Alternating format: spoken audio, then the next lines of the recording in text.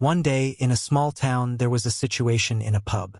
One of the guys was so angry with the other guy that he called him an uncouth scumbag. The guy asked the other guy how dare he mess with him, the son of a noble family? Immediately, he raised his sword above the guy's head and told him to stand up. After all, this is not the end of it. Even if he doused him with drink or insulted him, he will bitch, for pointing a sword at him is akin to harassing someone who is weaker. There are many elders who sacrificed themselves 100 years ago for the rise of the blood demon. They didn't fight to put up with this kind of behavior. Now, the price of providing for these men, he will have to pay it in full. It was an interesting book that a kid was reading while sitting in a cafe. But then he came to his senses because water had been spilled on him. The girl apologized to him out of consternation and asked him how he was doing. The guy answered her. Could she be a little more careful? But the man behind him asked him, who even reads books during a formal reception. The guy looked at the book and said it was all wet. He asked her if she had a cloth. The girl told him to hurry up and go to the restroom, and immediately showed him the way to the restroom. Guy thought, why are welcome parties for newcomers so tedious? It's a challenge to sneak out of here too. And then he drew water into his hands and touched his clothes. But he took his hand away immediately. But the guy said he was a little jealous of his friends. He rotted in Narayanjan for 10 years and barely made it as a civil servant. But compared to the lives of these newcomers, his seemed insignificant to him. And then it occurred to him to look at the time. After all, he has to finish this book. The guy read the book and visualized everything with his own eyes. In fulfillment, he was saying that the obnoxious protagonist douchebag finally got a sword from that annoying guy, but he will be missing one leg. From this point of view, he's very much that even he can't wait. When he gets out of here and relaxes over a bowl of ramen with a martial arts book. Once down, the pledges were happy to see that the guy was already back. They said they were going for a second lap. Could he join them too? The guy came home from exhaustion and just plopped down on his bed and kept reading and wondering. And then he couldn't believe the character disappeared from there. But looking at the other leaves, he asked, then what? He flipped through all the pages, but the letters weren't there. He thought that the authors had not printed the whole book. He immediately got angry and insulted everyone who wrote the book. He said it was a curse. Right at the point where they say whether the main character dies or lives. He immediately became anxious and lay down on his bed, promising himself he wouldn't read again. And today was clearly not his day. And why did the narrative cut off like that? He was looking at this book because of all the anger and slowly falling asleep. At the end, he said again that he would not read any more of this author's work. But here he didn't even have time to get a decent night's sleep, and he woke up to a bright light that was hitting him right in the eyes. Since when did the sun scorch his window so hard? And what was that noise he was hearing right now? He asked loudly, whose voice was that in a house where he lived alone?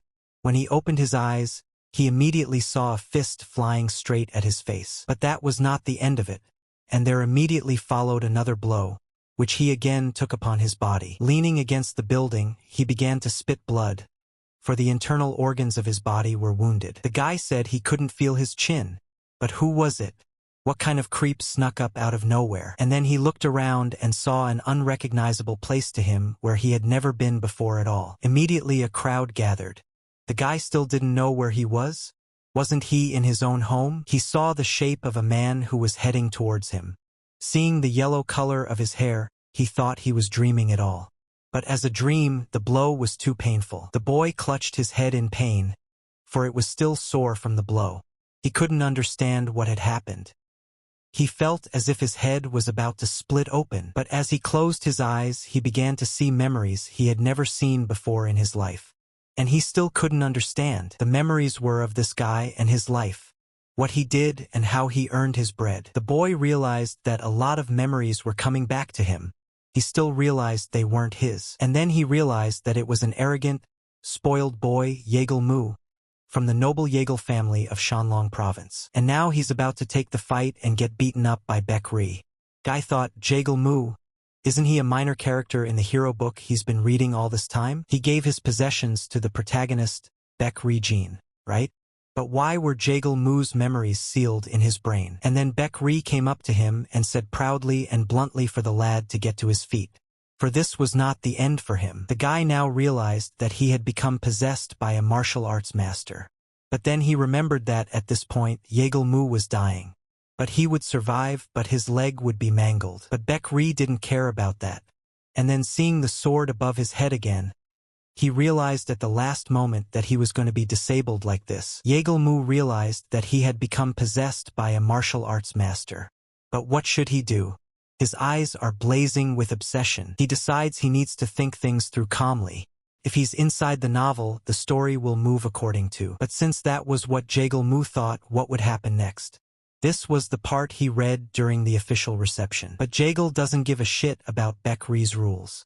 He in turn is an orphan who bears the Baek family surname, though he is not the heir. To him, his parents are the law, but he can't reconcile that.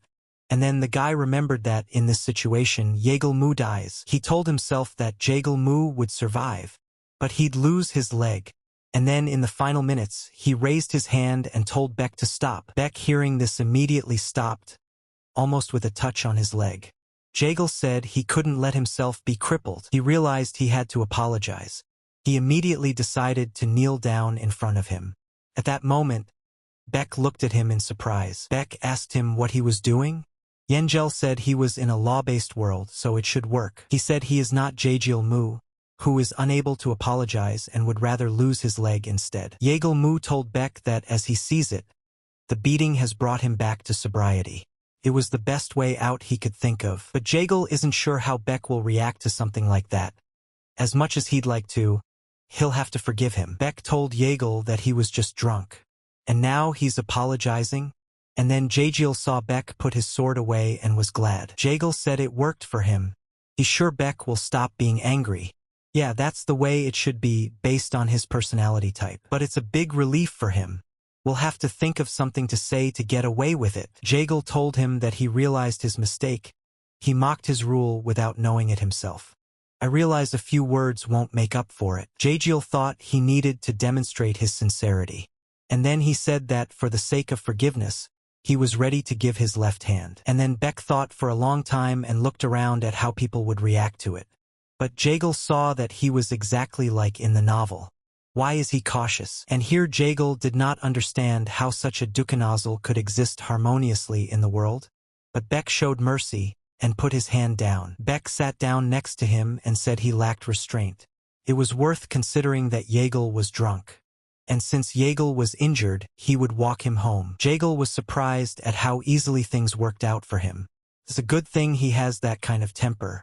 He almost said goodbye to his leg. A guy stood in front of them and said with a laugh that Jaegil is a very restless little guy. Jaegil looked at him and didn't realize who he was. This is someone close enough to familiarize himself with Mu Yang. Yang told Jaegil that if his apology was sincere, shouldn't he have offered the right hand he was holding the sword with instead of the left? But how does Yang really think? Baek asked the guy who he was. The guy replied that his name was Wangbo Sung, from the Wangbo family. Baek must have heard about his family's situation in Shandong province. And then Jaegil remembered that this guy who was pretending to support Mu Yang, while he was actually engaging in incitement. Jaegil asked him who was he to talk about what hand he should have offered. Boy, he hadn't expected to see him here. Sung replied that it didn't matter to him if he lied. But it just so happens that he is renouncing his family's honor to save his own skin. Jaegil saw that he wasn't playing around. Although in the novel he behaved like a mouse in front of a cat. Jaegil replied to him that sincerity is a difficult thing to prove. Sung said that it is not at all. If he is really honest, he will be ready to lose his right hand without any problem. Jaegil laughed and said that the truth was on Sung's side. He was surprised that this guy was so enthusiastic. Surely he must be content to corner him. Jaegil said he could kneel because it's far more important to him how he is seen by the person he's apologizing to. Sung didn't believe it and asked, "Is it true?" Jaegil looked at Baek and said that the decision is now up to him. If it pleases him, he can do it at any time. Baek wondered when did Jaegil learn to talk so well? Sung told Jaegil that he thought they knew each other well, but it seems that was a misconception. Jaegil was surprised and thought it was strange. After all, there was no such situation in the novel. Sung only stared, but did not interfere with what was happening. Baek got fed up with it and immediately told them to stop. After all, he had received a sincere apology, so he had no intention of continuing the quarrel. And then Jaegal clutched at his heart in pain and considered how he could get out of here as soon as possible. And then Baek saw this pain and said he was getting worse. Sung said he was the one who would take him home, who had his leg cut off. Went home with Sung. The situation is different, but overall not much has changed. Sung brought him home and immediately shouted to Yunho Myung to help them. Immediately, Yunho came right over. Jaegal was surprised to see, in fact, Yunho. How happy he was to see him. The people here don't know him much. His nickname is Thousand Flaming Swords, the main character who raided the Central Plain with Baek. This is a very noble situation from the point of view of one who has the context. And then Baek wished him a speedy recovery. Jaegal saw how sincere Baek was about him and realized that they would definitely see each other again. On his way to the royal city, Jaegal realized that he is indeed, in the world of the novel, a hero. He has no choice but to accept it, and now from now on, he would have to live as Jaegal Mu. He didn't know what or how he would have to fix it, but Sung didn't let him go even for a moment. He is strongly opposed to dying after being taken advantage of, and as a minor character, he won't escape from life either. Somehow he'll survive. Sung asked him, was it Baek Ri? And how was he able to meet him? And then Jaegal had already forgotten about him, and now he would have to play along for a while. Jaegal replied that their relationship had been going bad from the beginning. He was about to meet his girlfriend for a drink when he suddenly appeared out of nowhere and started fighting. Jaegal realized that in reality his character abused his power and offended the sensibilities of Baek, who happened to be watching him. But he will tell it the way it was from Jaegal Mu's point of view. After all, Sung doesn't need to know that. Sung was surprised and told Jaegal that he must be furious. He was having a good time, he got a little carried away, and this brat forced him, the son of a noble family, to kneel down. Jaegal rejoiced and saw his revelation played into his hands. And now Sung is trying to use his anger. Even in the novel, he tries to poison Baek, but instead he suffocates himself and dies by choking on the poison. But the details of the story may have changed because of it, but overall it's the way it was. Is it still worth influencing them? Jaegal clenched his fist and said that the mere thought of it made him angry. But what could he do? Asked Sunga proudly. He would ask for a guard to be assigned to him. It would be better for everyone. Sung was surprised and asked again. Jaegal replied that he already had someone in mind. In the future, he would be dubbed the Thousand Flaming Swords. Yunho Myung, I think his name is, they're the same age. He's not a bad guy in real life. Some half an hour later they arrived at the place. And the boy was standing at the door of his house Yagelove. Jaegal saw the inscription and was very happy. For here was the house of Jaegal Mu. And immediately he went into the courtyard of this house. But then he was surprised. For this house was much smaller than he had imagined. And then again his memories came back to him. His relatives left him to find their own meaning in life. Some left martial arts manuals, some left belongings. Some sold their estate and left only one cow. And then Jaegal began to look around and look for his command. After all, he was very tired from the road and needed to sleep. In a moment he stopped and couldn't understand why the ground seemed closer for him. Immediately he closed his eyes and fell. Opening his eyes slowly, he was surprised. Only a small light was shining on him. Immediately he jumped up from the bed with fright. He looked at his hands and said he passed out. This body can't handle the tremendous stress. Jaegal started looking around this room and thought it was his. And the guy also thought Jaegal was a drunk and a kleptomaniac. It's really full of stuff. But Jaegal realized that he had been brought here when he passed out. It must be his parents. He looked in the mirror next to him and said he thought so. Then he hadn't imagined it. He has a copy of the appearance not of Jaegal Mu as described in the novel, but of his own. And so evening came and his mother came into the room. Mother Kong told husband that he needs to be more decisive this time, and let him not try to guffaw as he usually does. Father Zhang told his wife that he had tried to instill discipline in him, caring for him like the apple of his eye, but today he would scold him severely. Zhang told Kong that she was the one who would need determination sooner than later. Kong replied to her husband that she could handle it. After all, at least now they need to be strict so he can be a good person. Zhang told her not to worry about it. Jaegal thought that even in this situation he was calm. Was it because he was at home? He would have to remember and ponder the contents of the novel. The door slammed loudly behind him. The sound made him jump up. He turned his head and saw his mother and father. They were in a bad mood, for he must have done something wrong, and now he would have to answer for it. Chan tried to restrain himself, but even his wife beside him couldn't calm him down. And then he turned to his son, the diabolical followers of a blood demon cult that are hidden from their world. They will combine a northern sea ice palace, a Padala palace, and even a ghost palace rebuilt by nomads. They will target the Central Plains and the Emperor to remove him from his throne. But some of their forces will come from the east of Murim and begin to fulfill their great conspiracy of destruction of Murim. And their first goal will be the extermination of all sects and noble families, one of which is the Yeagle family. And now that things have turned out this way, he would like to live peacefully, but in that case he would be the first to die here. His father burst into the room and called his son a bastard. Yeagle was frightened by such yelling at him and started to defend himself. Chan pounced on his son and asked him why the hell he was hurt like that. Yeagle stood beneath him, panting under his father's weight. Yeagle thought and realized that it was his parents. To scold their son is something impossible for them. It was so strange to Yeagle, because they think he is their real son and are very worried about him. If he tells them the truth, they will either disbelieve or accept the truth. But out of the heart they will be broken. For him to remain their son is a choice with the best outcome for both them and his future. And then Yeagle stood up, clenched his fist and turned to his parents. He's embarrassed to tell them this, but he's going to stop the aimless partying. Zhang asked his son what he was saying all of a sudden. Kong was scared too and asked his son if his head was hurt, and Zhang thought, how much did his son owe this time? Yeagle replied that he wasn't saying that to prepare them to admit to some huge mistake. He just suddenly realized that it was time to reflect on his sins and start living his life with a new leaf. For him, it didn't matter what Ijilmu was like before, his life will be different. It's a kind of challenge for him against his old self. And for his parents. Chan called his son to him and told him that he was going to meet with the man who calls himself the young warrior Beck tomorrow. Yeagle replied to his father that this was correct. He reflected on his guilt in what had happened and felt that he should receive suitable compensation. And then Zhang replied that he would pay. But is he sure he can handle it himself? Yeagle confidently replied to his father that he would do everything himself. Chong laughed and asked, "Is it really tomorrow?"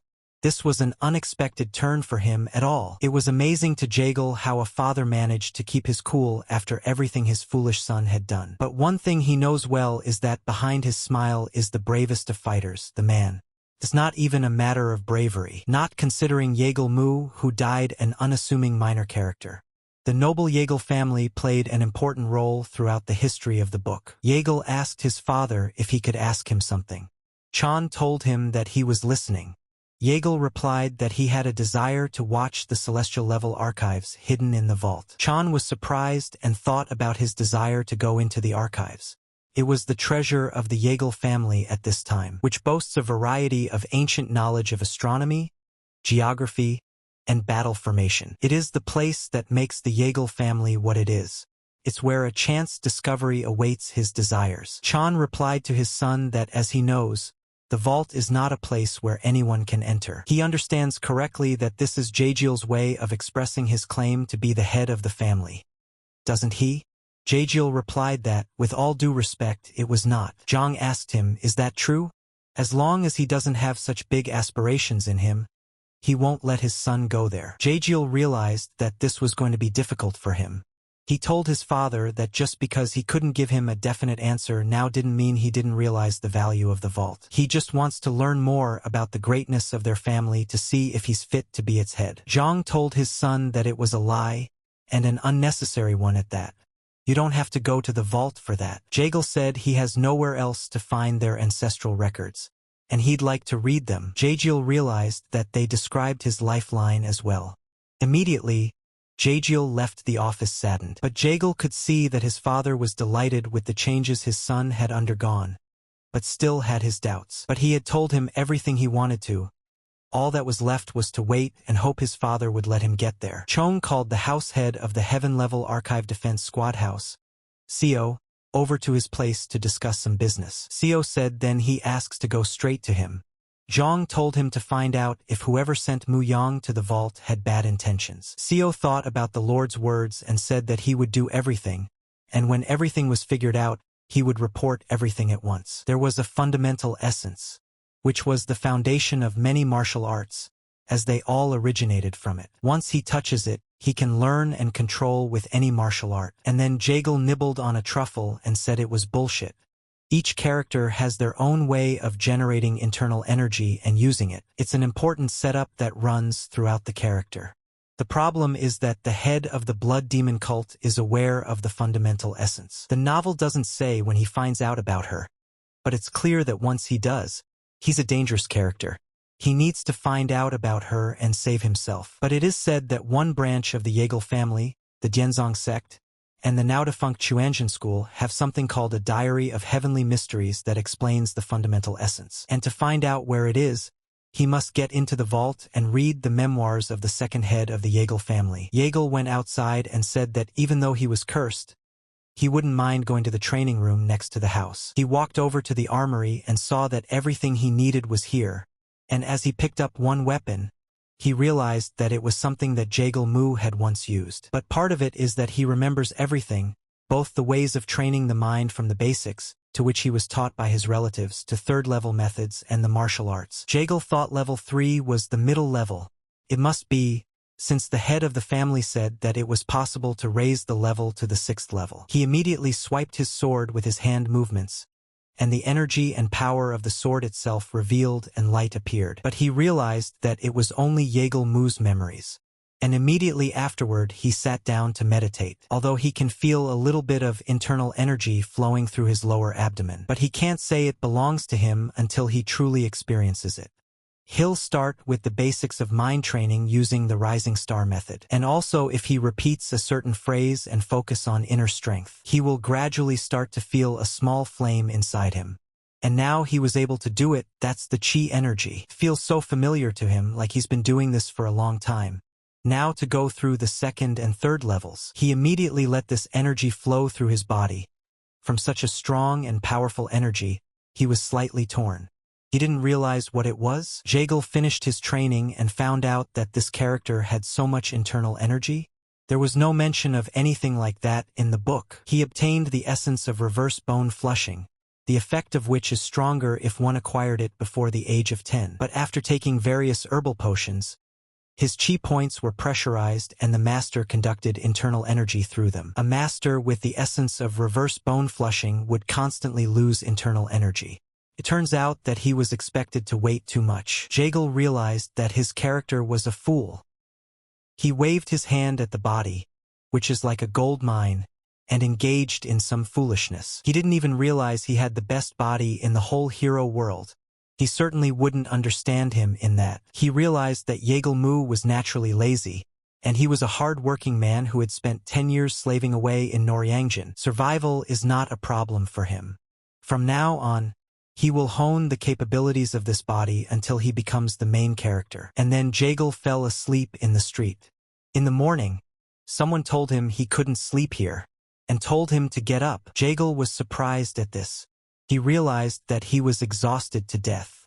And who else had been brought to him? And then he saw a girl telling him that if he slept in a place like that he would catch a cold. Jaegle asked the girl, "Is she Baek?" The girl was not modest and said she was the one. And then he realized it was Jaegle Mu's younger sister. Not wanting to share his parents' love with anyone, he pretended she didn't exist. But then a man came running in, shouting to the young mistress. He asked her, "Is it possible to disappear from sight like that?" Did she know how long he had been looking for her? Jaegle asked the man, "What's wrong? And why is Baek wandering around alone in the morning?" The man immediately did not expect such a turn from the young master. He bowed to Jaegle and said it was his fault. She ran away while he retreated to the kitchen. May he kill him for his oversight. Jaegle didn't understand what was going on here. The man was asking him to take his life. What kind of weird reaction is that? Jaegle Mu must be an even more disgusting character than he was described in the novel. He told Baek not to go out like that anymore. Baek replied that she just wanted to go for a walk. Jaejeol was immediately surprised and asked what she wanted to do now. Jaejeol lifted her on his shoulder and told her that they would go to the market to buy and eat whatever they liked. He would buy her anything and in return she would obey him. And then the man stood in the back and didn't understand what was going on. He's not that kind of man, is he? He wouldn't sell it, would he? They immediately went to their father's house. Chong was surprised to hear this and asked him again, is he going to the market with Baek? Jaejeol says that's right, and on his way to meet the young warrior Baek. He takes her for a walk and play. Jong told his son that he didn't need to ask permission. He could go any time he wanted, and then Jaejeol thanked his father. Chan told him lastly that he would send a guard with him just in case. Jaejeol was just agreeing to everything Jaejeol said. And then Chan told him not to even argue with his father. Jaejeol replied that he had nothing against the guards. And here Jaejeol was waiting for such a moment, for he had heard that the guard was coming soon. And so his guard came to Jaejeol's gate. Jaejeol and his sister and the guard headed to the marketplace, calling for a horse-drawn carriage. Jaejeol was surprised that quickly Wonbo-sung sent it. Surely the guard will spy on him. Yunho Myung, just like the novel says, is a very sullen man. But that doesn't matter. Yunho was fascinated by Baek Ri's character, and that's why he regretted working for Wangbo Mong. Later, he would grow stronger and join Baek on a long journey. Just then, Jaejeol threw him a gift out of the blue. Mung asked him what it was. Jaejeol said Baek's clothes in case it gets cold, her personal cutlery and such. Mung asked why does he need it. Jaejeol told him to think fast. His job today was not to guard them, but to be a nurse. Mung didn't like it. He hadn't expected to be a caregiver on this trip. And he certainly wasn't hired by them. And so they arrived at the White Cloud Inn. Mang immediately started looking around the place. While Jaejeol was chatting with his sister, Jaejeol told his sister that he had one thing to do here, so let her play with this uncle for a while. Baek asked him with what other uncle. Immediately looking behind her brother at the man, Jaejeol immediately told Mung to make a simpler face. After all, she was still a child. Jaejeol told Bak that this uncle here wants to be friends with him. He will buy her favorite sweets. Will she play with him for a while? And have them stop by the bookstore too. And then Jaejeol took out a bag of money and handed it to Mung. He said it was for candy. And the bookstore too. And what's left over is all his. Mung immediately felt that the bag handed over by Jaejeol was very heavy. Immediately they headed out and Baek said goodbye to her brother. And then Jaejeol looked at the building and said it was time for him to meet the main character. Baek Ri is the legendary figure of the novel's hero, and the protector who must stop the cult of a blood demon. Far more important than the story of its formation, however, it has one of its fundamental essence. He's not crazy to take on a mission to save the world and become a martial arts expert, only to become the one to guide him on that path. He would follow the storyline, only slightly changing the part about him. That's why he decided to get close to Baek. When he got to the door, he knocked and asked if anyone was here. And then Baek opened the door and asked who was knocking there. And then he immediately recognized Jaejeol by the door. Jaejeol told him that they had met before, young warrior Baek. He has something to tell him. Would he mind coming into the room? Once inside, Baek asked the guy how he knew he was here. Jaejeol looked around and saw that everything was as described in the novel. He's the only one here reading books. Jaejeol said he imagined it was more spacious, exactly like in the novel. He came mainly to give this as an apology for what happened. And then Baek closed his eyes at the money he saw and said that you can't trust gossip after all. He even came all the way here for this. He accepted his apology, but let him keep the money. Jaejeol knew he would refuse to take them, so he planned a different approach to him, and decided to follow the plot of the novel. Jaejeol said he had heard that Baek had paid a lot of compensation for the hotel he destroyed. I mean, he didn't have much money on him that day. If Baek's not busy, maybe they'll go to his house. By saving the money and getting Baek on his side, he'll kill two birds with one stone. Baek said he had no intention of bothering him. And then Jaejeol realized that he had one more chance left. Jaejeol said if that's overkill, how about helping his little sister with her literature in her spare time? She's a real sweetheart. A good mentor would come in handy. Jaejeol realized that Baek must miss her younger sister, who was as old as Baek had been when she was in the Dienzan sect. If he takes advantage of it, he will for sure. And then Baek said that it wouldn't be easy. Jaejeol knew it was going to be difficult with him, He wasn't asking him to live with them under the same roof. Beck replied that he needed time to think it over. And then Jagiel thought it had worked. Jagiel told him to think all he wanted, but let him not deny him the opportunity to repay him in some way. He would like to see a good relationship strengthened between them. So evening came and they arrived home. Mungu approached the master and addressed him. Sungu was glad to see his man and said he had been expecting him. Let him tell how Yeagle Mu behaved. Mung replied that he had met Bekri today. Sungwoo was surprised and asked him if it was true. Sungu said he didn't even have to push him to do it, went to him himself. And then what happened? And here Mung didn't know what to say to him, but he said that he didn't notice anything remarkable after that. And he apologized. Sungu told him to shove his apology where it belonged. He didn't wait all day to listen to this bullshit. He has to work for the money he's being paid. Mung said the circumstances were unusual. Sungu asked him surprised. Mung remembered that he used to walk with little sister Jagiel all the time and told Sung that he was sorry. Sungu called him a knucklehead and said he would give him another chance. This time let him think of something. Let him have a heart-to-heart talk with him about taking revenge on Beck for humiliating him and forcing him to his knees. Mung replied to the young master, "Why is he so fixated on Bekri? Is there something to it?" Sungu said he didn't like the look in his eyes the first time he met him. It made him want to crush him, no matter what it took. Instead of doing it yourself, wouldn't it be more fun to do it by the hands of Yeagle Mu? Mung clenched his fist and realized that Sung was making a mockery of him for such a trifle. But there's nothing he can do about it now, because he needs money, a lot of money. The next day, early in the morning, Jagiel and Mungu practiced all the techniques of battle. Jagiel fought him like a real battle, not even sparing him at all.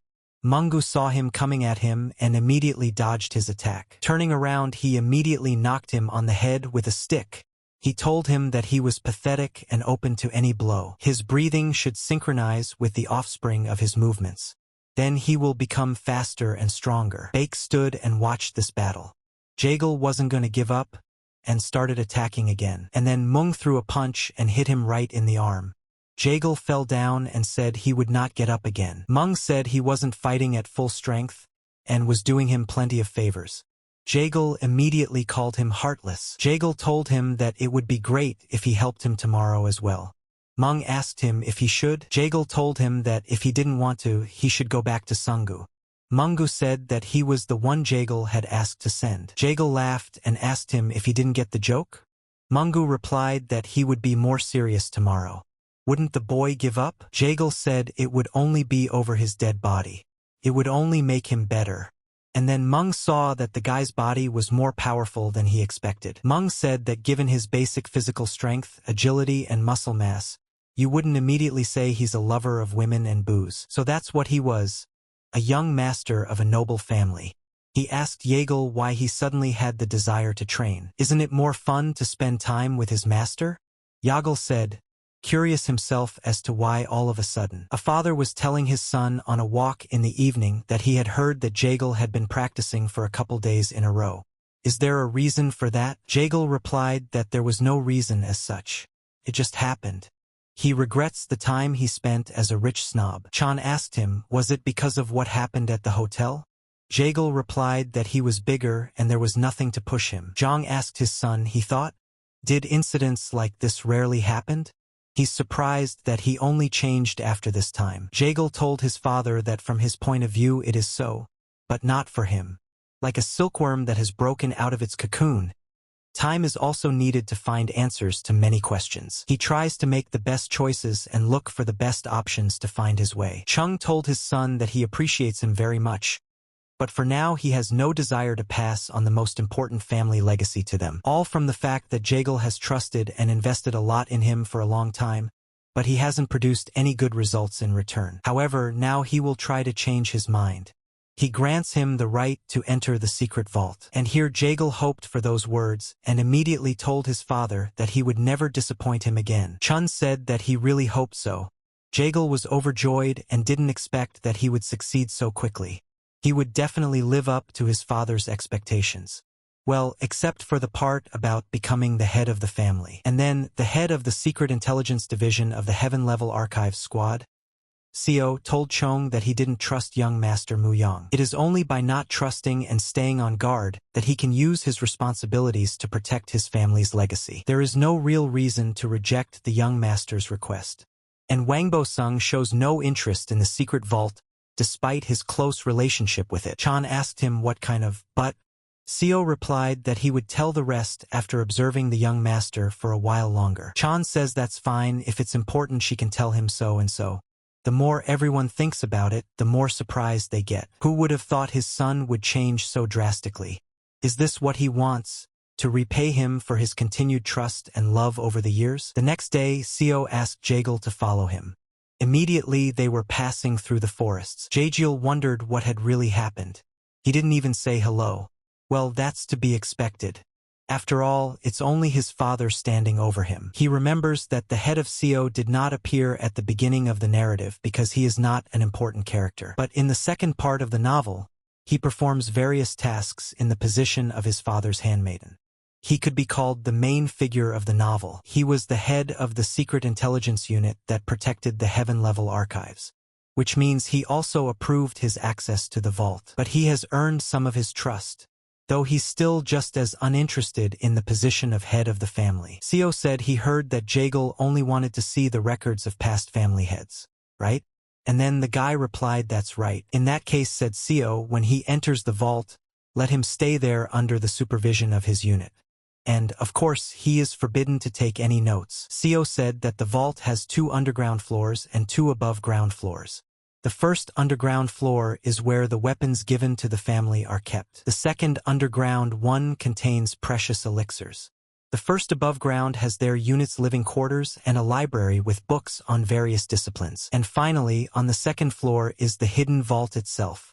Jaegil thought, surely they must be in the vault by now? Jaegil looked back and said that the defenses here were weaker than he had expected. It seemed to him that he would have to go through several iron bars. How was that even possible? And then Seo smiled and opened the door and called out to Baiso. She immediately appeared in front of them. And then Jaegil didn't expect that it was the girl who suddenly came out of the door. How is that even possible? She immediately showed herself in all her glory and got down on her knee.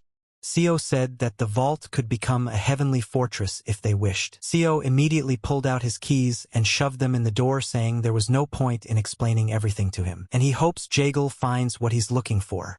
Jaegil now understands why the vault is called secret. Jaegil entered the room and couldn't believe that there would be such a thing on the second floor.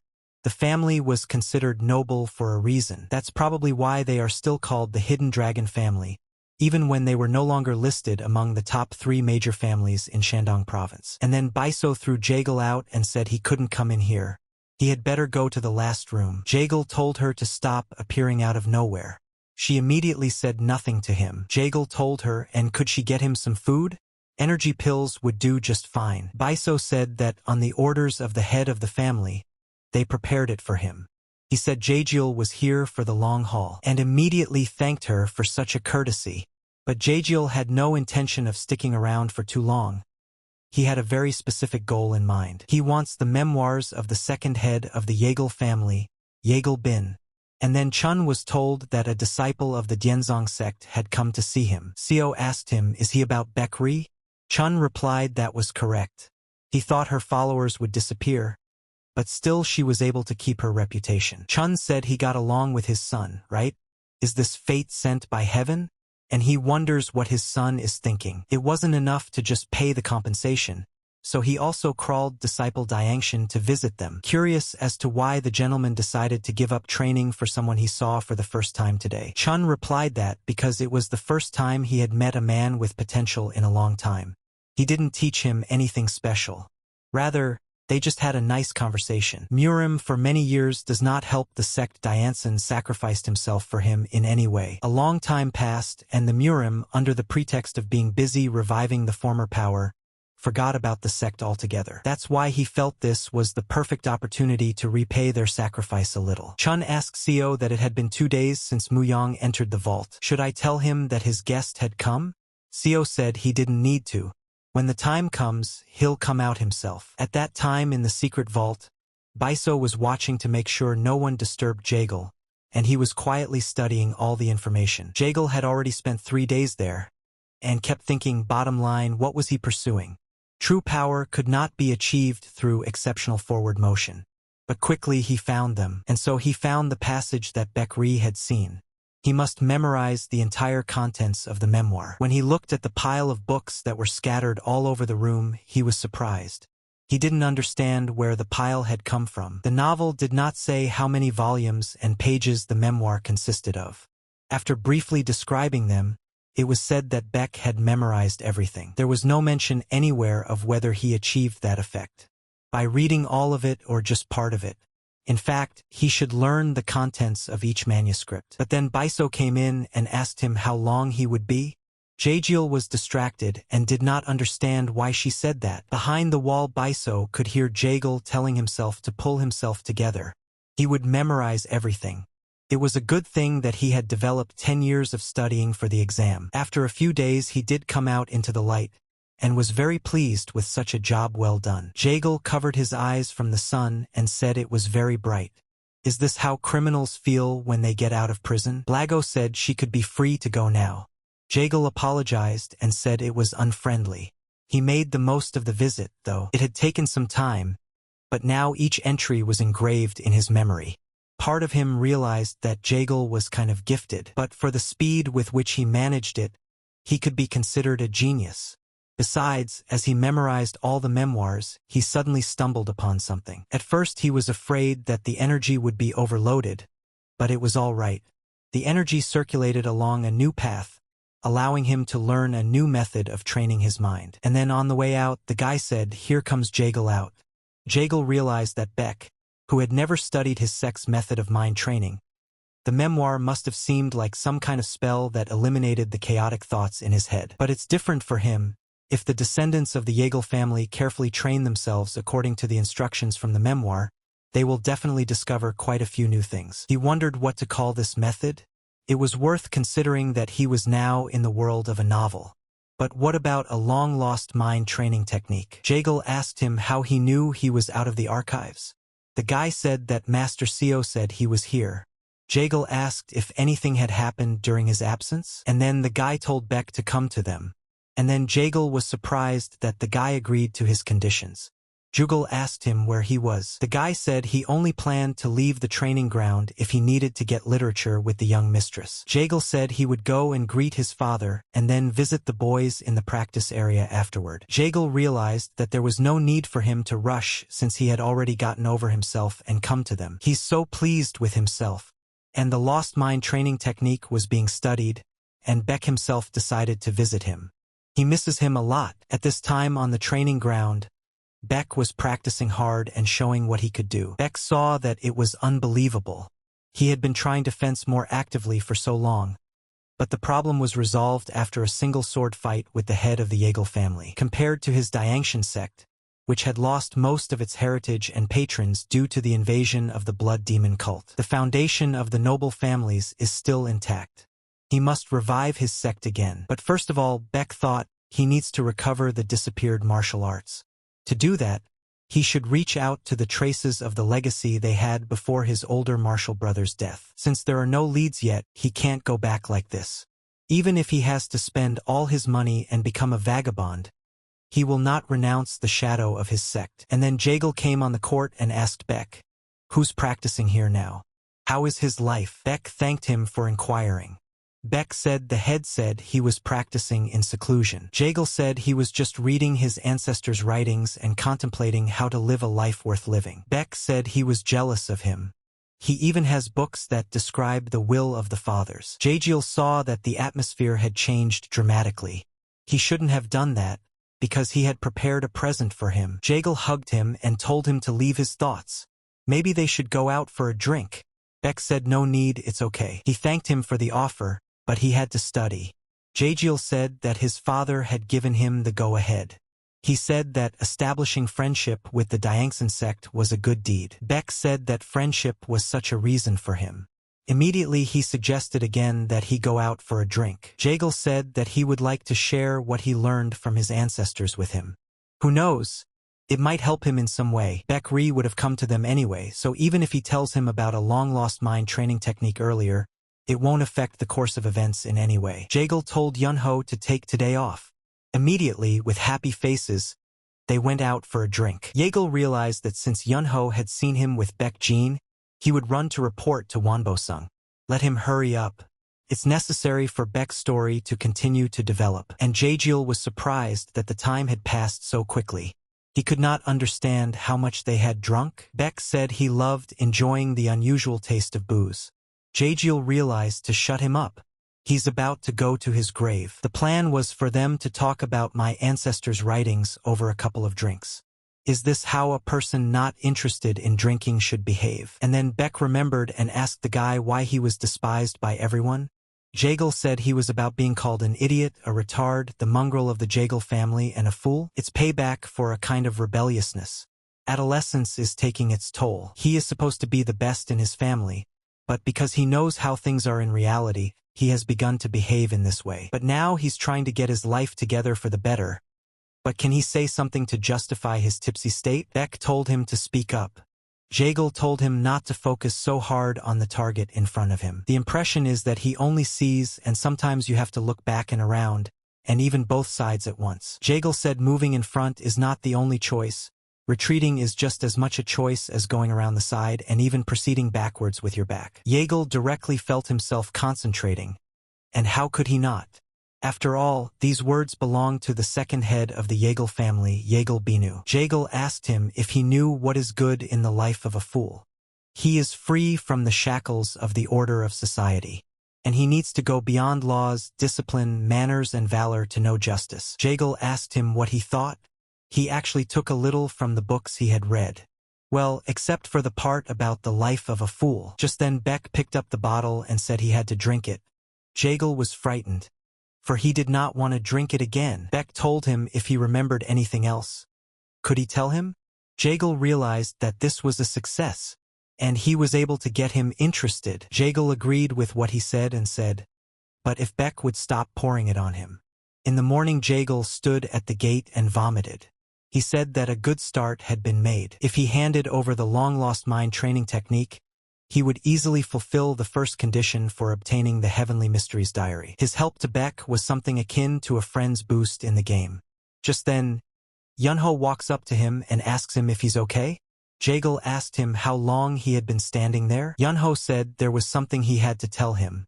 Jaegal apologized and said that if it wasn't urgent, maybe they could talk tomorrow. Yunho said it was urgent. He immediately took out a bottle and said that Wonbo wanted him to give it to him. Jaegal asked, what's in it? Gee, quite obviously it's poison. Yunho said it was made from several poisonous plants. Jaegal realized that in the novel Wonbo had given it to him, but now to Yunho Myung. And then Yunho said that Wonbo had said that he drank it would turn red and blind in a day. It is not designed to kill but to blind. Jaegal asked him, is this true? Yunho, when given a choice, let him make a clear decision like he did. Moments like this happen to them because of the way they act. Yunho thought, what is this guy talking about? Jaegal realized that the meaning of his words would soon come to him. Mu Young tried to poison Baek Ri but was caught by his father.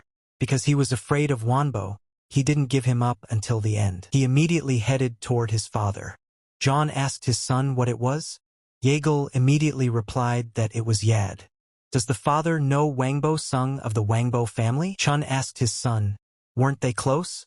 Jaegal replied that they were. But he was the one who sent venom. Chun asked why. Jaegal replied that he wanted him to poison a disciple of the Diangtan sect. Chun asked his son, is he about Baek?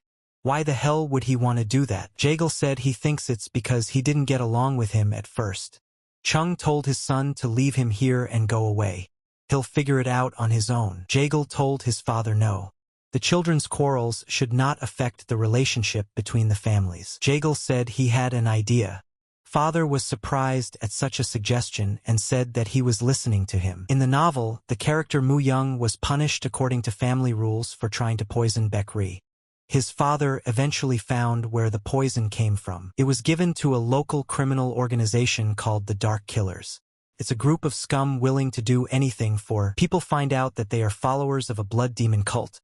but no matter how hard they try, no clues are found. The names of notables, including Wangbo, will be found on the Dark Assassin's client list. Because of this, the family will be expelled, and the Yeagle family will receive compensation from the Wanbo family, which includes 2 swords. But more on that later. For now, he'll just give his father an idea.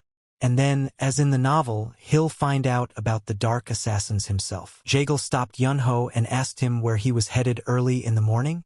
Yunho replied that it was to the training ground. Yeagle asked him in surprise, "Is it true?" and offered to go there together. Yunho immediately said goodbye and said that he had just remembered that he had something to do. Yeagle didn't expect this turn and didn't realize what even happened. He said that Yunho refused to even talk to him. Since he gave him poison, it was too obvious that he hated him. Yeagle realized it was better to let him leave now. If he followed him, he'd get hit over the head. It was time for Yeagle to go to the playground alone and start practicing. But then Beck came up and said that the boy had been having fun practicing for a day. But he drank so much last night, and this morning he's already on a roll. Yeagle said it wasn't about having fun. It was just about learning how to defend himself. Beck asked him, "Didn't he? Then how about you spend a duel with him?" And here Yeagle was surprised at such a suggestion. Yeagle of course realized that he was suggesting he spar with a man who manages to get stronger every day. Beck asked him, "Doesn't he want to?" Yeagle immediately replied that he refused. But then he changed his mind and raised his sword. Yeagle realized that he had no reason to refuse to learn from the future hero. Beck had told him that Yeagle would fight him with real swords while using only 10% of his internal energy. Yeagle was surprised to hear about real swords. He realized that Beck wanted to fight him with real weapons, but he had never used a real sword before. Little Sis sensed that something was wrong here and came to the playground. She was surprised at what she saw. Beck immediately saw the sword in Yeagle's hands and rushed to attack. Yeagle was very afraid and immediately just raised his sword and stood still. Yeagle was surprised at Beck's speed.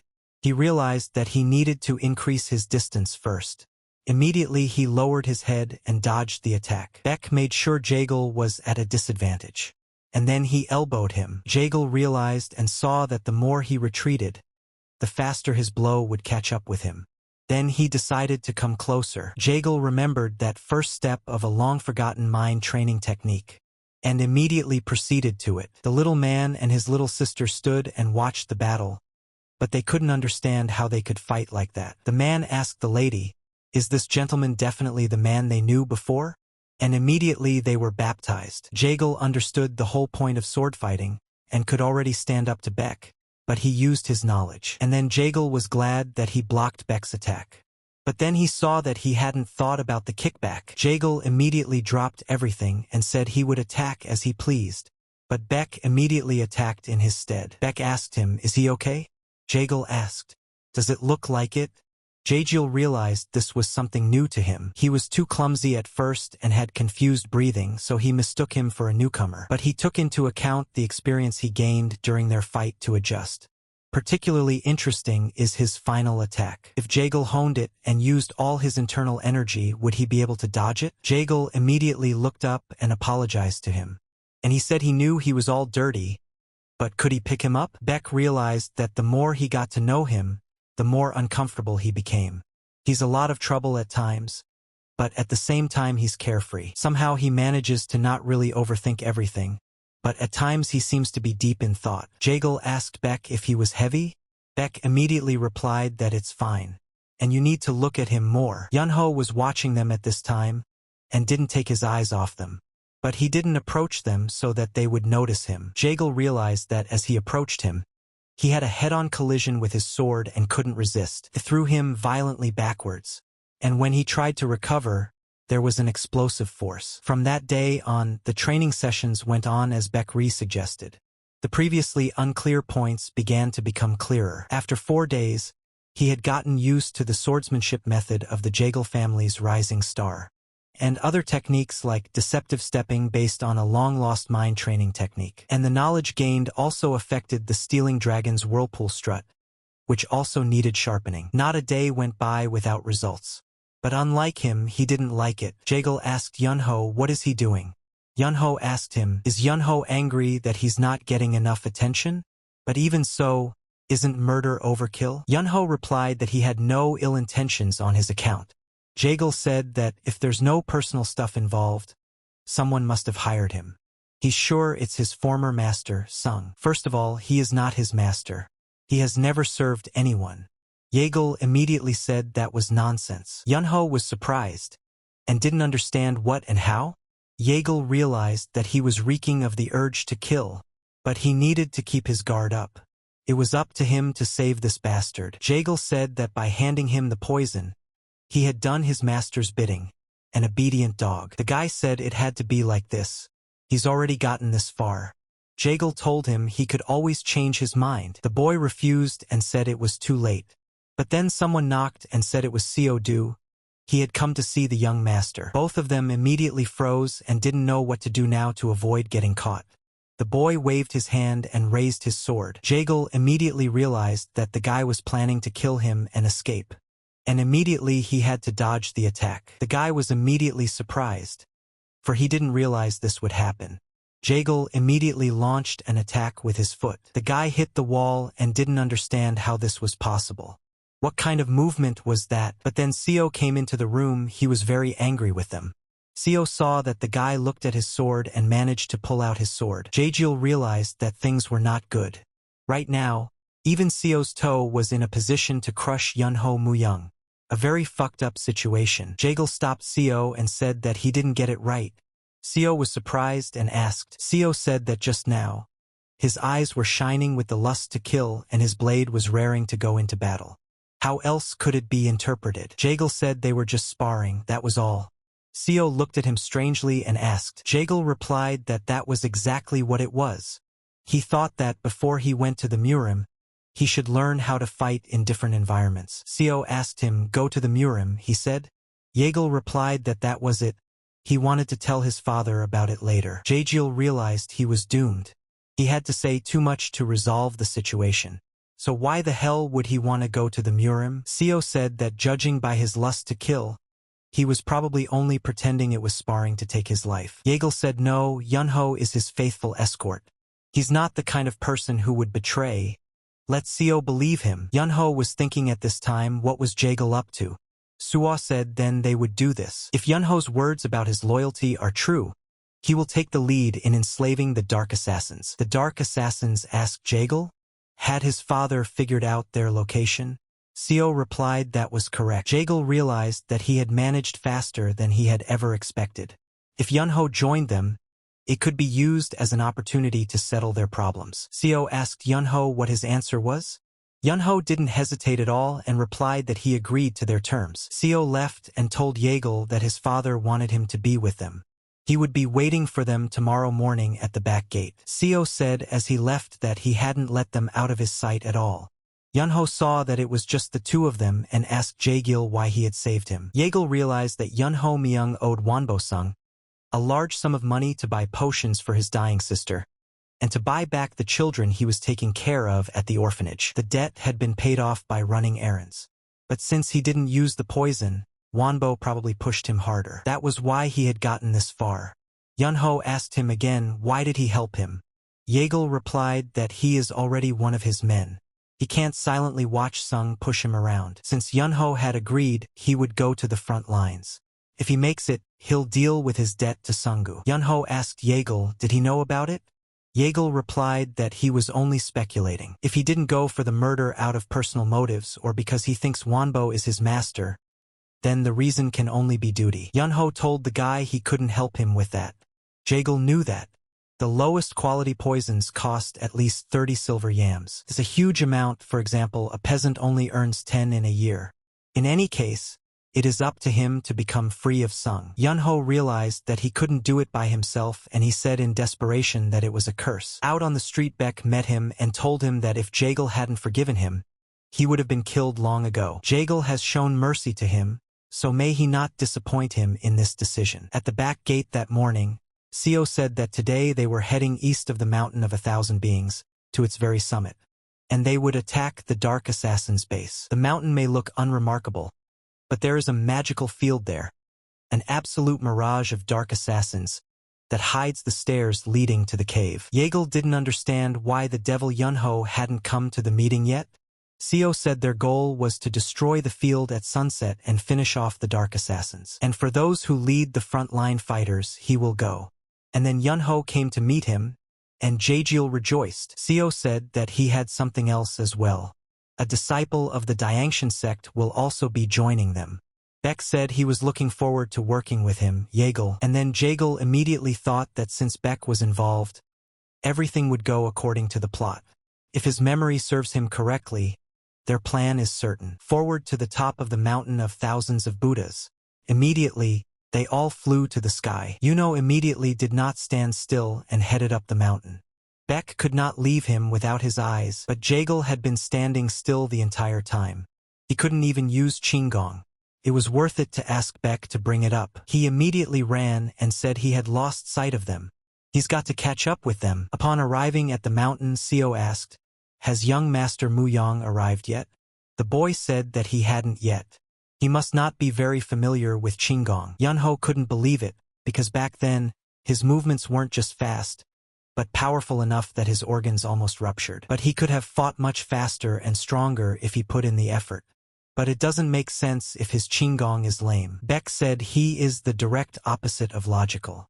Many things about him they can't understand if one relies on common sense. But there was something awesome about him, something inexplicable. He must have felt it himself. And so night came and Seo said it was time for them to get on with the plan. Yunho looked at Seo and thought, what the hell is that creep doing? They would soon infiltrate the enemy base. At this time, Jaejil was running and thought that if everything went according to the storyline, Beck would definitely destroy the Dark Assassin's base. But he will miss their head. Because the inside of the cave is like a labyrinth. But he doesn't, for he knows where to find the chapter. Jaejil ran there and realized that he had to stop his escape route and grab him. When he came to the end of the lake, Jaejil stopped and thought hard about his future plan. And he saw that he had found the place. Jaejil looked out to sea and saw that there was a getaway boat. That was what he had come here for. Jaejil read and knew that the head of the Dark Assassins would make it out of the cave and away in a boat. But if she was gone, and immediately Jaejil chopped the tree to which the boat was tied and let it go to sea. He would certainly not escape, and now he has to find his way out of the cave to stand watch. But it won't be hard for him. The novel says he'll be behind this slope with unmarked graves. Immediately he looked up and saw that the tunnel was there. The head had almost bricked it up, but he needed to get in there to get something. People were already in the cave and one of them asked what was that noise. They told the gentleman that the magic field at the entrance had been destroyed. The Lord didn't like it. He didn't expect such a turn and considered it a curse. He ordered everyone to prepare to retreat. The guy asked the headman what to do with a sword that just arrived. The head replied, "Why the hell is he asking such questions? Let him throw away everything that has no special value, and let him kill anyone who saw their faces and participated in the auction." The boy immediately went to carry out the order. The head thought, who could have broken the field? He certainly had a bad feeling. Something was about to happen, and then the battle began to go on. The leader saw that his men were losing, and someone even asked for help. He looked at his hand and seeing the jar he realized he didn't care about things. It would be enough to keep just that. The head shouted to his men to use the tunnels to get out of here. Tell them to hurry up. Seo got to the point with his team and said that those bastards had outbid everyone in the auction and fled into the depths. Beck said luckily they found the transaction records. And then the guys came up and said they'd already figured out where they'd run off to. But the path is littered with granite. It's so thick they can't penetrate it. And then Beck said it would be hard to get through. Seo told them not to even think this was the end. They'll find a way to make their way through. Let everyone hurry up. Seo immediately wondered, where did young Master Muyang stay? Did he really get scared and run away? He used to be considered a genius who would lead the family to greatness. At this time Yengel stood in front of the gold that had been left over from the auction. And then he was surprised that they were not here. He picked up one of the specimens and said there were only silver iambs. There are many of them, but he was looking for another. The Wangbo family will find 2 ancient swords during their research, but they will be given to the Yeagle family to keep what happened a secret. These aren't just any old swords. We have to get them as soon as possible. And then Jaejil asked, where are they? He remembers exactly that they were found in the foxhole of this cave. Had something changed? And then Jagal felt the urge to kill. The head asked him who he was. Jagal realized that this scumbag must be the head of the Dark Assassins, Wang Chong. The book didn't say how powerful he was, since he hadn't shown up much after he escaped on the boat, but it looks powerful. But since they're here, the raid has already entered the cave. In that case, he needs to buy some time for the head of CO to get here. And immediately he started fighting them. Jagal shouted at them to stop. The head saw that this guy was very agile. The guy said that he was Yagal Mu from the Yagal family. There was nowhere for them to retreat to. The head asked if there was such a person in the Yagal family. One of his men said he was not sure about that. Jagal told them that a group of pursuers were chasing them, so it was better to give up. They weren't tenants anyway, since they'd lost all the stuff their tenants had given them.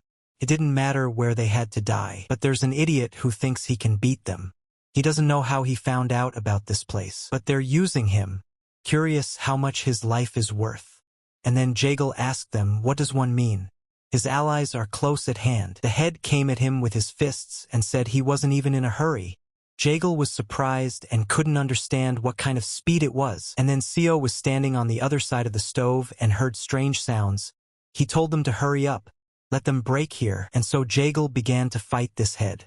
He dodged his attacks each time to stall for time. Jagal immediately realized that his training had not been in vain. And dodging his blows was not so difficult for him. But he also had to respond to the attacks of the head. And when he chose the moment, he immediately hit him. But he was in a real fight and he doesn't even have a gun. If he makes one mistake. The head said the guy was jumping around like a caged rat. Jagal was so sure of himself that he stood alone against all of them. He wouldn't take a step back. The head asked his men, what are they doing, you bastards? At least let them take the silver iams. The head told the guy he moves well, but why isn't he attacking? No weapon or hoping for backup. Jagal said both and called him a moron. He didn't understand what was keeping them there. Weren't they supposed to get here quickly, like in the novel? The head saw that the guy was distracted and immediately attacked him. Jagal fell to the ground immediately in pain. The head said he changed his mind, he was going to take him hostage to save himself. But since they were in no hurry to get here, he wouldn't need a hostage. If Jagal didn't bother them, he would let him go. Jagal asked him, just like that? The head said that's right, and it's a good condition for him. In any case, the backup won't arrive in time. It'll be hard for them to break their mechanism. And then Jagal realized why they were delayed. There was nothing about it in the novel. The head told him to choose. Jagal agreed and said he would not interfere. Let them let him go. Jagal realized that he needed to buy time. And then the head started laughing loudly after his words. The head said that he thought it was hard to negotiate with the freaks of noble families. But he likes this guy. And then the head turned around and told his men that it was time for them to get out of here quickly. He said they would see each other when the occasion presented itself. Jagal realized that he would present himself very soon. He would have to go back, for the boat had gone. He must look for the swords while they were gone. The head came ashore and looked around and asked, what is this? Where's the boat? And who could have done this? It must have been that bastard. The head thought that if they could manage to look out of here, at least they would save their lives because of it. The head, because of all the anger, told his men to get ready. They need to go back and kill the boy. And then the guy said that the people of the Yagal family might already be there.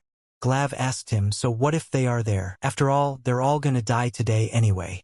So you have to do the thing you love the most in the end. The head realized that even if they were from the Yagal family, it would be difficult for them to break the defense mechanism. And once they did, it wouldn't matter what happened next. The head said he might have to die, but he'd take that boy's head with him, the one who tricked him. And so Jagal rejoiced, for at last he had found the swords, which he needed to untie the ropes. He remembered that the novel hadn't said there were several dens of foxes. There were a lot of details missing, so he decided to take a look. Since they were here before the Dark Assassin base was formed, they must be very old. It's called the Northern Sun. He's supposed to give it to Beck like it says in the book. And this moon monster will be passed on to the next head of the Yagal family. Since the head won't be replaced for a while, he thinks he himself can borrow it for a bit since he doesn't have any other weapons for now. Those who know nothing about this sword may think it is a simple piece of metal, but that's not the case. If you let some internal energy flow through it, It would become an awesome weapon with a sharp blade that showed like the claws of a beast at the sight of prey. And so Jagal realized how things must be and got very excited looking at this sword. Jagal thought and looked at the knives. After all, he could use them since he wasn't usually sharpened. And then someone behind him yelled at him and called him a brat. It was the head, and he told the guy to come out now. Jagal felt a fierce urge to kill. But he had no choice but to fight the dark assassins. And then they started fighting. The head asked him if he thought it would be faster to kill him or the bastards from his family who would come here. Jagal immediately began to defend himself against his attacks, and managed to do so. And the head was about to overtake him with his strong blows. The head said the guy staggered, and he'll see how long he can block it out. Jagal saw the attack and put up his hand, and there was an explosion, from which the head came out of the smoke and said that the boy had been caught. Jagal realized that he was going to be attacked. He immediately lowered his head down, then dodged the attack. The head smiled and said that it was true. He was like a rat. And then he kicked Jagal with his foot and he flew off. Jagal fell to the ground and could not get up from the pain. The head came to him and told him to get up out of anger. Jagal barely rested on his sword and asked him what he wanted. He realized his arm was numb from the endless blocks. Jagal saw that he was inferior to Beck's speed. But the length of the pike makes it hard for him to get close. Jagal wondered what he should do. But then there was an explosion, from which they were both distracted and looked away. The guys also asked, "What's that rumbling noise? Was the cave about to collapse?" The head immediately realized that the guy's men were about to come here. The head told the guy that he assumed the guys he was waiting for had broken the mechanism. And that's when Jagal got excited. The head took up his weapon and said it was time to bid him farewell. He immediately told him to get ready. Because the pike is long, he has to step back so that the next blow will be stronger. The pike won't let him get any closer. And in addition, since he's moved away, it's even harder to reach him. But if he seizes the opportunity as he retreats, he may be able to hold out until CO arrives. A long-lost mind training technique. Immediately, the head told him to get it over with. CO told his men that the path had split, and now they would have to split into two groups. Beck said to Master CO what did he think the explosion was. Is it possible that Mu Yang came? The head was telling Jagal that he had nowhere to run to. But Jagal was not going to give up and went into battle himself. The head immediately picked up the moment and attacked him as well. But Jagal dodged his attack again. The head asked the boy when would he stop dodging. He realized that the Jagal family's freaks were about to show up, but before it was too late, he should at least kill him. And that's when Jagal saw him recoil. And then Jagal fell down and realized that the head was aiming at his feet. And then the head saw that the boy was caught in a trap. But he didn't anticipate that Jagal would trick him into attacking. And the guy immediately jumped into the air. Jagal realized that he couldn't dodge, so he had to block his attack. Jagal didn't know the force would be so great, and he had to take the blow. Jagal remembered that time he had stood up to the blow. The explosive force released. He wondered what was going on. A very familiar feeling. The vibrations from the recoil of the blows affect his internal energy. This causes it to gather and flow sharply through his belt and arms, as if moving along the chi paths, straight into the sword point, creating explosive power. No one expected this, and everyone was surprised. Jagal fell to his knee after such a battle and couldn't take a proper breath of air. He felt as if his heart was about to burst. Jagal looked up and saw the carcass that was bloody and lying in front of him. He couldn't believe he had managed to kill it. Jagal couldn't believe that he was able to see this cruel man.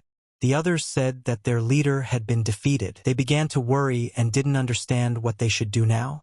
Or maybe it was time for them to do the legwork. And then one of them told his own to beg. Did they forget what the leader said? They're all going to die here. No matter what we do, there's only one outcome. They immediately all got together and the guy told him to kill the creep. Whoever's scared, get the hell out of here. Jagal realized that stabbing a man was not as easy as it was described. My heart felt like it was about to jump out of my chest. For the world he's in now, it's the norm. It's worth getting used to if he wants to survive. And then he felt everyone else coming at him. But he stood still and did not move. He realized that he would die before he could adjust to the new reality. Jagal barely lifted himself up and realized he was in the shit. No more strength, he can't even stand up. But he wouldn't want to die at the hands of secondary characters. What happens when he dies? And then looking up he saw one of the guys fly by him and crash into the wall. When he saw his boys he rejoiced and said they were here. There in front ran Beck, the strongest and most respected boy. Beck walked beside him with such splendid speed that he even had time to say he had done a good job. Jagle saw Beck coming unarmed at them and shouted, dropping his sword for him to take it. Beck immediately pulled out this sword, and the light began to catch the guy's eyes. They immediately all froze in place. Beck started attacking everyone he saw in front of him. The guy didn't know what it was. Jagle, while Beck was resting, killing everyone. He saw it and said it was really cool. He even laughed a little bit. Jagle was distracted for a few minutes and then someone jumped on him from behind. But Yunho rushed over and said that he could see everything and immediately saved Jagle. Yunho asked Jagle, what is he doing here? He can't even fight. And then the whole team rushed over and asked the young master if he was alright. They saw the body of the main enemy in front of them and couldn't understand what had happened here. Beck lifted Jagle up and said it could have ended in disaster if they hadn't gotten there in time. How long has he been here? Jagle realized they were long overdue, too. He almost died here. He hadn't expected to be so happy to see them. And then Jagle couldn't take the stress and passed out. Beck shouted at him to come to his senses. But then Jag saw the guy he killed. And out of fear, he yelled at him to get away from him. Opening his eyes, he wondered if he was already home. But then what had happened? He hoped they'd gotten the book with the transaction records. Jagle said that luckily the moon monster is here. And the northern sun, too. He gave it to him, didn't he? But he'll still get the sword.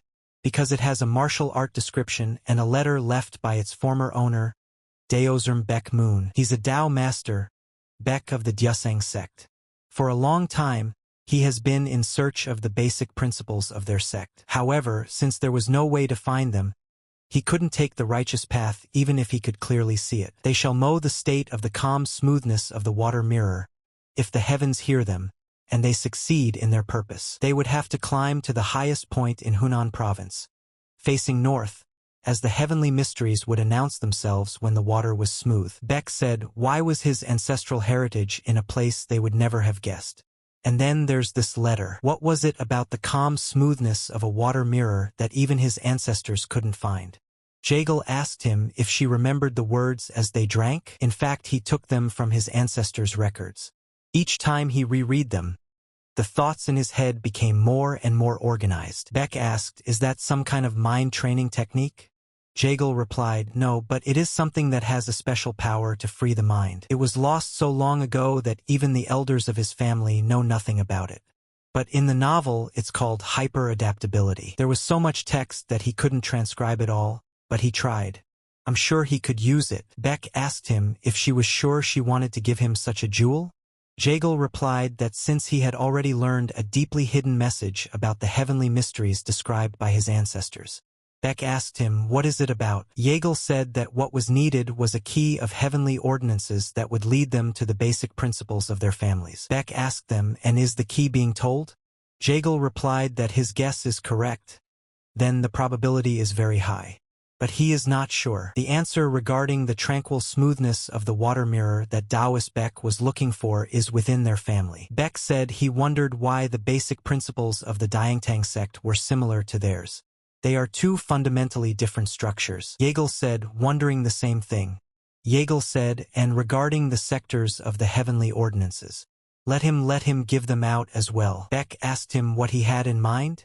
Jagle said that he wanted to find the basic principles of the Diangtan sect with him. He will give him a long-lost mind training technique to help him achieve a state of tranquility of mind, and will guide him in his search for the diary of heavenly mysteries to gain power with him.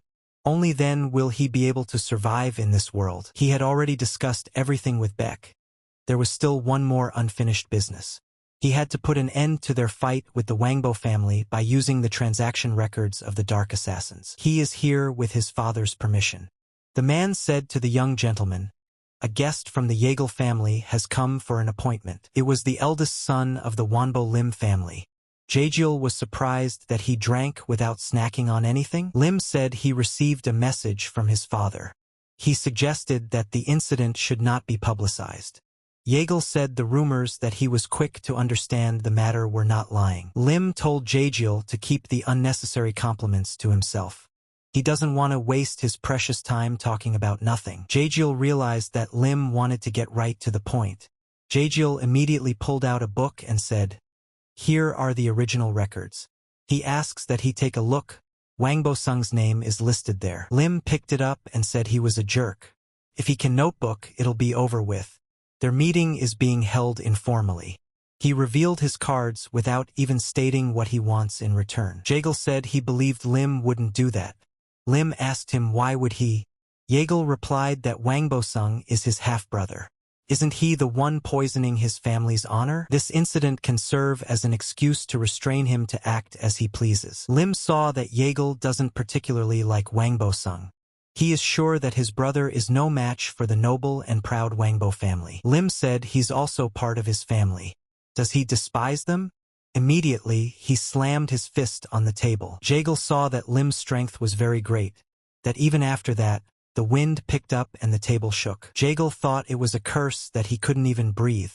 He had almost betrayed his family because of his antics. He tried to unleash a conflict between the disciples of the Dienxiang sect and him by asking to poison him. Let Lim not forget that in a situation like this, they are the ones who feel despised. Jaejeol realized that he didn't say that to placate him, but it won't be able to kill him anyway. Even if the Jaejeol family isn't as strong as it used to be, they still have a great reputation, and this unofficial meeting was arranged by his father. The heir and eldest son of a noble family would not do anything crazy. Lim said it was entertaining, so does he want conflict between the families or what? Jaejeol said he believes in good reputation. He also believes that since he honors honor, accept his offer. Jaejeol understood everything, and how he was acting perfectly. This time he was smartly greased. Lim told him to tell him what he was proposing. Jaejeol was surprised, just like that? He's very straightforward. Jaejeol said, "A gift. Anything will do, but he needs his one man." Lim asked the guy who he was talking about. Jaejeol immediately answered him that it was Yunho Muyoung's escort. Jaejeol said he owed a tidy sum to Wangbo for medicine for his sister, and for the innocent children in the orphanage, who even as collateral. And Lim asked Jaejeol, is he asking to close the debt and release the guy? Okay, but with a condition. Lim asked him, so does the guy want to pay off one debt with another? Jaejeol said there was something he'd like to ask. Lim told him to speak up already, but on one condition. Jaejeol thought about what other condition. Lim immediately put the bottle on the table and told Jaejeol to drink. If he drank to the bottom, he would fulfill his request. Jaejeol asked him, in one go? Lim replied that it was correct. Jaejeol didn't understand. What the devil? He'd get sober from half a jug of soju. Lim asked him if he couldn't handle it. Jaejeol replied that he couldn't, and suggested he drink it more than once. It was already evening, and Yunho sat on the corner of the house and watched Jaejeol lying on the ground and not moving. He even thought he was dead. And then Jaejeol opened his eyes and said that it couldn't be that. He had one last sip left. At this time, Wangbo was very angry and kicked all the girls out of the room who were entertaining him. He asked why still no news? After all, it had been a long time since he had passed on the poison. And then Jaejeol came in and told him that they hadn't seen each other for a long time, and also called Wangbo a buddy. Wangbo rejoiced and said that this was his only friend Jaejeol. Jaejeol asked him if he would allow him to come in. Wangbo immediately rejoiced and said that of course he could come in. Jaejeol told Yugo to wait for him here. Yunho didn't understand at first why he would be standing here. He asked him if he was sure he could handle it alone. Jaejeol walked in and tossed the notebook down, saying there were records of the Dark Assassin's dealings here. He followed his father's orders, surveyed their sanctuary. Let Wangbo not forget that Baek is a disciple of the Diangtan sect if anyone finds out that he almost poisoned him. The reputation of the great Wangbo family could be tarnished. Wangbo got angry and asked Jaejeol. Jaejeol answered him, would he dare? He has but one question. Answer it and he'll hand over the records. Really? Asked Wangbo. Jaejeol realized that in the story, the Dark Assassins were not related to the Blood Demon cult. However, he was curious if the person who pursued Wangbo Sungu's Dark Assassins was related to it. Wangbo said he and his friend from their family Yuheng went to a music banquet. He told him that someone in his family had gotten a historical sculpture from the Dark Assassins. That's how he found out about them. Jaejeol wondered if it was the Yuchen family, one of the top 3 most prominent families in Shandong. If so, he thought they are related to the cult. Did their merchant wear a mask? Wanbo replied that was correct. That's what he remembers for sure. Jaejeol realized that he knew nothing at all. He immediately said goodbye to him. Wanbo asked him where he was going. At least let him give me the records. Jaejeol said he didn't say he was going to give them to him. At this point Wanbo got angry and told the guy to repeat himself. Jaejeol opened the door and told the man to come in. It was Wangboo's family assistant and asked the guy, "Are they done?" Jaejeol said yes. But even though he hadn't learned much, Wanbo immediately got angry and asked the guy, what was he doing? How could he? May Jaejeol be cursed for life. His last request to Wangbo Lim was to be allowed to meet Wangbo Sung in person. And now he's kept his promise. It's all sorted out. He and his father talked about the orphanage. He'll take care of it. And now Yunho could live freely. He had done his job as an escort too. Jaejeol realized that he probably shouldn't have said that last sentence.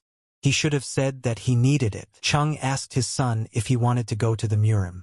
Seo told him about it, and he's very proud of the fact that every day Jaejeol gets better.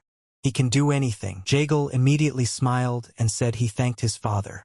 Chung told his son that he would like to give him something. In the Dark Assassin's Cave, the man he killed dropped this. He must have heard of the stalactite's primordial dew elixir. Jaejeol didn't believe it. Chun said that yes, it was the same elixir that greatly strengthened one's internal energy. Even physical metamorphosis could be corrected with just 10 drops. He has no idea how Jlixir could have ended up in a place like this, but he has it now. Let Jaejeol take it. Jaejeol thought about it and wanted to tell him that a blood demon cult was behind the Dark Assassins, but now was not the right time. This is not what he expected.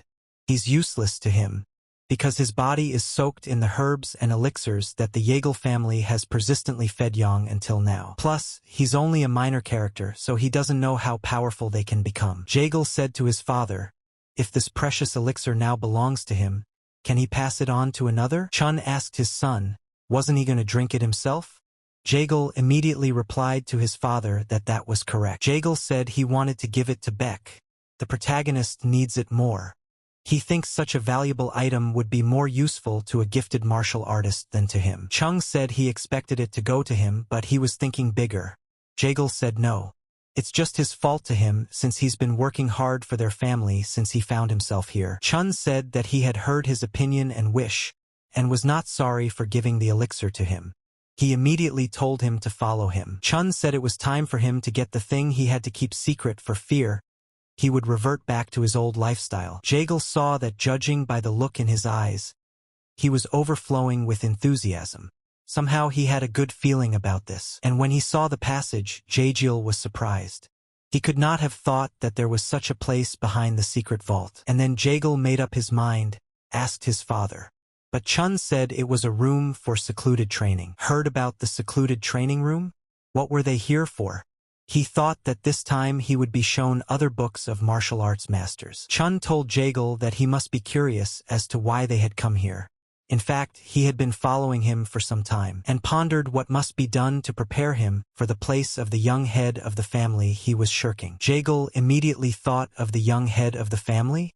Why did he suddenly bring it up? He doesn't want to serve his family by sacrificing his life. He has enough trouble getting his own body in order. This is not the future he dreamed of. Chun said, however, that he thought it was a long way off. And then Jaejeol breathed a sigh of relief when he heard that. Chung said that, in addition, his relatives have not yet seen how much he has changed. Jaejeol said that was true. Jaejeol saw that still his father was not betting on him full-time. Chun said that's why he hopes Jaejeol will take over as head by winning the family competition. However, he needs to establish a decent reputation first. Jaejeol told his father to just let him go to the Murim. And then Chan said he agreed. Jun said they came here because he had something to tell him before he left. It's not from their family, but from him personally. His legacy that he finished when he was in Murim. Jaejeol asked his father, what is it? Chun replied that it was a poison pill. Jaejeol asked him, not an elixir but poison? Chun said that is exactly what it is. It's also unusual and of the highest quality. It has been waiting for its owner for a long time. Jaejeol realized that it was a kind of potent poison, Chun said that one of the 200 jewels was a poison pill to be taken by someone who mastered poisons. She is the inner core of the 7-colored serpent. Jaegal asked his father, surprised, "What kind of snake is that?" Chun said, "That's right. Its scales have the coloring of 7 colors. She is huge and intelligent, so she hides among the tree crowns in the jingles." Jaegal asked his father, "Did he catch it himself?" Chun replied that everyone is happy. If he digests the pill correctly, he will get immunity to 70 kinds of poisons. Jaegal realized that undoubtedly having immunity to poisons was a great advantage. His father believed that in the Murim he would be most vulnerable to them specifically. The snake pill does not grant him immunity to all poisons. June told his son to go into the stone room.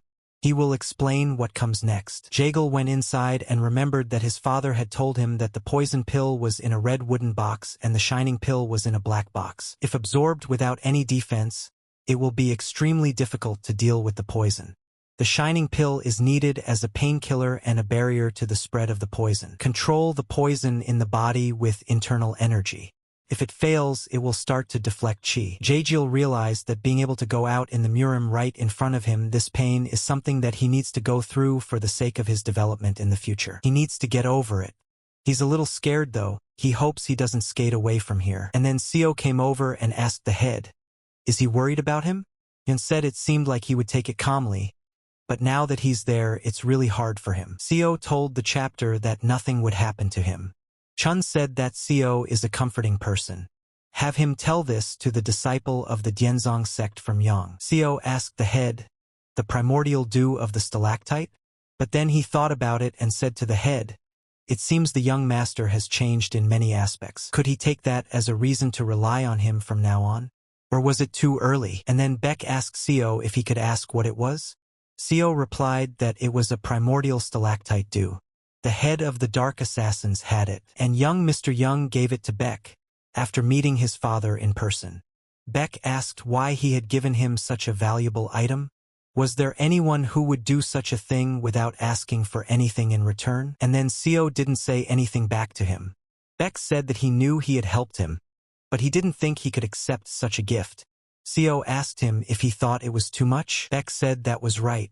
He owes him a lot already. Seo says he doesn't know what will happen, but he asks that he accept it. Beck said that would never happen. Seo said that nothing could help. The head of the family gave his decision as well. Doesn't he understand why the young master did that? He invests in him because he sees potential in him. Can he ask Beck if his potential isn't more valuable than a bottle of pristine stalactite dew? And then Seo left and said goodbye to forgive him for those words. Beck thought about the words to invest. Honestly, it would be hard to say that he didn't want to take the elixir. Even if he learns even more about training techniques and martial arts, he still wouldn't be able to properly realize the knowledge because he lacks internal energy. And then Beck thought back to Seo's last words as he left, and they made him think again. Beck decided the answer was no. As head Seo had said, if Jaegal really believed in his future and was trying to help, he'll prove that he's not wrong. Jaegal did take this elixir, and immediately this poison began to take effect and travel throughout his body. Jaegal felt that the process was almost over. The energy of the long-lost mind training technique along with the mystical power of the poison pill, pushing out the poison that had spread through his meridians. The flow of energy through his body seems to have accelerated. Is something wrong? And then he started to tear up and he started screaming at the top of his voice in pain. Sila was very big this time. Chung stood outside the door all this time waiting for his son. And then the door opened and Jaegal came out healthy and unharmed. Jaegal was surprised to see his father. Chun hugged him and asked him what had kept him so long. Is everything all right? Jaegal asked his father, was he worried? Chung answered no. He believed his son could do it. Seems like it's been a long time. Has he waited so long for him? Father is truly a warm man. June asked Jaegal, is everything okay? Are you sure nothing is wrong? Jaegal replied that he was fine. Jaegal said he thought the things he saw in the training room and the glow pill helped a lot. In addition, the slag that had accumulated in his body over a long period of time came out along with the poison, and the run and dew meridians that had been closed since childhood opened up. Chun closed his nose and said that the effect was much more than he had expected. I'm sure their ancestors noticed how he had changed. so they helped him from heaven. Jagal said his father was right after all. Chun said he would go to their funeral tablets and bow down for such a favor, and let him go to rest. And then Chun said that he had heard that Yunho Myung was here. And then Jagal got excited and asked he must be waiting for him in his chambers. Jagal rejoiced and said that he had come back. Jagal went into his room and asked Yunho what these were. Yunho replied that he had picked them up on the street. Jagal realized that Yunho was deceiving him. Anyone would notice that it was done with great difficulty. What a restrained type. Yunho held out another book to him. Jagal asked what was the book. The Six Paths? Yunho replied that he had brought it for Lady Baek-ah. Jagal was surprised. He couldn't believe it and thought that he and Sweet Baek had gotten close. Jagal said they would visit her and he would give her the gift himself. And afterward, they would have a duel. Yunho asked his duel again. Yunho got excited and said he wouldn't mind stretching. Jagal thought, what was that cocky grin on his face? Jagal was angry. He would repay him for all the trouble he had caused him. Yunho said it didn't matter. Did Jagal shit his pants before coming here? How can a human being give off such a stench? And then the man who watches the girl was surprised to see the guys and said that they came to visit them. Jagal asked Baek, is she still practicing? The man said she was still busy. And before he left to train, Warrior Baek gave her a lot of homework. Jagal said she was so focused that she didn't even notice them.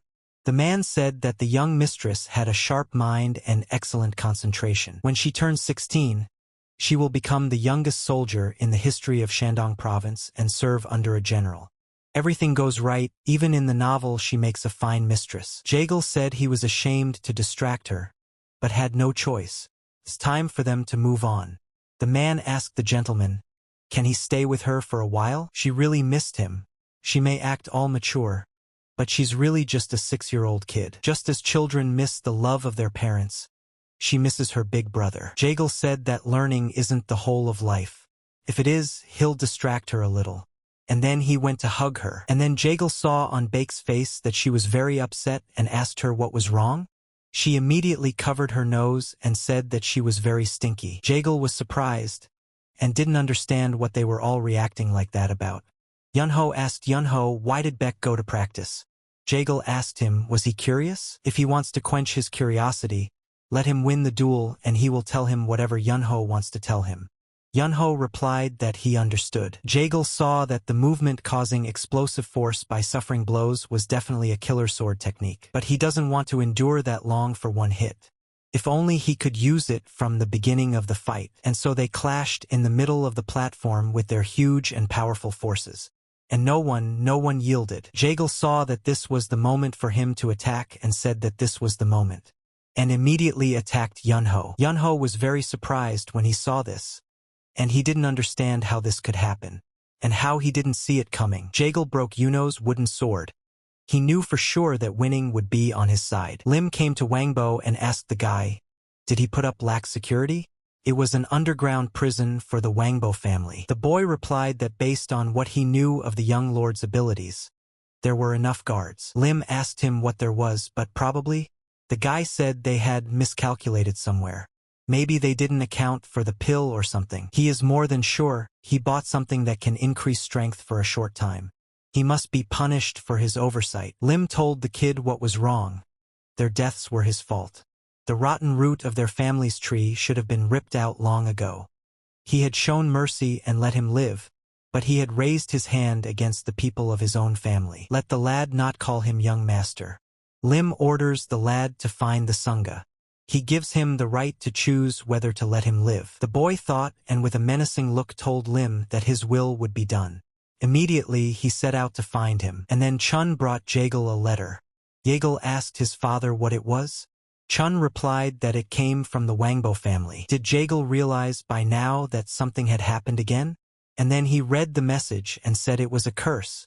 They had lost Sung, and to top it off, they suspect he's taken the fire dragon pill. It temporarily awakens a person's dormant potential. It is also one of the seeds of evil scattered by the cult of the blood demon across the Murim. Potency refers to the energy that keeps a person alive. It's unlikely that the body is capable of working in this mode for long. Sung has decided to give up everything for revenge. Then he should head out now. Chun told his son to take it easy. They would send their disciples to support the Wangbo family's pursuit squad. Jagal told his father that he didn't think it would be necessary. Chun asked his son why that is. Wouldn't it be better to help them catch him faster and get the problem over with? Jagal said that he will come to them himself to take revenge. Chun said that even though their family doesn't seem steadfast, he's still here and full of strength. He can't be going crazy. Jagal told his father that's right. That's what he means. Sung is crazy enough for something like this. He'll probably show up. But who will protect Beck? Isn't he defenseless while he soaks up the primordial dew of the stalactite? Chun said not to worry about it to his son. He had already asked Head Seo to keep an eye on him. Jagal rejoiced, not expecting such a turn from his father. Then he had nothing to worry about. Seo is one of the strongest men who can't be defeated so easily. Yunho asked Jagal if he was sure Sung would come. Jagal replied that he was. After all, he had been fooled by a man he looked down on. He would not have to wait long. They used to hang out together before, so he knows where his room is. Yunho said, "Is the Jagal family's house so easy to break into that it's enough to know the location of his room?" Jagal asked, "Didn't he?" Yunho had sneaked in somehow, though, and then they heard some sound and immediately stared intently at the place. They immediately both got ready to defend themselves. But this guy fired the knives through the window, and they went into the room. And then Sunga came in and said through the window how lucky he was that they were both here. But he was not alone this time, he had his allies with him. Jagal was surprised and asked, "Is that Sung?" Sung asked the guy, "How dare he deceive him? He will kill them all here." Immediately he ordered his men to attack. But then the head of Chung came and began to fight with them. Jagal was surprised to see his father. He still felt such a strong gust of wind with one wave of his hand caused. The nickname Sky Hurricane was given to him for a reason. Chung asked Sung where he thought he was to dare to make a mess. Sung asked the master and where. Chung told his son that he was right. Jagal replied that he was sure he was coming. Didn't even doubt it. Chun said that since they were both friendly before, he would forgive him if he surrendered now. Let him stop running away. Sung just laughed about it and said that if the weakened family posed a threat to him, Chun lost his temper and asked him what he said. Jaejeol told his father that he wouldn't give up. Can he exchange a few words with him? Chun told his son to let him try it too. Jaejeol went up to him and asked him how could he be so stupid? Can't he see that even though their house looks shabby on the outside, his father and the elders are in great shape? And what did Sung make up about their family? Sung said they're nothing. He thinks he worked a little hard, felt strong, and that's it. Jaejeol is still the same Jaejeol Mu who always crawled at his feet. Jaejeol raised his sword and said that he was now capable of many things. Sung laughed and said to Jaejeol, what did he think he had brought only these subordinates here? With the amount of people waiting outside, he could wipe this place into dust. Sung heard shouting from behind and asked what had happened. But then Beck appeared, shabby and in torn clothes. Sung's men asked Beck if he dared to attack them. Immediately, they all swung their swords at him. Beck let out a sigh and, with all his might, released a stream of energy that was meant just for them. After this performance, streams of human blood started dripping right next to him. Sung was surprised and asked, Beck is also here? Jaejeol realized that this was the sword technique Sunfall of the Diangshan sect. It's much faster than before. Sung called his men idiots and asked them what they were doing. Quickly let them deal with him. Jaejeol told Yunho that he was going too. Yunho asked the guy, is he sure he can handle it here? Sung saw Yunho coming and asked him where he was going. Just then, Jaejeol launched an attack and told him not to get distracted. Sung came after him, didn't he? Sung said that he had been practicing lately, but it didn't really show that he had accomplished anything. This is definitely great. He'll be able to destroy the scion of the fading Jaejeol family. And then Lim came in front of the house and asked the guy, is he there? The guy said that's right. Took all his subordinates with him and attacked. Lim told the guy to show him where things were around here. The guy immediately said it would be done. At this time, Jaejeol and Sunga were sorting things out on their own, one-on-one. And neither was ready to yield to the other. Sung delivered a powerful blow from his fist. Jaejeol had anticipated this, and immediately set his sword up to avoid being hit. Jaejeol was surprised that Sung was fist-punching the sword, but there was the sound of metal. Sung asked him where did his energy evaporate to. Things didn't seem to be going according to his plan. Chun saw that this was a fist technique of the Wanbo family that tapped into the dormant potential of the one using it. Consists of real punches and fake punches. This technique is highly specialized for one-on-one combat. Yeagle realized that Sung was stronger than him. After all, he had only trained for 100 days.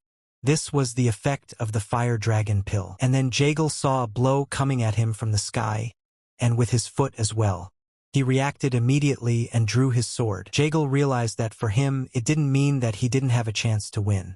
As long as he looks at him snobbishly, he will use the maximum of his strength. Yeagle realized that he was far more desperate than Sung himself. He immediately shouted to him and launched a powerful attack. Yunho fought on the outside and was willing to kill everyone in his path to stay alive and save the state of Yeagle. He stood in the center of the battle and was surrounded by enemies who were ready to tear him to pieces. Yunho looked around and saw that Baek could handle the rest on his own.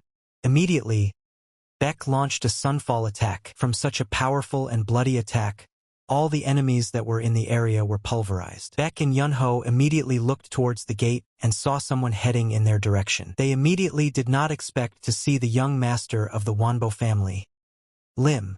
At this time, Yeagle wounded Sung and stood in front of him. Yeagle saw that bastard. Sung asked Yeagle how dare he do such a thing.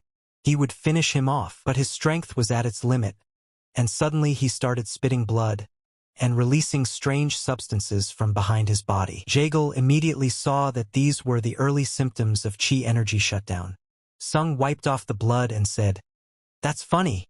Does this situation make him laugh?" Yeagle replied that he did not. He doesn't feel any joy at all looking at what's going on.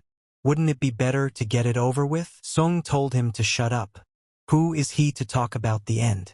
It's not over yet. And then he saw young Master Lim in front of him, who punched him with tremendous force that he was knocked out. And then Lim said as he greeted the head of the Yeagle family, after taking his Sung back, Jun said they'd drop the formalities. He must have a lot of things to do. Let him just take him away. Lim said they owed them. And immediately Lim turned around and headed for his state. And the debt would be paid on his watch. Yeagle realized that Wanbo Lim, the future god of lightning clack, owed them. They had gotten a lot more out of this incident than they had expected. Yeagle thanked Baek for being on time. Baek said there was no need to thank him. After all, he hadn't even paid a fraction of what he owed him. Yeagle told him to forget about it. He's sure Baek is more valuable than a bottle of elixir. Yeagle told Baek that he put up a great fight, and it's all thanks to him. Now let's let them talk about something. Baek asked the one. Chung called his son to him and threw the bag in front of his feet and told him to take it. He said it was some of the silver coins they had taken from the Dark Assassin's hideout.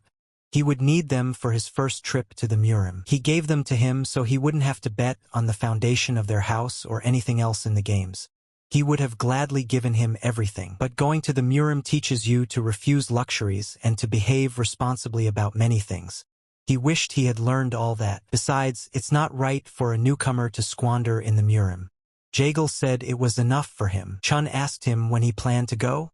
Yeagle replied that tomorrow at midnight.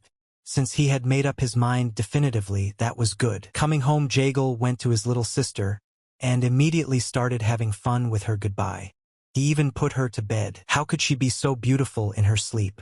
He didn't expect to feel anything, but it was sad to leave her. He told him he didn't know when, but promised he would be back. And then Yeagle said he would show him the result of his training and find out what he needed to learn better. He understood that his father was the backbone of the family. I am sure he will teach him all the lessons he needs to learn and give him all the advice he needs. Yeagle said he would try his best and would work hard all day to succeed. Yeagle tried to fight his father and was very surprised. He couldn't believe it. His father's wooden sword is so powerful. It's easy to break a wooden sword, even if you use a little bit of inner strength. But his sword is harder than his, though he has put all his inner strength into his. The difference between them is not so great. But Yeagle realized that the harder he was attacked, the more brilliant his rising star shot would be. And then he launched a devastating attack. Chun saw this and said he's still going. He was pleased with the way his once misguided son had grown up, and so he began to demonstrate to his son himself and told him to watch carefully and not to get distracted. Jaejeol didn't understand what was happening and where was the wind coming from, and then he realized that his father had created him with his sword, taking all the air in the area under his control. Jaejeol didn't understand how it happened, but such a strong wind knocked the sword he was holding tightly out of his hands. Jaejeol asked his father what it was.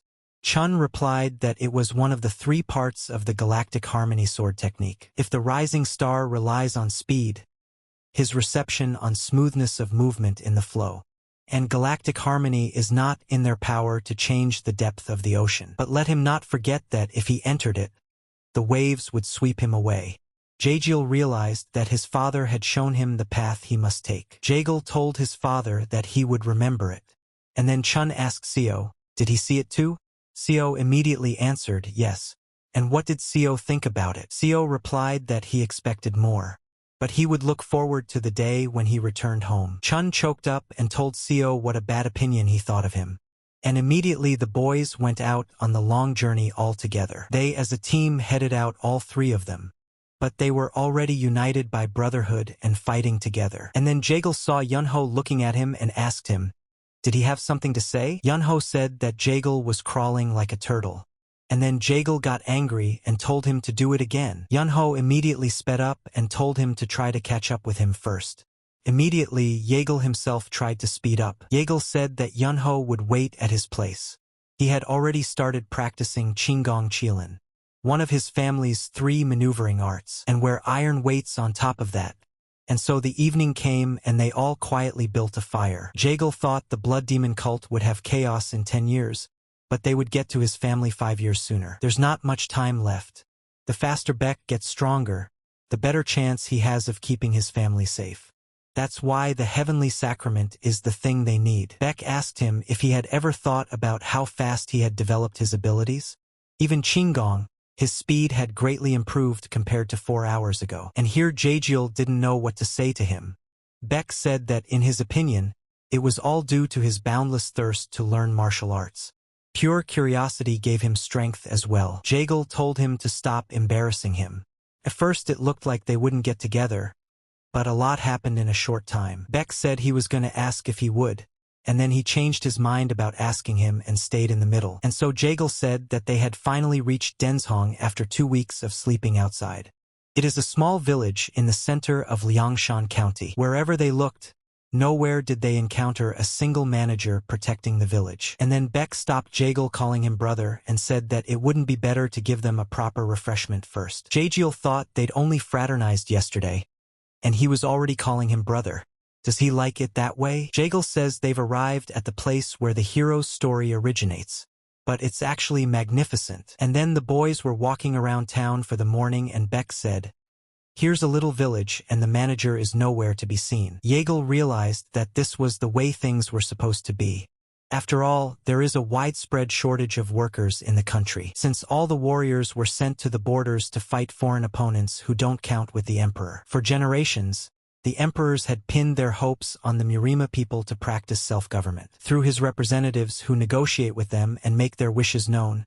But sometimes the emperor personally does the people of Murima a favor. And then Jaejeol saw the convenience store and realized that he was going to go straight out and get a refreshment.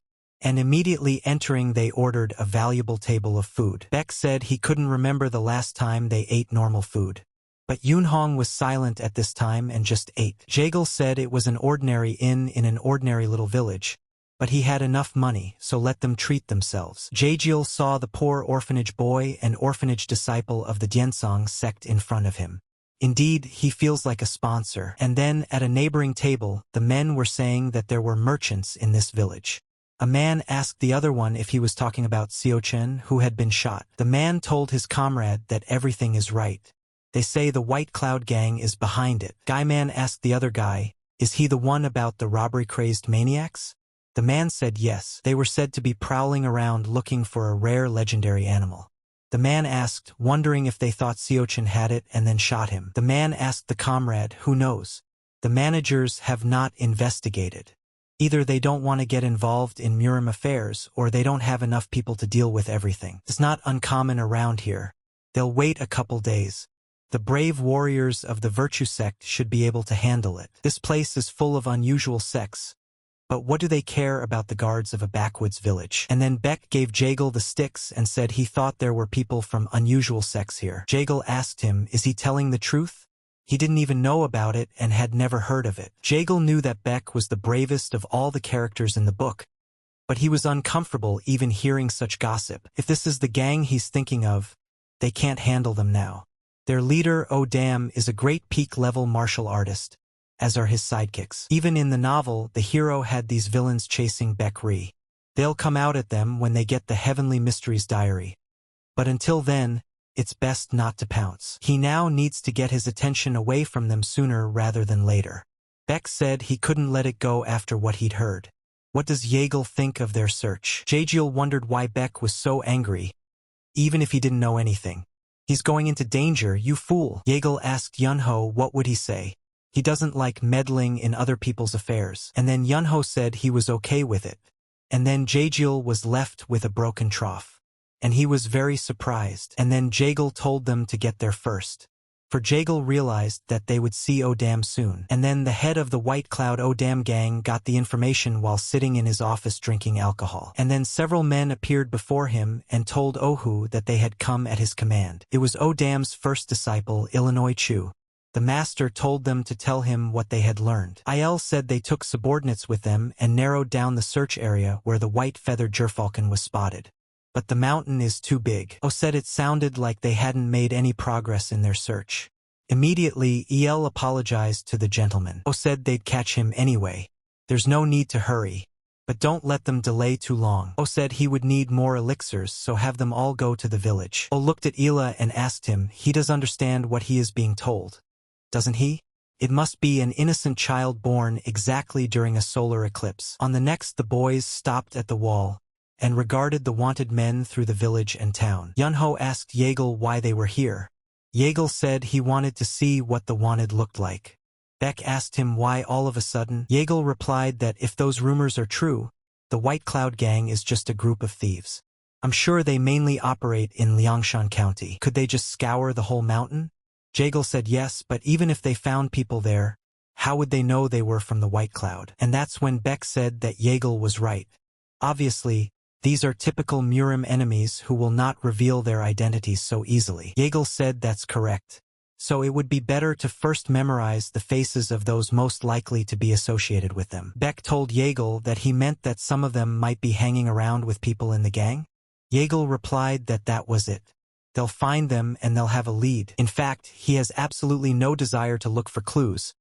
It would only be good to keep the Gi Ha boy and the white-feathered gerfalcon safe. After meeting with Gi Ha, Beck Ree would be on the trail of the White Cloud anyway. Beck said there's no way the three of them can go all the way around the mountain. It would be better to ask around the local herbalists and guards. Yunho said that's a great idea. They'd save their strength that way. And immediately they went to find out. But Jagal wanted to avoid the bastards in the gang. But now there's no getting away. He hopes that everything will go more smoothly than it did in the novel. Since Beck had taken a couple drops of primordial stalactite dew, and wouldn't be fighting alone this time. The old man said he wasn't sure. But they did not say they were in a gang. But they reeked of danger and cruelty. They said they were looking for a rare bird. According to rumors, it has a blue head and white wings. Let the boys go up to the mountain ridge. There they will find a hunter named Beck. He lives in a small hut. Have them try to question him. And then Jagal said that they had spent all the money, but had learned nothing useful. Beck said that since they had come so far, they should meet this hunter. Jagal agreed and said that he would light a torch. That way it would be easier for them to find the hut. And in a moment they all froze, and arrows flew at them. Jagal said that he had correctly sensed that someone was here. And then Spruce came out of the forest and apologized. He said it was dark and he had mistaken them for birds. And then they all laughed. Beck asked if they were so hard to see that they could be confused. Jagiel realized that Beck Ree was right. The bow is a difficult weapon to master. Good aim and breathing are important for shooting, but it's paramount to keep a vigilant eye on the movement of the target in order to hit it. And then Jagal asked Beck, were any of them among the wanted? Yunho told him, why is he whispering? You could just ask them, right? And then Yunho asked them, are they from the White Cloud? These guys didn't expect such directness and were a bit shocked by it. Beck said that if that's the case, you can't tell by them that they are great warriors. Jaejeol immediately noticed that the blonde was trying to take them out and hurt them, but in some ways he agreed with them. They were all arrogant because they were in a gang. Jaejeol told Yunho to step on it. They don't have to kill them. Yunho looked at him strangely and said of course. Yale said they were assholes and asked if they were underestimating them. And immediately swords and knives flew at them from Jaejeol's team. One of the guys said it was a curse. After all, he couldn't pull out an arrow and make an attack. And so he managed to pull out an arrow and was already beginning to take aim. Jaejeol stood still and waited, and in a moment he smiled. Jaejeol said that such a cheesy attack without using internal energy was the best option for his practice of galactic harmony. After a few hours, they were all unarmed and sitting on each other's laps. Jaejeol thought for a moment and then he saw one of the enemies throwing something into his mouth. He immediately asked him what he had eaten. They began to put one after another, some unusual balls into their mouths. Then they started spitting blood. Yunho said that it seems their ringleader is not an easy man. They killed themselves before they could ask anything. Jaejeol thought and saw that they had gone too far. Beck told him that it seemed that this meeting was no accident. Jaejeol said they had to hurry and find Beck. And so they came to the house and opened the door and said that it could not be. Jaejeol said those men brutalized him. It's very likely those guys did it. In fact, Jaejeol realized he didn't know anything. It wasn't in the book. And then someone in the back asked them why they had killed him. They were all surprised by this arrival. The boy asked them once again, why was it necessary to kill Eunha's grandfather? The boy asked them once more, and immediately cried loudly. But he couldn't help himself, and immediately used his fists on Jaejeol. Jaejeol tried to tell him to stop. Beck saw this, and immediately jumped on the boy and hugged him. The boy screamed at Beck to let him go. Beck said he understood, he didn't believe them, but other people had killed him. The boy asked again, who was it? They were the ones from the White Cloud gang, weren't they? Beck asked him, could he listen to him for just a minute? The boy immediately stopped screaming and started crying loudly. Jaejeol saw that Beck was acting like the protagonist. He's good at it, Jaejeol saw, being an empathic and good-natured person in his life. And after a couple minutes, Beck came out of the house and said the boy's name was Ji Ha. He explained everything and he didn't suspect them anymore. Beck and Ji's grandfather were old friends, so he visited him often. Jaejeol was surprised to learn that the boy's name was Guy. They'd met him earlier than they should have. He hadn't wasted his money on information after all. Yunho asked what he was doing here at night. Beck said the boy wanted to borrow herbs for his sick grandfather. But when he arrived, Beck was dead and his grandson was missing. Jaejeol said they had not met the child's corpse. Jaejeol thought for sure he had been kidnapped. I think he'd read about it, but he would have to remember exactly why. Beck said Guy said all the recent incidents started after he picked up an injured bird. He believes it was the same white-feathered gerfalcon. Jaejeol asked him where he is now. Beck said that because of that, Jiwa blames himself for everything that happened. And then Jaejeol said he was poor and decided to go up to him. Jaejeol saw him crying loudly and feeling sorry. He told him to keep his nose up, because it wasn't his fault. He was just protecting a wounded creature. It was those scoundrels who did the evil.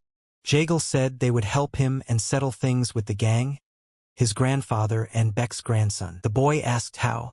They are White Cloud people and you are weak. Jaejeol was surprised and said that he may be weak, but those two are strong. One of them is dumb though. Guy asked, is that true? Jaejeol replied that it is true. Let him believe in them and guide them to his grandfather. O's men came to the scene and checked the pulses of their men, and told the man in charge that they were all dead. Guy said it's the first time that's ever happened. No attackers around, but they're sure there are outsiders and lots of them. And then one of them said there were tracks. They need to send lion trackers to find them. We can't let them get away with this. But their main force is on the search for the gerfalcon. The boy told the other not to worry. They would find them quickly. The guy agreed and told them to call a third of the people from the search party and all the lion trackers here. If they still have blood in their veins, the lions will be on the trail. Jaejeol recounted that after burying Beck, they headed to Guy's house. Because White Cloud is looking for the gerfalcon, They need to protect him first. Is there a particular reason they deliberately strayed from the intended plan? Jaegal said that's right. They'll find them themselves. He's got it under control, so don't let Beck worry. And then coming into the room, the old man immediately asked Jaegal, will they take care of the Gerfalcon? Jaegal said that was right, and they will escort him to the village. After all, he's not in good health. And then the old man said that's not going to happen. It's all because of him. He cannot allow others to be in danger. He uses all the methods and herbs he knows, but the bird has not recovered enough to return to nature. Jaegal could see that the old man wanted to take responsibility so that neither they nor the Gerfalcon would get hurt.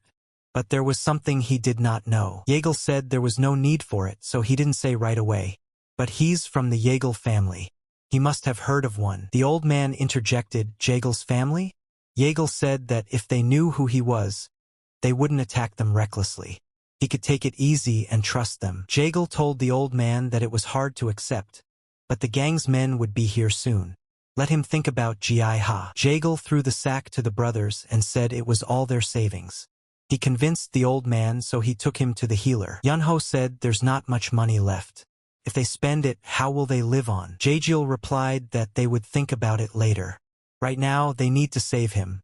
Yunho asked, taking care of Guy and his grandfather? Now it was night, and the men of the gang were on their way to the village, for their lions had found the way and led them here. At this time Beck looked at him and thought that Jaegal was not a simple man, he was a great one.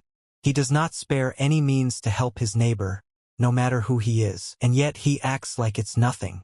Can he be like that one day? Jaegal has the potential of a martial arts master, while faithfully making important decisions from a position of owning them for the future. And he's looking forward to a bright future. Taking his sword in his hands, he immediately foresaw that the enemies had come to them. And now he would have to fight. Beck saw a crowd of identical people heading straight for him.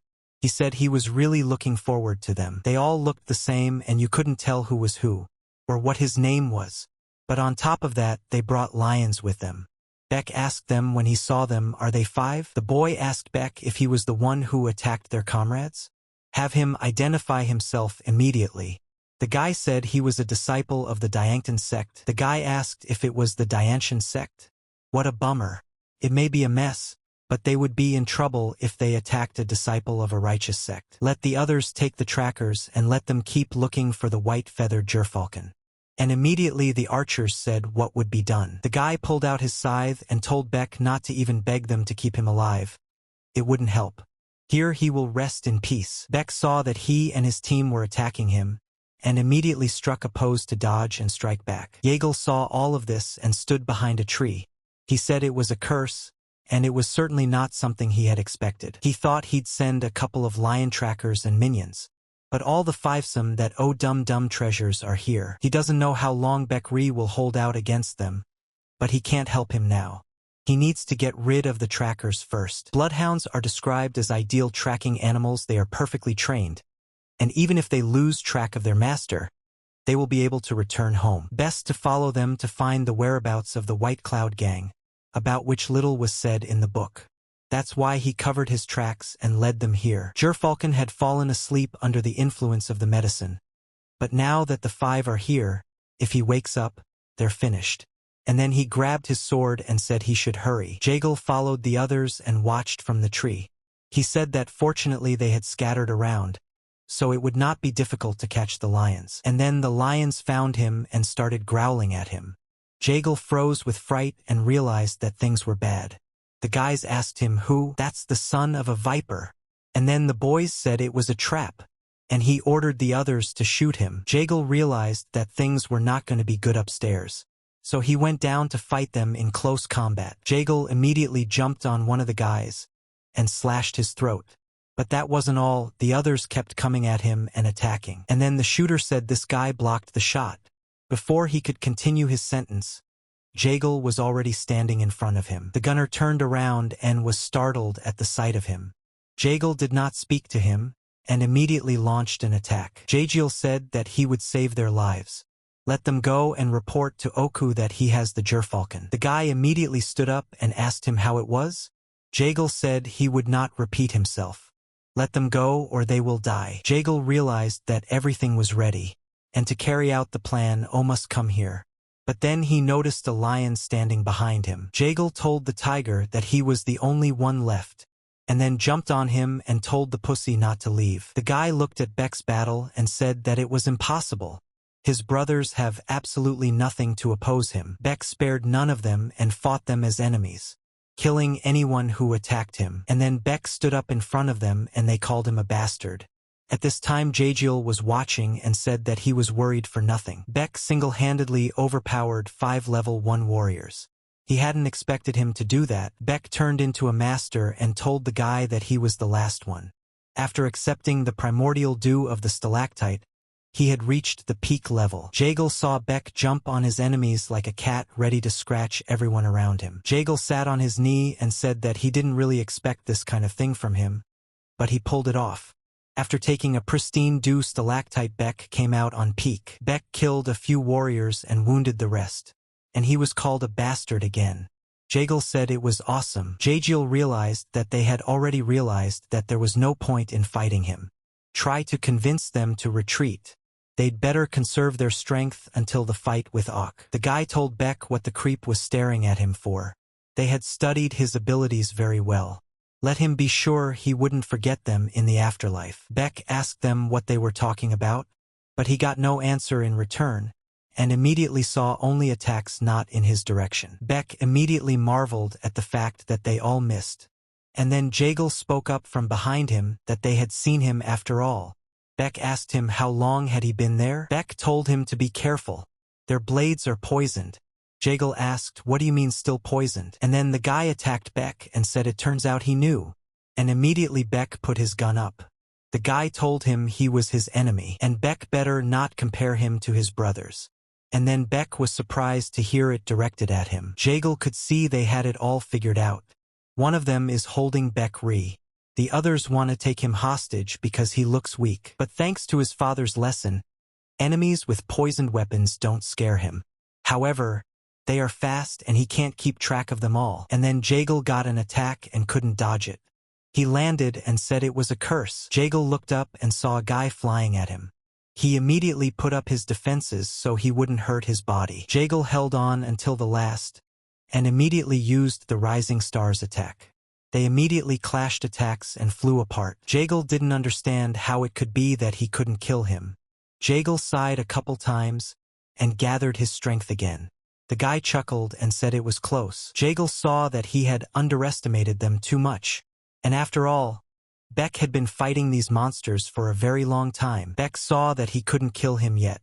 Immediately the guy ran after him, saying that his opponent was here. He's going to the other side of the world with him, and immediately attacked him, right off the bat, and jumped out while Beck was on top of him. Jagal said they are vicious scum. They attack those who are weaker and even kill for their own ends. He doesn't want his brother's life taken by the likes of them. If ruthlessness is what it takes to protect the people he holds dear, then he'll gladly agree. Beck got angry and said he was going to be a monster. Immediately, the guy got a frightened look from him when he saw that face. Beck said they're vicious scumbags.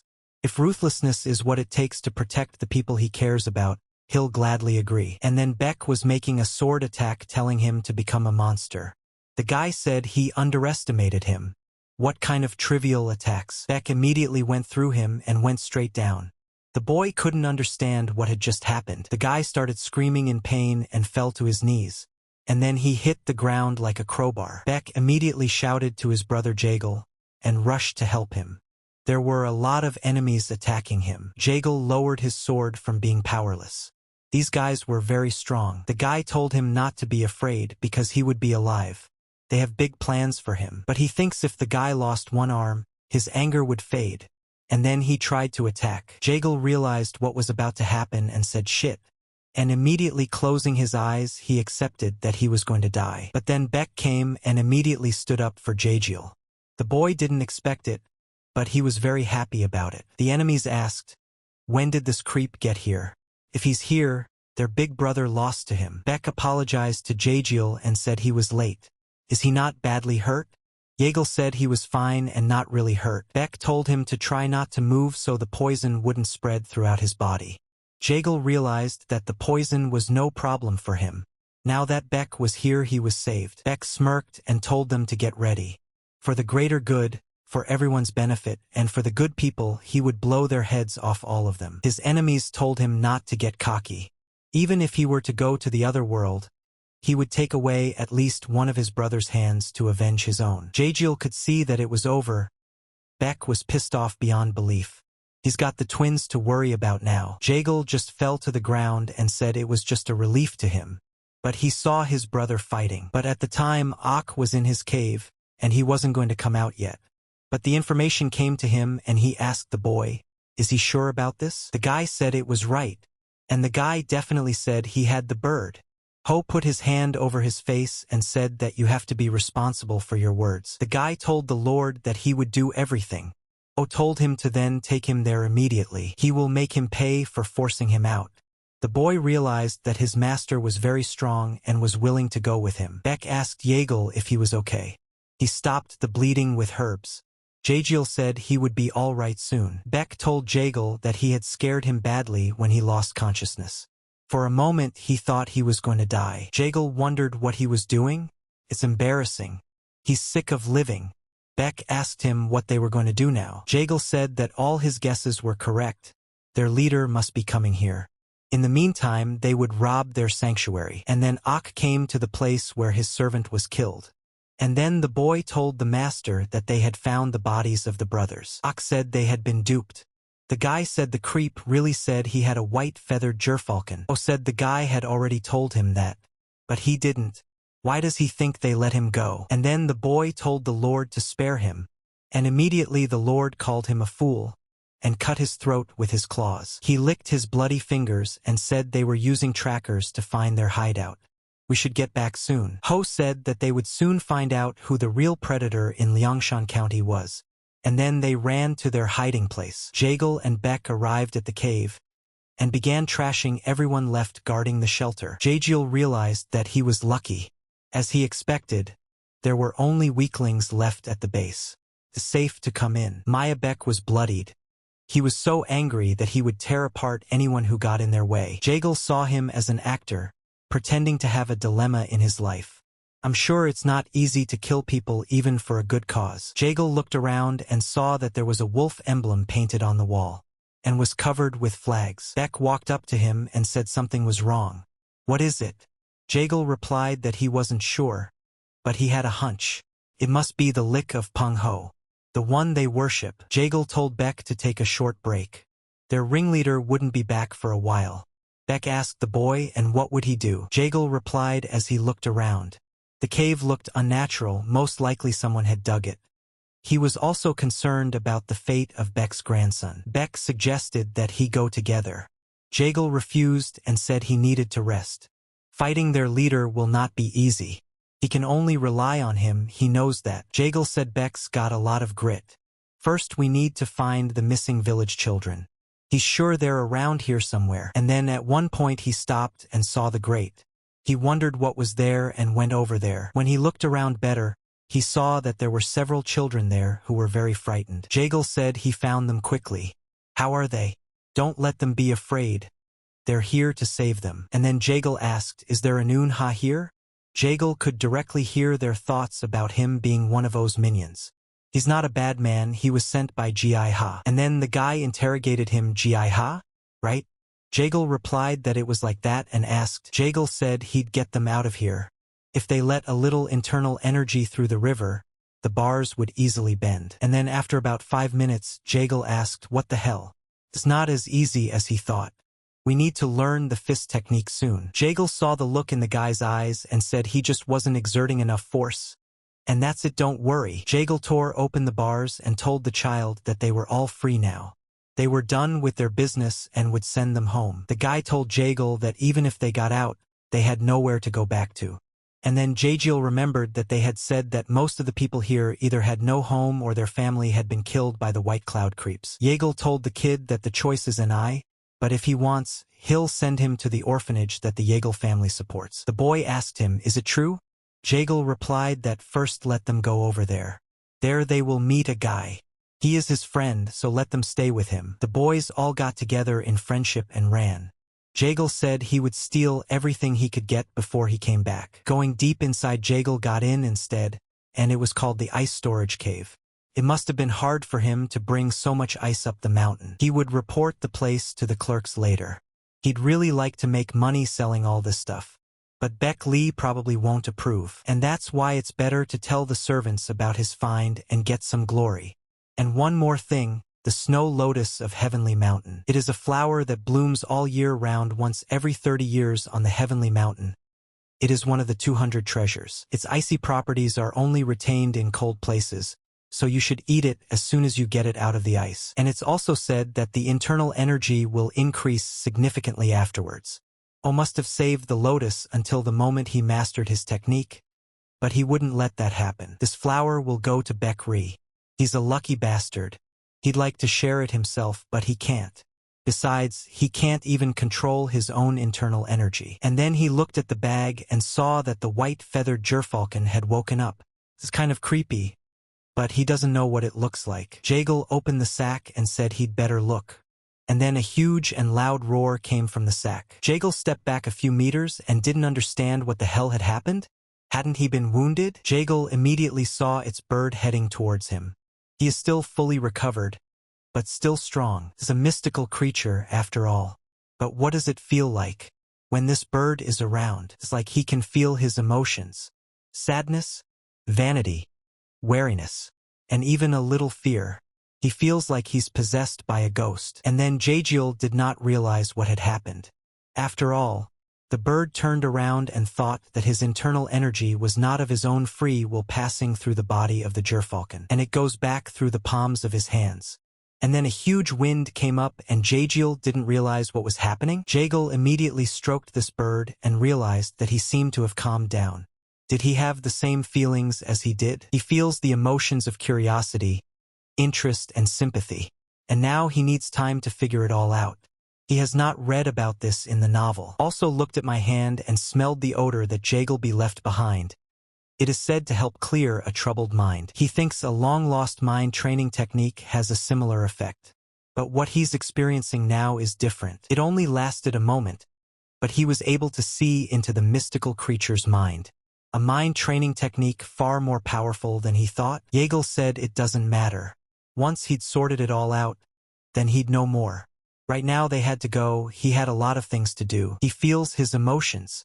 He thinks he's annoying. What a creep. And here was Jagal telling the bird to hurry up. He told him he had a lot to do. And then Jagal brought the sack and said, "That's how lucky you are." Beck asked, "Is there silver in there? How long have they been doing villainy?" Beck asked, "What about him?" and looked at the bird. Jagal said it sat on his head and didn't want to fly away anymore. Beck said it was strange that a wild, mystical creature followed a human. What are they going to do about all this? Jagal said he suggested the items be given to the employees and the silver be distributed among the victims. In addition to that, he explained everything he had found. He even explained the logic behind his offer. Beck said there was no other choice. Jagal said exactly what it was. There was only one thing left. And so the O's came up and stood before the entrance to the cave. At this time Beck was sitting in the cave, and in the moment locked his senses on nature, and sensed that they had company. Beck, seeing his shadow, said he finally came in. "Oh dumb." The villain immediately entered and said he was told about the two brats. "Where's the other one?" Beck raised his sword and said he didn't know. He said he had a case here.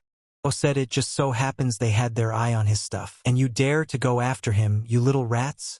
What's the blonde guy's name?" The guy said he's a follower of the Dianzong sect. Oh asked, "The Diangtan sect? So the remnants of that ancient generation haven't been buried yet. If it lays low and lives peacefully, they still have a chance of survival." Beck asked him what was he trying to say.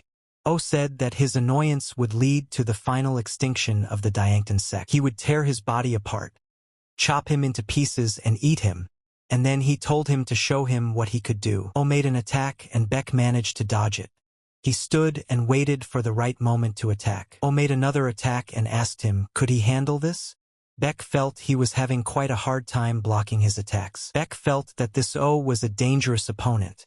Immediately, Beck drew his sword and used a dazzling glow. O said that he was capable of something.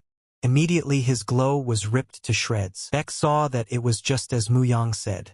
The head of the White Cloud Gang is someone named O. Beck asked him how did he know? Jaegal said it was from those guys with the lion bloodhounds. Beck said that even by planning ahead, he would anticipate what would happen. Jaegal said he recognized more than just the name, and so Beck saw the right moment for him and realized that now was the time for him to act. Beck saw that O is missing one eye, and he is using the sound wave technique. Consequently, he has a blind spot on his left side. O smiled, realizing that the sword blades were approaching his face, and said that Beck was just like the others. Beck was surprised and didn't understand how this could have happened. And then O told him to die. Beck saw at once that this was the technique of the Great Air Disaster. Beck heard a voice say that they had started the fight. Although he gave Beck a little hint, I'm sure he's not going to win just yet, and there's something he needs to find first. And so, running his finger along the rock, he came across a button that opens another way. When he opened the door, he found himself in a dark place where there wasn't even light to begin with. All he could see was his reflection. Jaegal said it's dark and he can hardly see anything, but he thinks he'll find the right place. Jaegal took a few steps and felt how huge he was and couldn't even imagine him like this. He would be about 3 meters tall. Immediately, he felt a roar of some kind coming from in front of him. Jaegal saw the tiger's open eye and said that it was definitely him. A white millennial tiger. O said Beck is a stupid brat. His disability is a gift. It's not about the innate unique ability of his ear. It's that it's become a great sixth sense. And this sordid and boring battle for him must be over soon.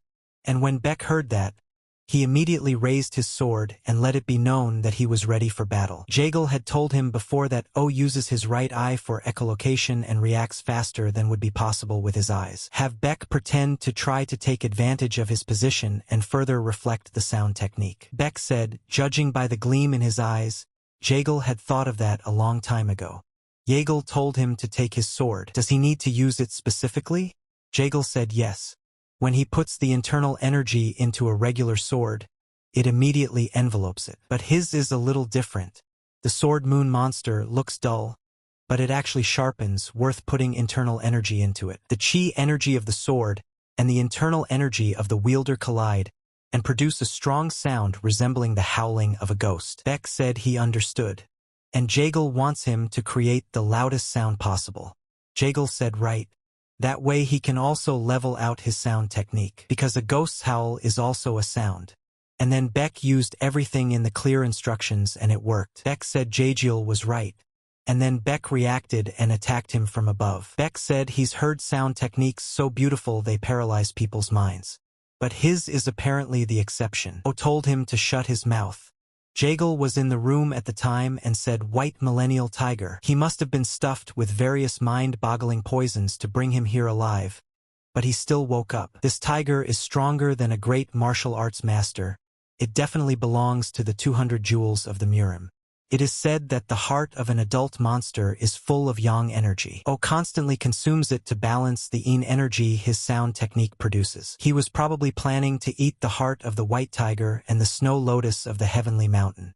He was waiting for the moment when he would have 2 of the 200 treasures in his hands. Well, it's natural for people to freak out when it comes to their health.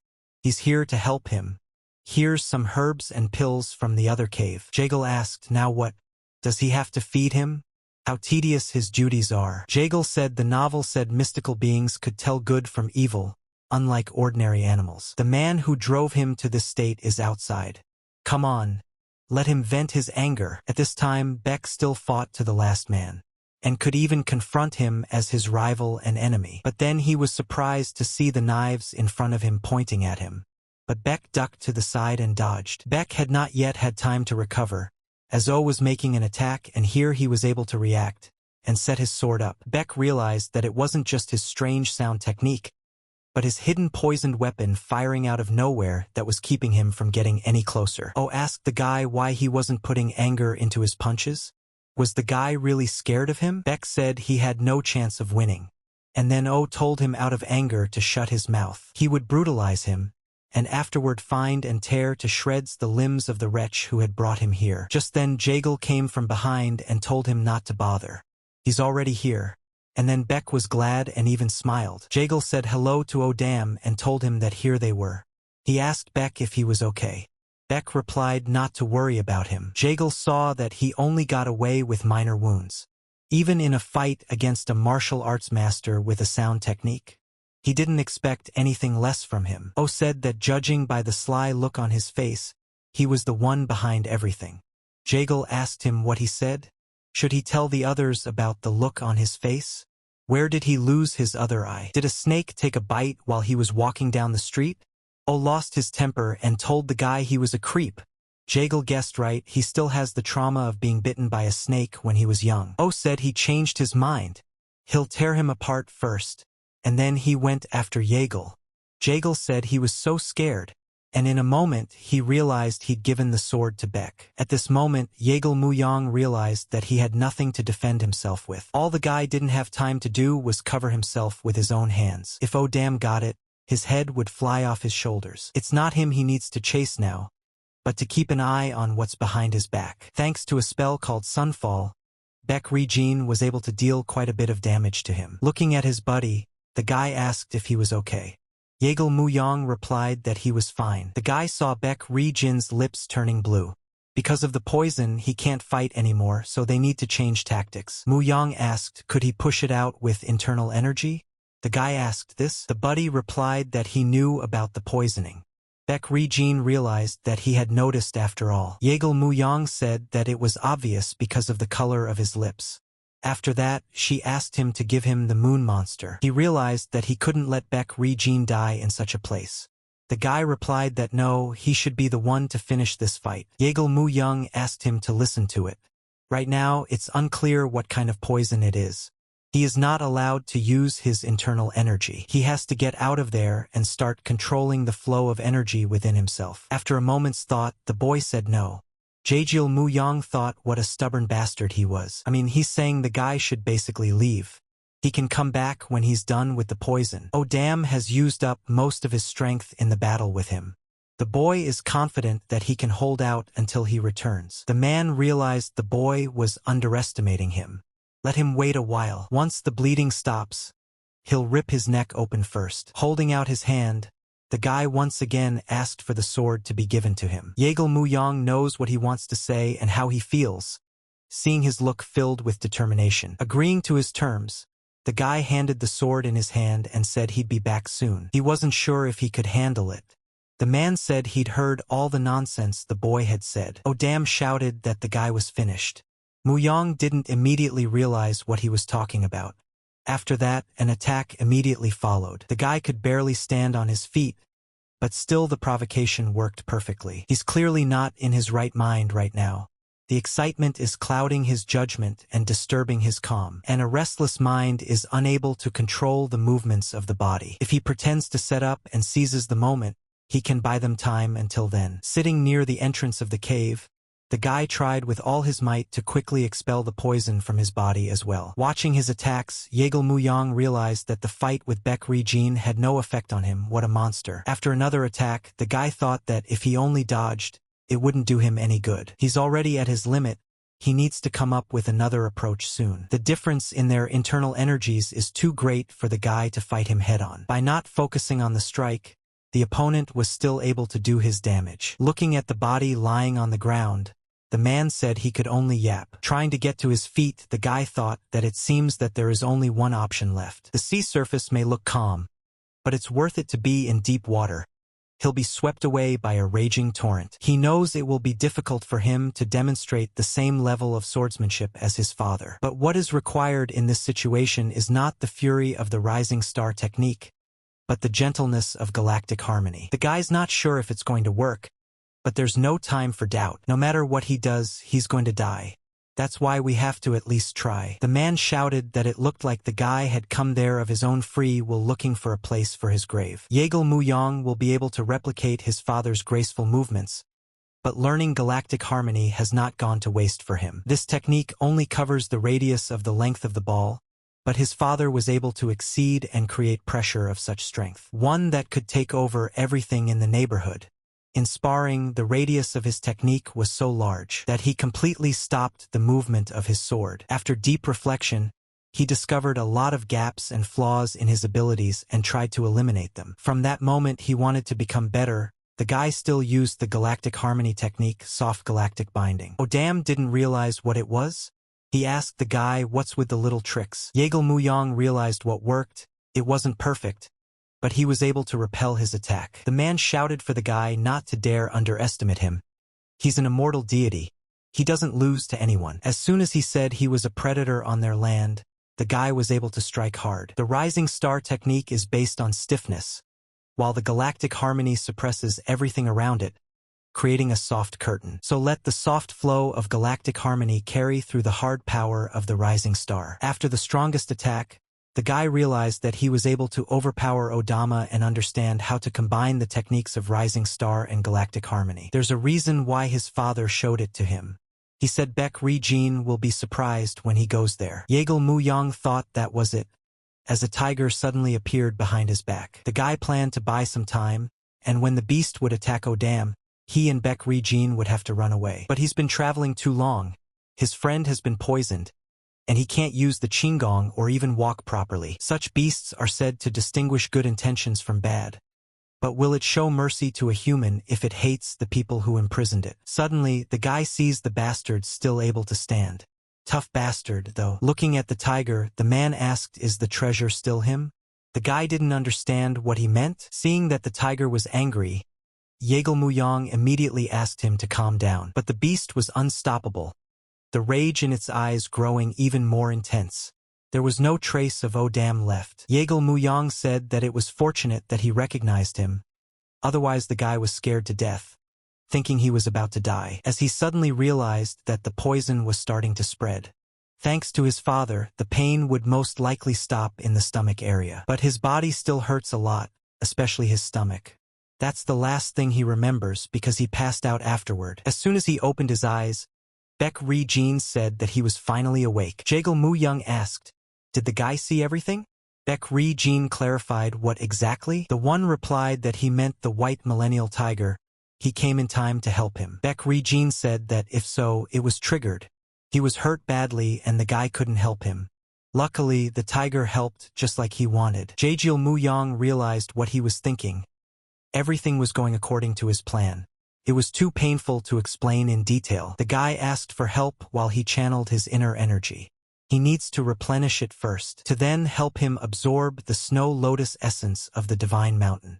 Baek Ri-jin asked, is it really worth it? He replied that of course, if anyone were to find out that he was in that cave, I'm sure many martial artists would gather there. Yes, even for the peace of mind of the villagers, it would be better to use it.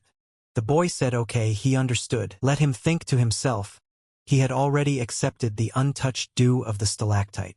The boy was sure it would be easier for his body to absorb the essence of the snow lotus. The yang energy is predominant in the rosa and the yin in the lotus. When you think of it this way, one person cannot take 2 of the 200 treasures of the Murim, unless he's God's chosen one. But this guy can definitely pull it off. Let him become as strong as he can, for he is the protagonist of this story. Suddenly, the guy said that it was a bit difficult for him. Yeagle Muyang decided to pretend that he hadn't heard. Everything was back to normal, just like the guy had planned. Baek Ri-jin accepted the snow lotus, and they met up with Yunho Myung in full health. 1/3 of the silver coins taken from the cave were divided between the victims and Denzwang village. They later informed the local managers of the location of the cave where another 1/3 of the coins or ice vault was located. They also sent a letter asking him to send the children he found to his home. There's only one left. Spread the story of the White Cloud Gang among the traveling merchants and put special emphasis on the name Baek Ri-jin of the Diangtan sect. They will tell it in other regions, and the further it goes, the more exaggerated it will become. This is the kind of guy who comes up with a way to make his friend famous. He will get a good reputation and they can make new acquaintances. Yunho Myun asked, is this the famous Centennial Ice? The one that strengthens muscles and clears energy? Yeagle Muyang replied that yes, and because it held a snow lotus, it became more special. He answered that reasonably. It seemed to him that the guy would only take from the cave the usual weapons of the men in the gang. In fact, he was always worried about him.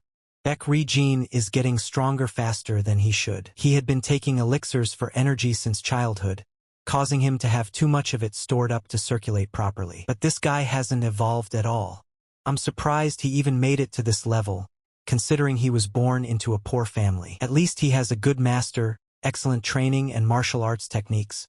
All that's missing is inner energy and insight. Jaegil Mu Young suggested that the guy switch places. Baek Ri-jin asked why so suddenly?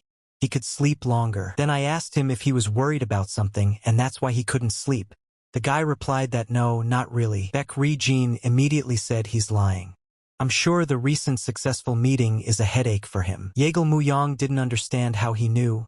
After all, the guy hadn't brought it up to anyone. Jaegil Mu Young asked how did the guy know? Placing his fingers on his temple, he replied that by this spot. He only needed to look at his temporal meridian to realize. Jaegil Mu Young was surprised. The thickness of the temporal meridian reflects the amount of internal energy of a martial artist. Baek's temporal meridian is red and thick because it took in the primordial dew of the stalactite and the snow lotus of the heavenly mountain. Could it be that this guy has reached this level as well? It was possible if all of his energy was idle in the meridians. He asked it was that obvious? Baek Ri-jin replied that he had gotten a little redder, but unless he looked closely, he wouldn't notice. Jaegil Mu Young began to say that he had learned some things during the fight with Dam, although he had only used to stick to rushing techniques before. Baek replied that it was surprising. He had been trained by his father, but he had never been able to understand the hidden meaning of the techniques. The boy asked not to praise him. He said it was already a success. If given the chance, I would like to fight him. Jaegil Mu Young replied that he was thinking about it too. If he practiced some more, he would ask for it. The guy wouldn't mind, right? After a moment's thought, Baek said he could go even now.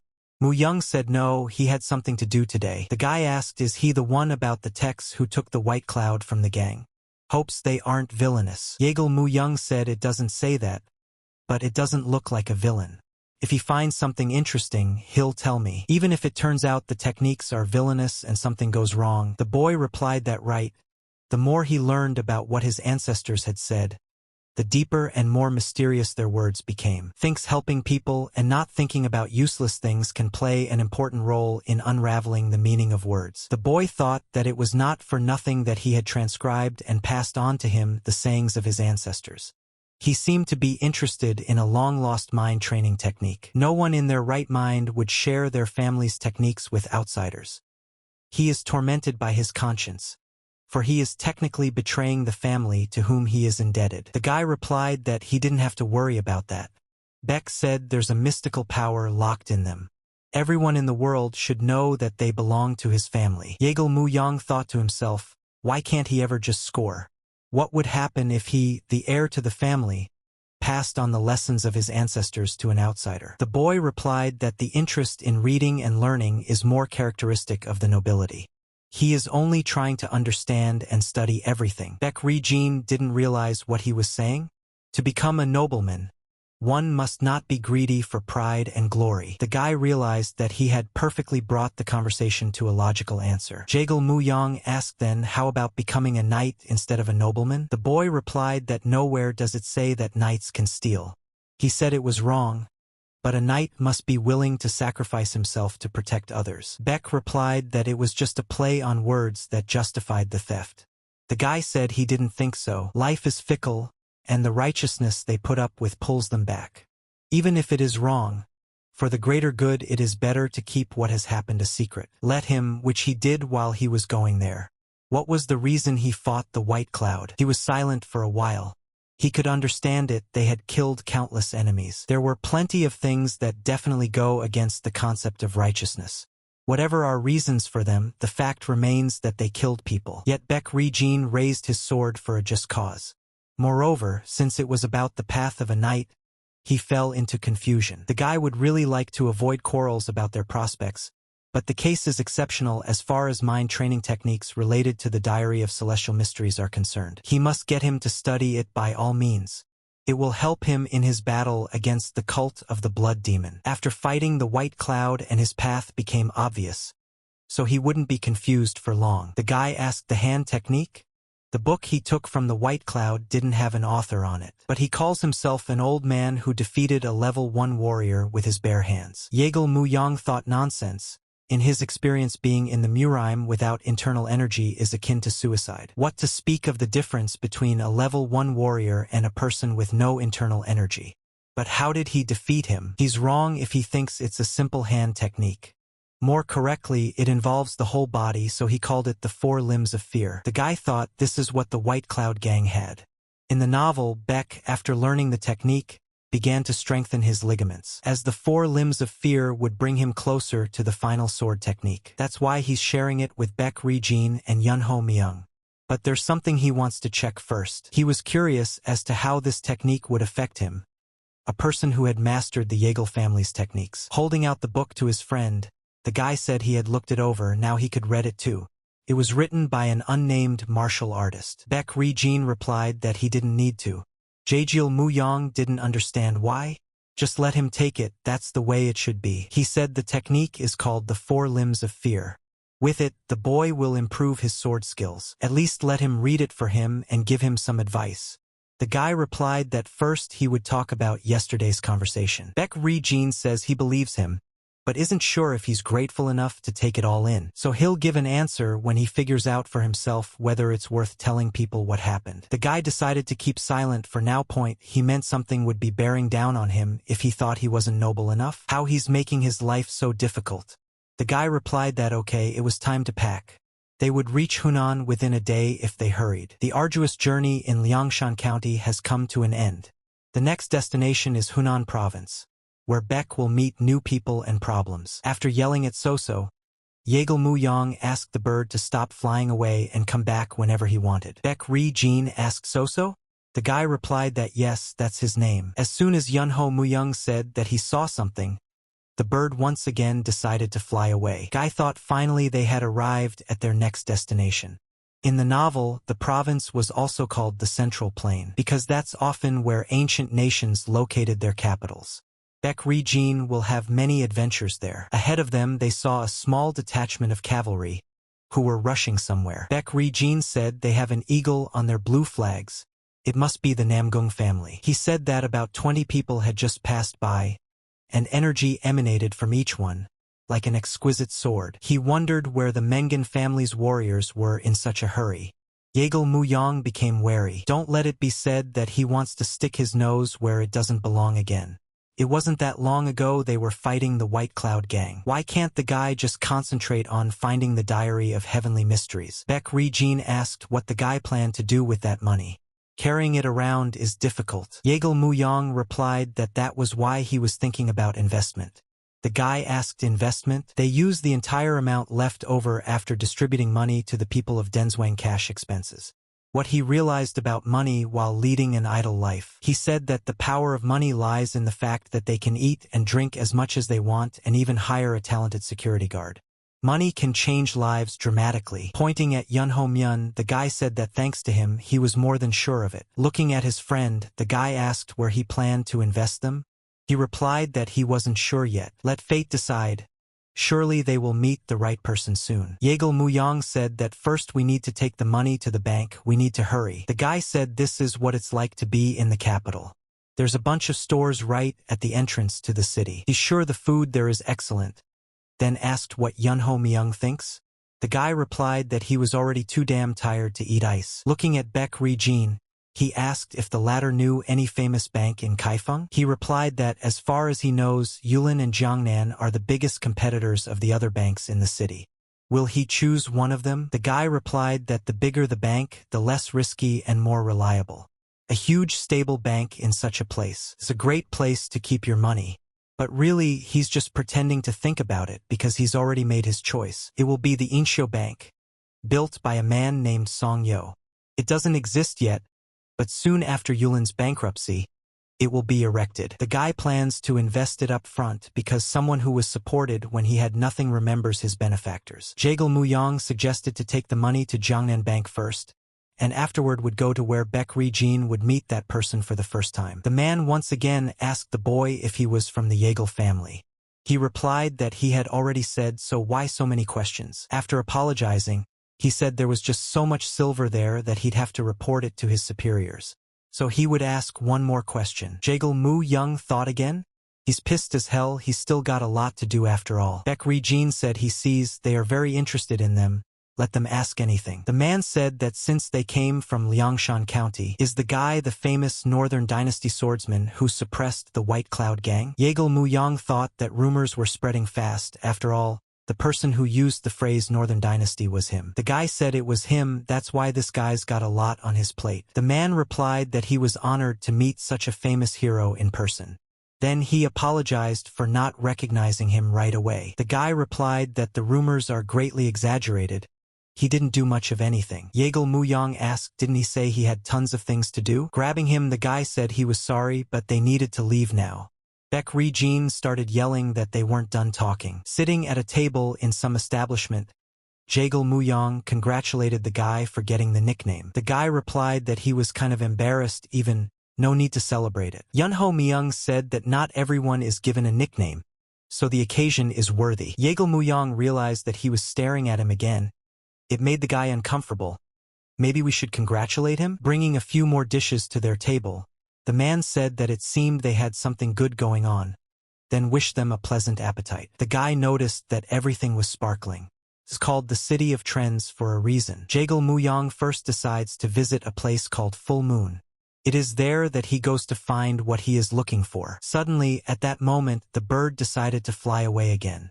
Calling him a creep, the guy said he was completely out of control. Offering the young man a shot, the girl said that although off-topic, she would say that he looked happy. Suddenly a voice sounded outside the door that Mr. Musician had arrived, whereupon the man asked to let him in. Without hesitation, the guy answered to be let in. When he saw the man, he thought he was finally caught. Yeagle Muyang realized that this was the same person he had seen at the inn. As soon as the man started playing his instrument, the guy asked, have they ever met anywhere before? The man replied that he wasn't sure, but that he played for different guests. Then he said that he might have seen him at the inn. Yeagle Muyang replied that the man was right. Now he remembers. Turns out the guy thought right. The man talked about how he is recognized by many people because of his unusual appearance. The boy asked why the musician was working in an inn. The man replied that it was obviously to earn a living. If a man understands, he is a strange man, he is interested in many things. Afterwards he asked if he would like to have a drink with him. He replied that he was fine, but since he was self-employed, the guy would have to compensate him for that time. Yeagle Muyang replied that of course. He would pay any price for his time to quench his curiosity. Looking towards the girl, the guy asked if they could be alone. The girl didn't immediately realize what he was talking about. Afterwards she said that she was very ashamed. The man said he was an interesting man. No one in the world would prefer a simple musician to a beautiful lady. After which he asked what exactly the guy was interested in.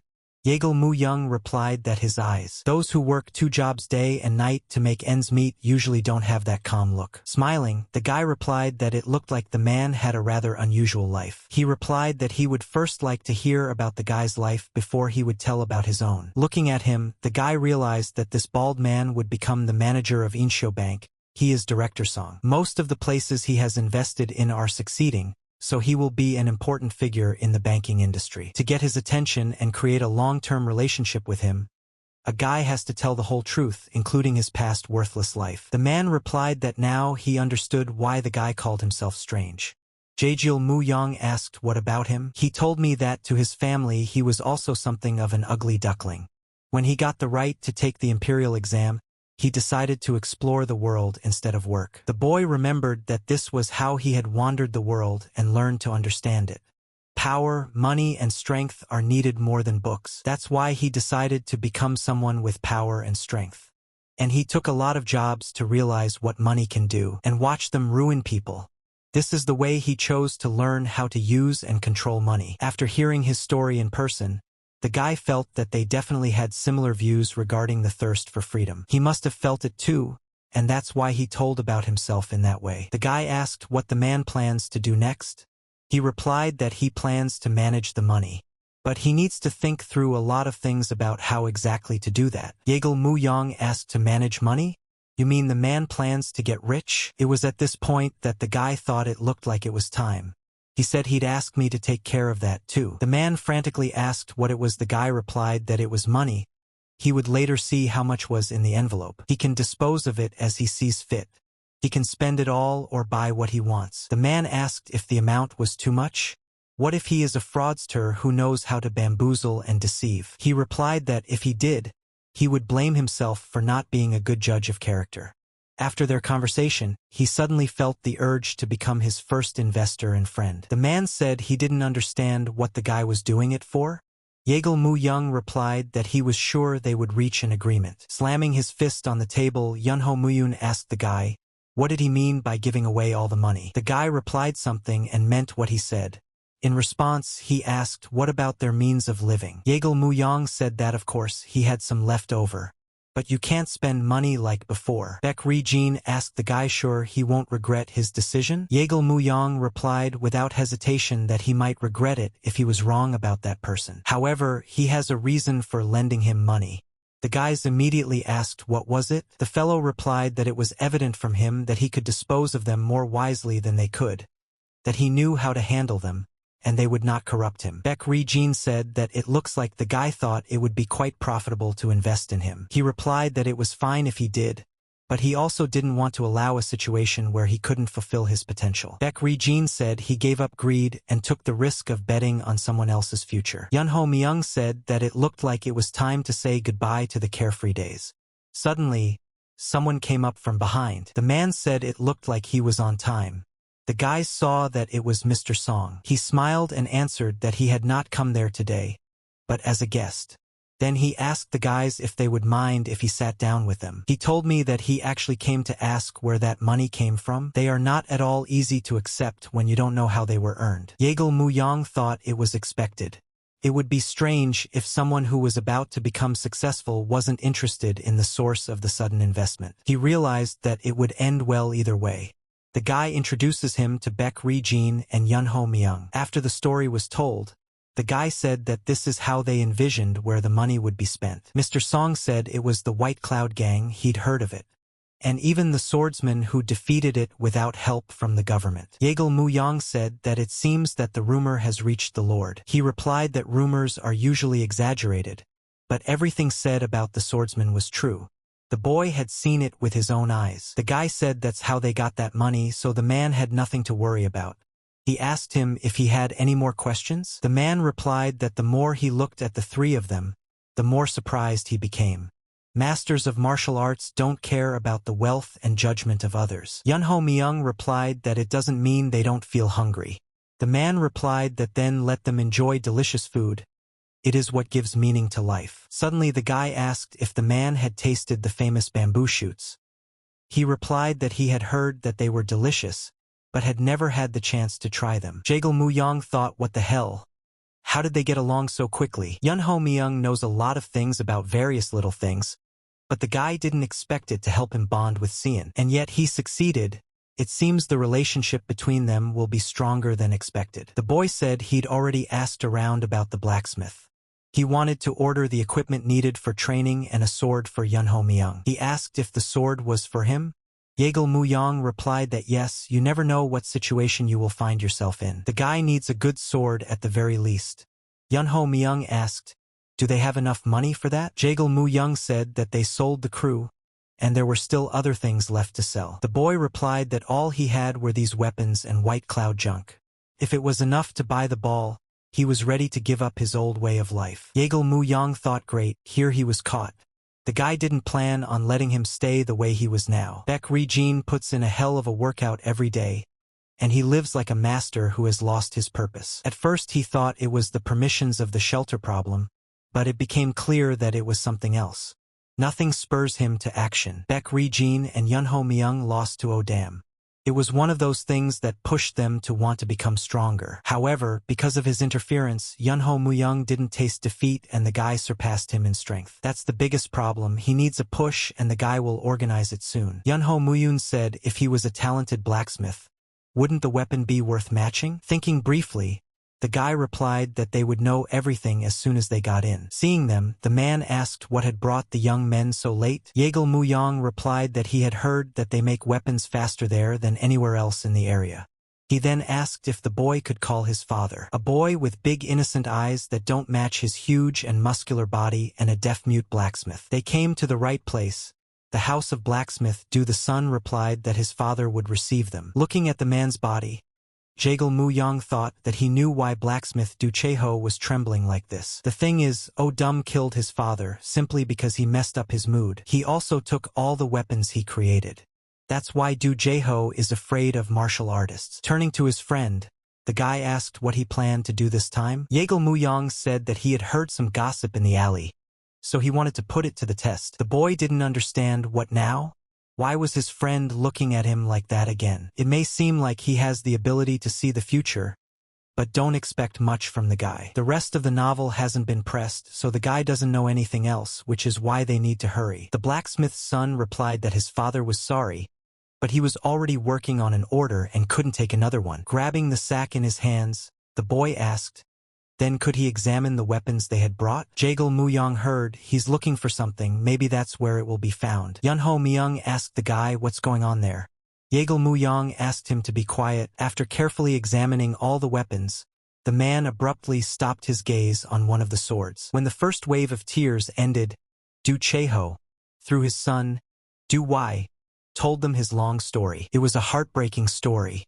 After the blacksmith saw his father die, he developed a fear of martial artists. He was so terrified that not only was he unable to get revenge, but he didn't give him a proper funeral. Even though he's a materialist and this story is already familiar to him, but he still can't talk about the sword in such a situation. There are many other ways to make Yunho Myung stronger. Jaegal Muyang said that he didn't plan it that way, but suggested leaving it up to them. So he originally wanted to sell this weapon for a high price? That's why the guy brought up the sword. The guy said he had heard gossip that someone was looking for his ancestor's weapon, but didn't realize he needed it as a sign of remembrance of him. Now, after hearing their story, his hand won't go up to sell it. Putting his hand on his friend's shoulder, Baek Ri-jin said that he knew the guy would make the right decision. Jaegal Muyang asked the boy to tell his father that they are leaving, and that he can give his father a worthwhile funeral, since Dam is dead. The boy said that his father is grateful to them, but he doesn't know how to express his gratitude. Yunho Myung replied that there was no need for that. They had only done what they had to do. The guy said that he didn't expect to hear him talk like that. The guy easily said that he could now continue with his old lifestyle. Pato said that his father would be honored if they would at least let him test their swords. Baek Ri-jin replied that there was no need, it was fine, and besides it was getting late. The guy didn't understand why his friend didn't bow at times like this. Du Wai said his father wants to repay them somehow. He's never seen him so happy. Let him call him to do at least that. Jaegal Muyang replied that he didn't think it was right to teach when they were asked so sincerely. Du Cheho is what I call a master. It only takes one glance for him to appreciate the characteristics of a sword. He said the center of Baek Ri-jin's ball has a material unknown to him. Guy knew that the sword would reveal its true power when exposed to the energies associated with the celestial mystery. However, the novel did not mention this material. The boy told that unlike the swords of the Northern Sun and Moon Monster, that sword is blunt and won't cut anything much. Do they wish to melt it? Yunho Myung agreed, since he didn't need the sword. The boy said that his father would be happy to personally make the sword for him, if it was okay with him. Looking at his friend, Jaegal Muyang said that it looked like he would have to take the righteous path after all. Jaegal Muyang thought that this was something he hadn't expected. Such a happy coincidence. This new sword will be his personal weapon, and the first step towards his glory. Standing opposite each other, the guys started fighting. At one point, Yunho Myung saw that his friend was able to dodge. Jaegal Muyang decided to piss this guy off a bit, after which he called him by his female name Yunhee. He said himself that he was willing to give up his last name if the guy could get at least a low-grade sword. Then why not keep your last name but change your first name to Yunhee? Du Wai apologized for his curiosity, then asked Baek Ri-jin why are they fighting? The guy replied that it was one of the steps in creating a personalized ball. It's something that can make up for his shortcomings, so a fight with someone stronger than him is necessary. And to be honest, they complement each other well. Sometimes it seems a little too perfect. Yunho Myung continued sparring with him and sharing his opinion with Du Cheho, for whom Du Wai was responsible for translating. Perhaps this is the reason why Yunho Myung and Du Wai became close. Sitting next to Baek Ri-jin, Jaegal Muyang said it seems, rather than being friends. Baek replied that lately, Yunho has been frequently praising Du Wai for his good physique and muscle mass. The guy remembered that the novel had mentioned that the boy, because of his muscles, had become an apprentice of a peak-level martial arts master at a late age and had become famous. If it can't be avoided, he thinks it would be better to speed up the process. Jaegil Mu Young he thinks it would be a good idea to become Du Wai's apprentice to Yunho. Their martial arts techniques need to be passed on with care, so it's not all that easy with students. Yunho was trained by an eccentric recluse, so he can pass on his knowledge to Du Wai. You can see that their relationship can't be broken that easily.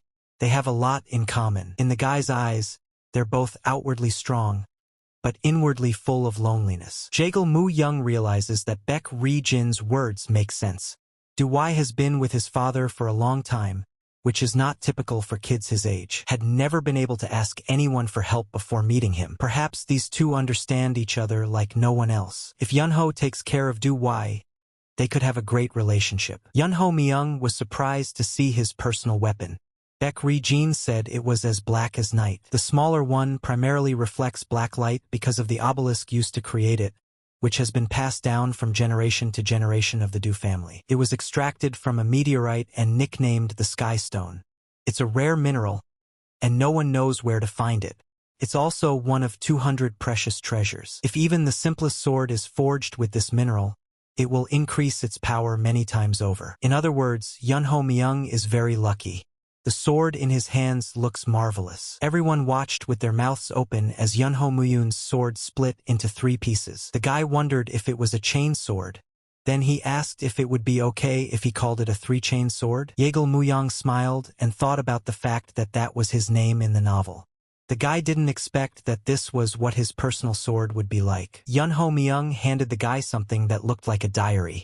He said let him take it, it belonged to him now. When talking to Jaegil Mu Young, Yunho Myung told him that he was like him when he was young. Like a child who seems resilient, but deep inside he has darkness. Guy thought about sharing his knowledge with him. Jaegil Mu Young asked why he focused on breathing techniques. Du Wai asked, is the guy leaving already? Let him then never forget that he is not alone. They will definitely see each other again. With his quick step to the door and opening it, the young man said the welcome was unnecessary. A voice said that he was just as he was described in the hearing. The man said that the weapon he threw looked simple, but it could only be cut by a peak-level master with sword chi. He spent an impressive sum to test his abilities. He knows you can't always trust rumors. The boy asked if it looked like the man was waiting for him.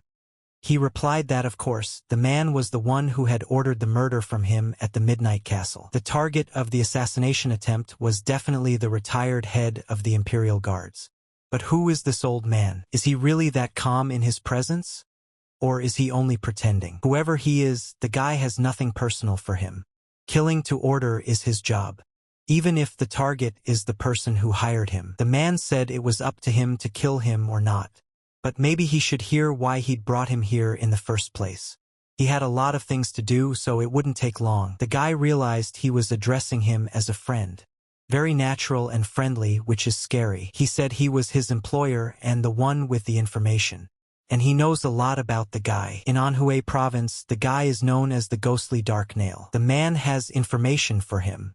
Since he hired him, they can talk for a while and the guy will know everything. The young man said he would then fulfill the order after he listened to everything. The man replied that it was very merciful for the killer.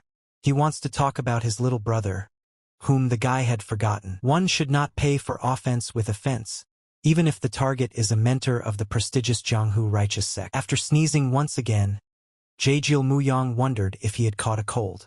The guys asked if he was okay. He told the guys that he thought they would be at the entrance soon enough. Baek Ri-jin said that following the will of their ancestors, he had reached Tianzhong Mountain. At last they have come to the place where the heavenly ordinance is. Now there is nothing more to worry about. It had been a long time since he had obtained the Northern Sun Sword.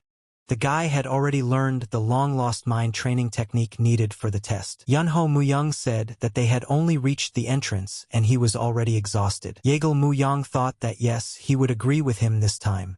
They had overcome a lot, as suddenly Yunho Mu Young asked the guy where did he go when they were in Siping. The guy said he had a relative living nearby, so he went to send him a letter. He figured there would be no other opportunity to write to him. Besides, they weren't close enough to meet in person. Yunho Myung replied that it was logical, after all, He had not long ago started living like a normal person. The guy asked if the guys knew what the rumor was about this mountain. It's old, but it's rumored that the Shaolin Temple built a secret prison in the mountain. The boys did not expect to hear that and asked who the prison was for. He answered that many evil people were imprisoned there. Jagal Mu Young asked, can this be true? And it seems to him they should have been executed. Yunho Myung replied that others say it is a ploy to catch people from non-traditional sects. Anyone who hears about it will think that something valuable to Shaolin is in prison. The boy replied that he didn't believe the gossip either. He decided to pretend to know nothing about it for now, but in fact the secret prison does exist. It is hidden behind the gate and made of turtle shell, from which it got the name Tianzhong Turtle Gate, and soon it will be recognized by the whole world. Climbing to the very top, the boys were happy that they had finally made it to the right place. Asked but how would they find a heavenly ordinance in such a vast area? Jagal Mu Young said, and I am worried. They have the sword Northern Sun, now Baek Ri Jin outlet. He needs to channel his energy through it. The Northern Sun is known to react to unusual stones. As soon as Baek Ri Jin did what was necessary, the ground beneath their feet split open. The earth still continued to split apart as well. Yunho Muyun asked if they should start worrying. A monolithic block appeared from the ground right in front of the guys. Looking carefully at this very stone, Jagal Mu Yang thought that no, it was not a monolith. Suddenly this stone began to split into two parts. A huge bronze mirror appeared before the eyes of the boys. That's the reason they needed to get there at night. The truth will only be revealed when the moonlight hits the mirror. As soon as the moonlight hit the mirror directly, it illuminated everything around it. Jagal Mu Yang shouted to Baek Ri Jin to look at his sword. The guy saw that it was reacting to the reflected light. After a bright flash, Yunho Muyun shouted to the guys to look up. Jagal Mu Yang thought that he had finally caught the light in the form of the legendary Ru bird that would guide them to the heavenly sacrament. The boy couldn't believe it, for he was seeing the legendary Rook bird with his own eyes. Jagal Mu Yang thought about how she was much larger than he had imagined from the description in the novel. He can feel her aura flowing through his body. The boys noticed that as soon as it started flying sideways, the water began to part, forming a passage on it. At this point, right at the end of the passage through the water, the boys noticed the entrance to a cave. With a glance around, they decided to hurry to that particular passageway. Jagal Mu Young remember empathizing with Baek Book his thoughts at this moment. Memories of his older brother's last words before he died and thoughts of how long he had waited for this moment swirl around in his head. He is happy that he has fulfilled his promise and can now return to his sect. But surprisingly, he's a little sad since it all happened too late. The boy understands his feelings. If he knew there was a chance to revive everyone who could help his brother fight the disease longer. Yunho Muyun walked last.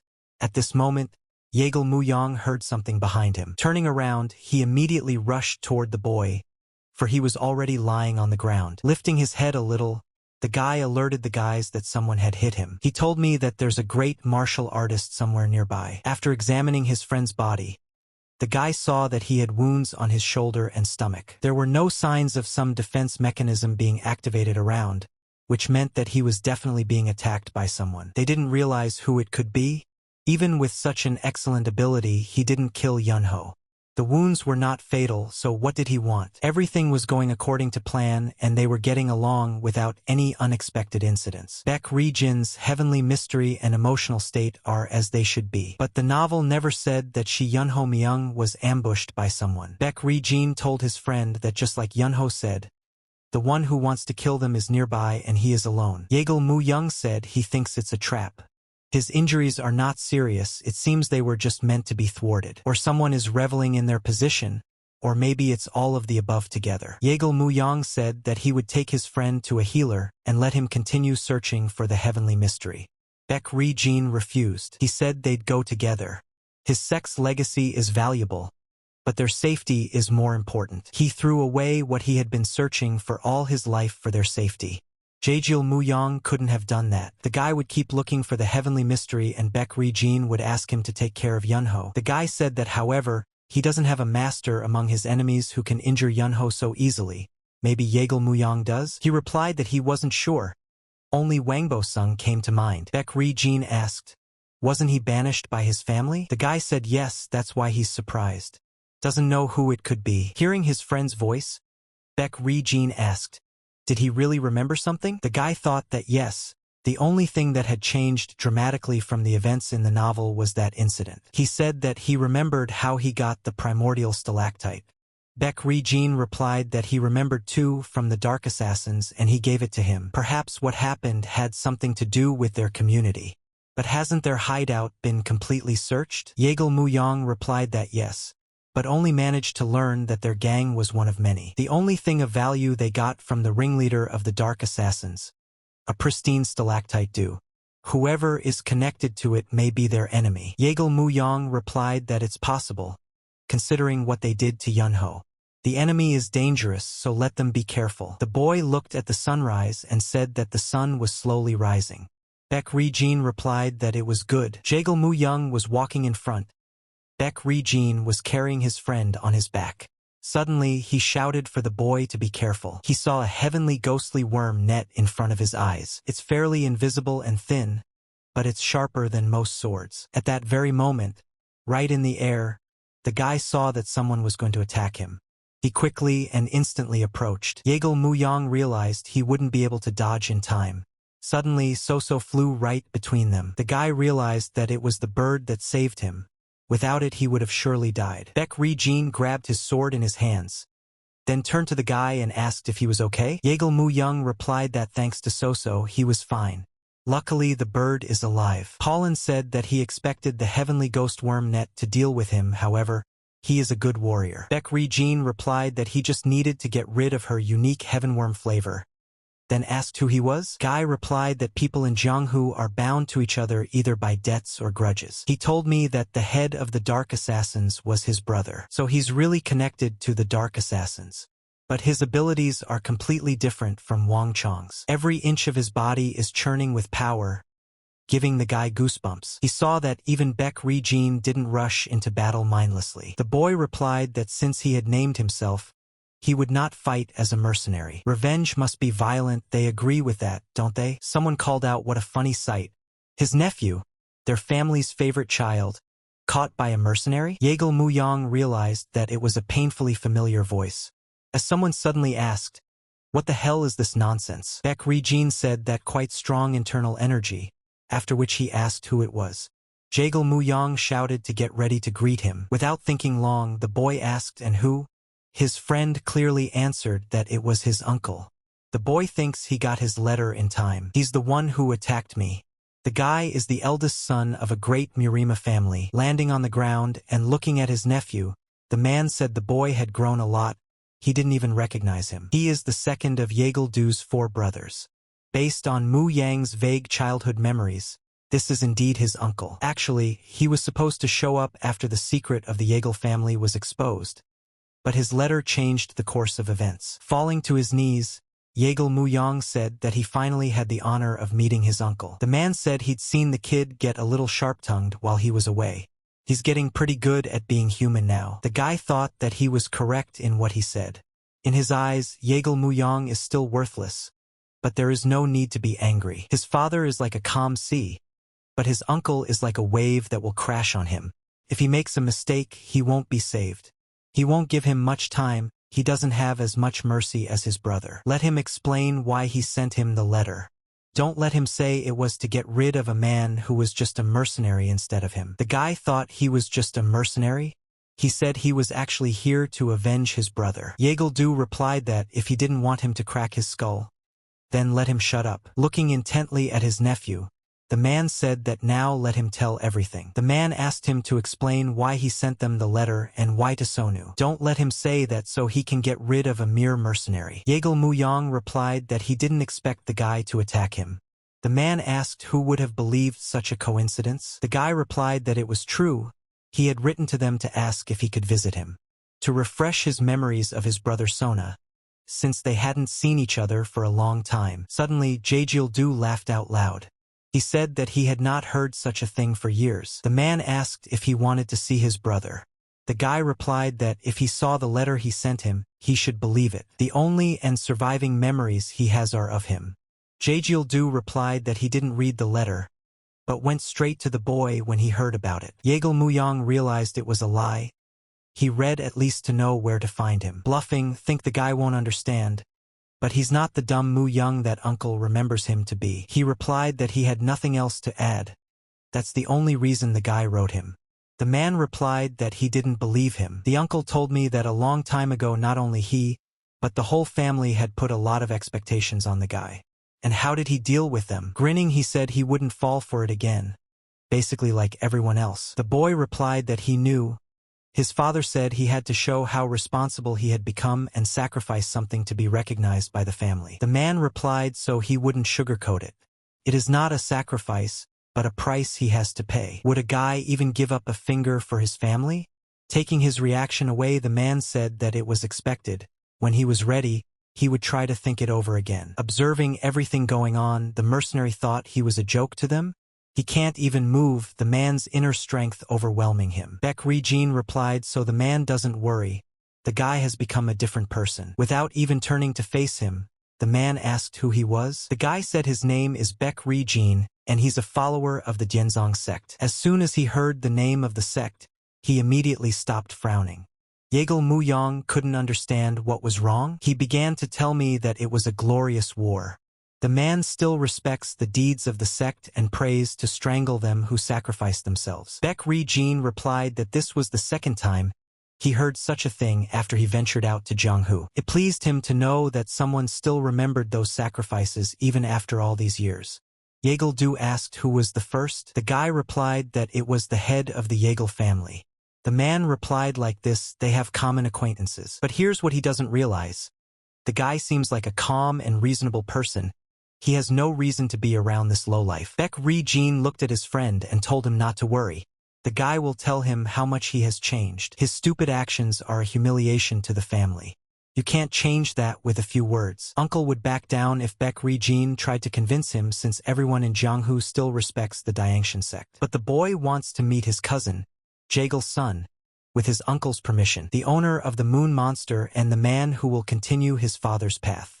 But at the end he will give it up, go to the front lines of battle in the war and die. Can't let him die for the guy's sake at least. Before the demon cult shows up, they need to appoint a new head of the Yeagle family. To do that, he'll set the stage today, you have to make your bet. Looking at his nephew, the man asked what was he up to? Yeagle Mu Young replied that he asked if the guy was willing to give the finger for his family. Jaegil Du did not hesitate to ask the guy is ready? Or, as always, simply talking. Mu Young knew there was no way to fool him. He can see the cheating right away.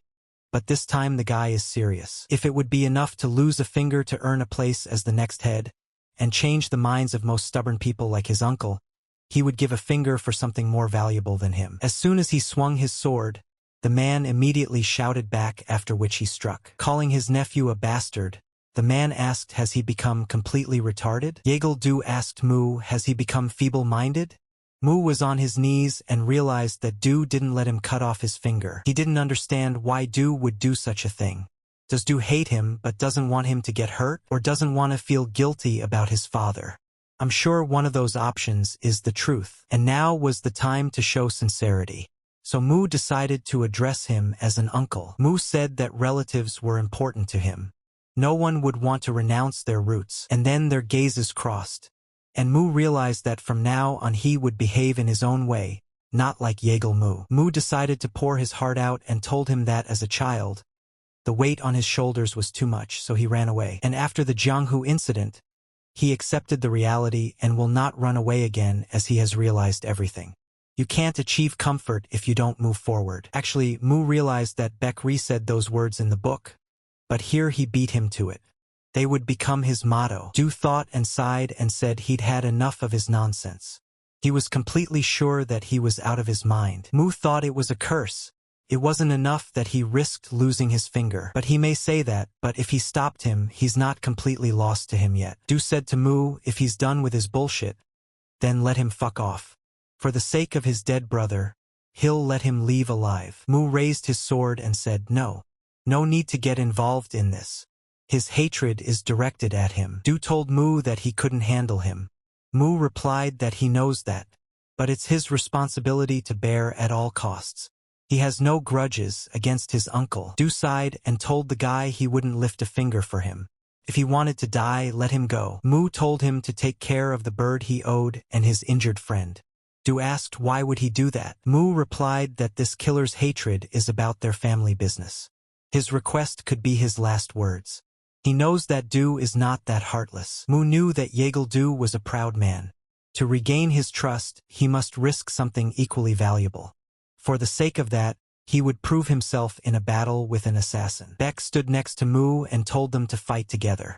Mu told him not to get involved. There was no need for that. Beck said they've always been together and this time they would be too. Mu understood what he was thinking and feeling, but he should leave him be. He will emulate the great martial arts master Beck from the book his uncle recognized. Mu tells him that he understands his feelings, but he needs to prove himself to his uncle.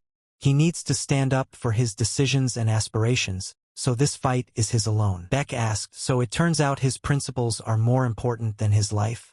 Mu realized that there was no such thing, but he had to pretend that they were and put his best foot forward. Mu said that at least that was the case now. Immediately, the mercenary looked at Mu strangely. Beck called Mu a brother and told him to defeat him. Mu smiled at his words and realized that he could do it. The mercenary pulled his sword out and said he would kill them both so they wouldn't miss each other. Mu told him not to be impertinent. His younger brother died because of this kind of attitude towards others. The mercenary heard this and became even more furious, and immediately launched a couple of attacks towards Mu. Mu said he would not bow to someone who was silenced by fear of his uncle. The mercenary said that ridicule does not hurt him. Mu got into an attack posture and said that he wasn't mocking, he was speaking with facts, you idiot, and then immediately went straight to attack him. And then Beck approached Yuno and tried to bring him to his senses. Beck asked him if he could hear him. Yunho pulled himself up and through his headaches asked where Mu was. Beck said he was fighting the assassin who attacked him. Yunho was surprised and asked, is one alone? He is strong, but let's go quickly to help him. Beck replied that it was his own wish. Yunho told Beck that he didn't know what he was talking about. Du went up to the guys and said that this coward had volunteered to fight to save him. Yunho asked him who he was. Do said he was the asshole's uncle. And this guy is what, his protector? Yunho was surprised to hear about the uncle. Mu was fighting a mercenary at this time. His strength was so great that Mu found it difficult. Yunho asked Beck why he wasn't joining the fight. Beck replied that he wanted to, but things had changed. Yuno asked him, but why the change? Du replied that Mu wished to defend his principles at the cost of his life. Mu took on something he couldn't handle by himself. Yunho was very angry when he heard those words. He realized that he couldn't ignore those words. Yes, Mu Yang grumbles and pokes fun at him, but he forgets that he is his master. Yunho told Du that it didn't matter that he was his uncle. Let him not insult his master. Du told Yunho that whoever he gets into a fight with, he'll get it from. They're both rude. What, he wants to go to hell. Yuno told them to do as they saw fit, but he was obligated to save the Lord. Du sighed and asked Beck, have they both lost their minds? Beck told him, hadn't he realized yet? Du asked him what exactly. Beck replied that Mu had earned his and Yuno's trust. That guy rushed to help him even when he was injured. Yeah, the act is crazy. Mu Yang has a strange ability to charge them. In his opinion, it already proves that he has changed. He inspires them. Du told him that he was exaggerating. Beck said he wouldn't argue, but is that what he really thinks? Bo saw that Du had finally given it some thought. Immediately, he grabbed Yunho's shoulder and told him to move away. There was no use for him in this state. Should he just watch silently? Even the type who calls himself his uncle doesn't want to help. Beck replied no, he would definitely help. He sure would. Just then, Yukno fell to the ground in pain. Yunho realized that it was hard for him to be the protector of such a creep. He asked Mu to take care of himself now. He still had plenty of debts they needed to fulfill. Du asked the guy what he thought. The guy replied that he had definitely become much stronger. It was Yeagle Du's son, Yeagle Sung. Song said that it looks like Mu has also reached a high level of skill. Among his friends his age, only a couple of them have similar abilities. Nap said that he wasn't the same kid he remembered. Du asked, what do you mean different? Sun replied to his father that he seemed to be finding his way with his friends. He talked about it in his letter to erase the shadow of the past. Du said he had to meet her first. Sung said he was very moved by those words. Usually people repent for things done in the past and ask others before perceiving them differently, right? But he said he would accept his past as it was and was ready for any solution. Father himself is well aware that such bravery can only be shown by those who choose to live without shame. He has given up his pride. He was planning to chase him away if he asked for his help. Good thing he came here in person. Du told his son not to hide his true intentions. He sent him in his place because of his secluded training, but he still showed up at the end. He himself had been curious from the start. Sung replied that he wasn't. He had come because he was worried that Du would be too hard on him. Mu was their family, and that couldn't be changed. Du thought with his menacing gaze and realized that this was all pissing him off already. And Mu was defending himself from such blows at this time. The mercenary had told him that he was doing well. Mu saw that in just a little bit, he was already getting used to his fighting style, and would stop only defending. A long-lost mind training technique brought his thoughts to order, ridding them of unnecessary ones. It allowed him to track and respond to the assassin's sword movements. And then Mu told the mercenary that it was his turn to attack. He immediately began to attack, but the mercenary dodged the first blow, and did not expect such a turn. The mercenary told the guy that he wouldn't make it. Immediately, Mu launched a Qilin Qinggong attack, which the mercenary dodged again. Mu realized that he had already gotten the hang of it and would be able to counter the lunges of his sword by peeking at the right moments to strike. Mu immediately launched his attacks. By tirelessly training his body for a long time, he would be able to realize the potential of the sword. Beck felt the assassin's sword begin to tremble. He is writhing with impatience because Mu is reflecting his attacks better than he expected. It was his turn to retreat. Mu stepped back a bit, and at the appropriate moment he launched several attacks. He flew up to the sky to make the impact stronger. Applying the celestial star technique, the mercenary was able to dodge again, and immediately released his knives into the battle. Mu asked, were those hidden weapons? And decided to repel them with the galactic harmony technique. The mercenary said he wasn't done yet. Mu released his hook attack and tried to counter his sword. The mercenary was surprised at that moment and said that it was impossible. And then Mu saw what weaknesses the mercenary had. Mu decided not to hesitate, and picked a moment to launch an attack that the mercenary didn't expect, and was defeated. Sung saw the sight and said it was magnificent. Beck saw Mu fainting and shouted to him. Sleep brought them to his home, and the old man said it was an amazing creature. It seemed to understand who was his friend and who was his enemy. It didn't even twitch when he did the acupuncture and applied the ointment. Sung said, surprised as well, how is warrior Yunho's health? The old man replied that he was exhausted because he had lost a lot of blood. If they had been a little late, his life would have been in danger. Does that mean he will be on the mend soon? The old man replied yes. They had arrived in time, so recovery wouldn't be long. He did acupuncture to get his energy restored faster. Sung said they were lucky, all thanks to their treatment. The old man said that he was just doing his job. Sun said that Mu's development can't be said to have gone like a normal person. He wondered if this situation would benefit their family or be a disaster. He told his father to take care of the murderer and settle the matter with what happened here. Song told Mu not to worry. It's just that it's hard for his father to express his emotions. He noticed that Mu had perfected not only the celestial star technique, but also galactic harmony. Mu told him that he was exaggerating. Song said in reply that he was not. It is indeed an extraordinary achievement. He practiced hard while he was away. Sung told Mu that he would take his friend and the bird to the healer. Du told him as he rested, let him come to them. Mu got worse and he started to lose his consciousness again. Beck shouted at him, but nothing helped and he fell asleep. Opening his eyes, he didn't realize where he was. There were books everywhere, which he could see even very faintly. Mu wondered where he was. It seemed to him that he would be taken to the healer. And then Sung said that his was the library. Mu asked what kind of library was it? Song replied that it was one of the many he had built in Hunan province. And he really likes collecting books. Mu asked, who is the healer who cures them all? Sun replied that his name was Bei. He had once been a traveling healer but had now joined their family. You couldn't find a better professional in the area. Mu thanked him and said he was a big debtor. Sung said he didn't owe him anything. He was the one who owed him.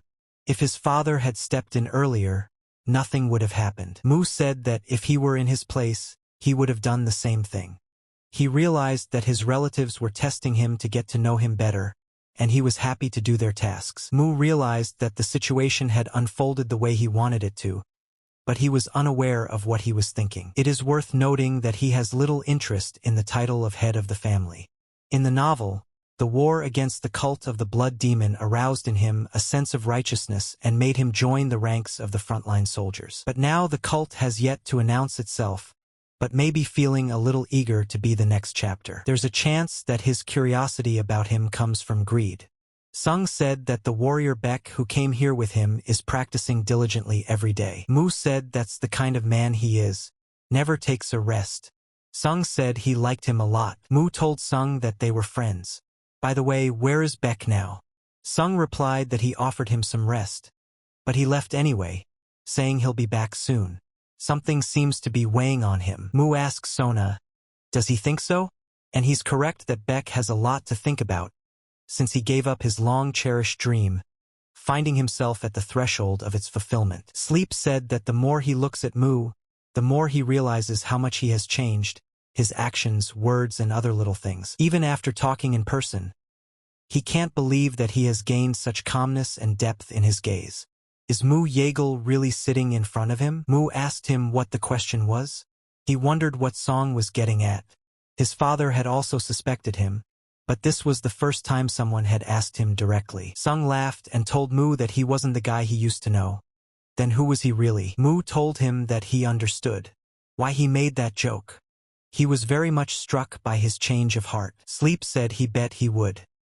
He was surprised to read in the letter that he had come face to face with his former sins. Mu said that his stupid actions had divided the family, so he felt it was necessary to fix it. Mu knew it was a lie. It was a lie to buy time to talk to Jaejil Sung longer. Son said he was proud of him. It takes tremendous courage to put his pride aside. However, he wants to ask a question. Is his intention to apologize to the family elder sincere? Or does he need it to get a chance to become the next head? And then Mu was glad that he had finally asked him. He spoke to him to hear his opinion regarding the head's position.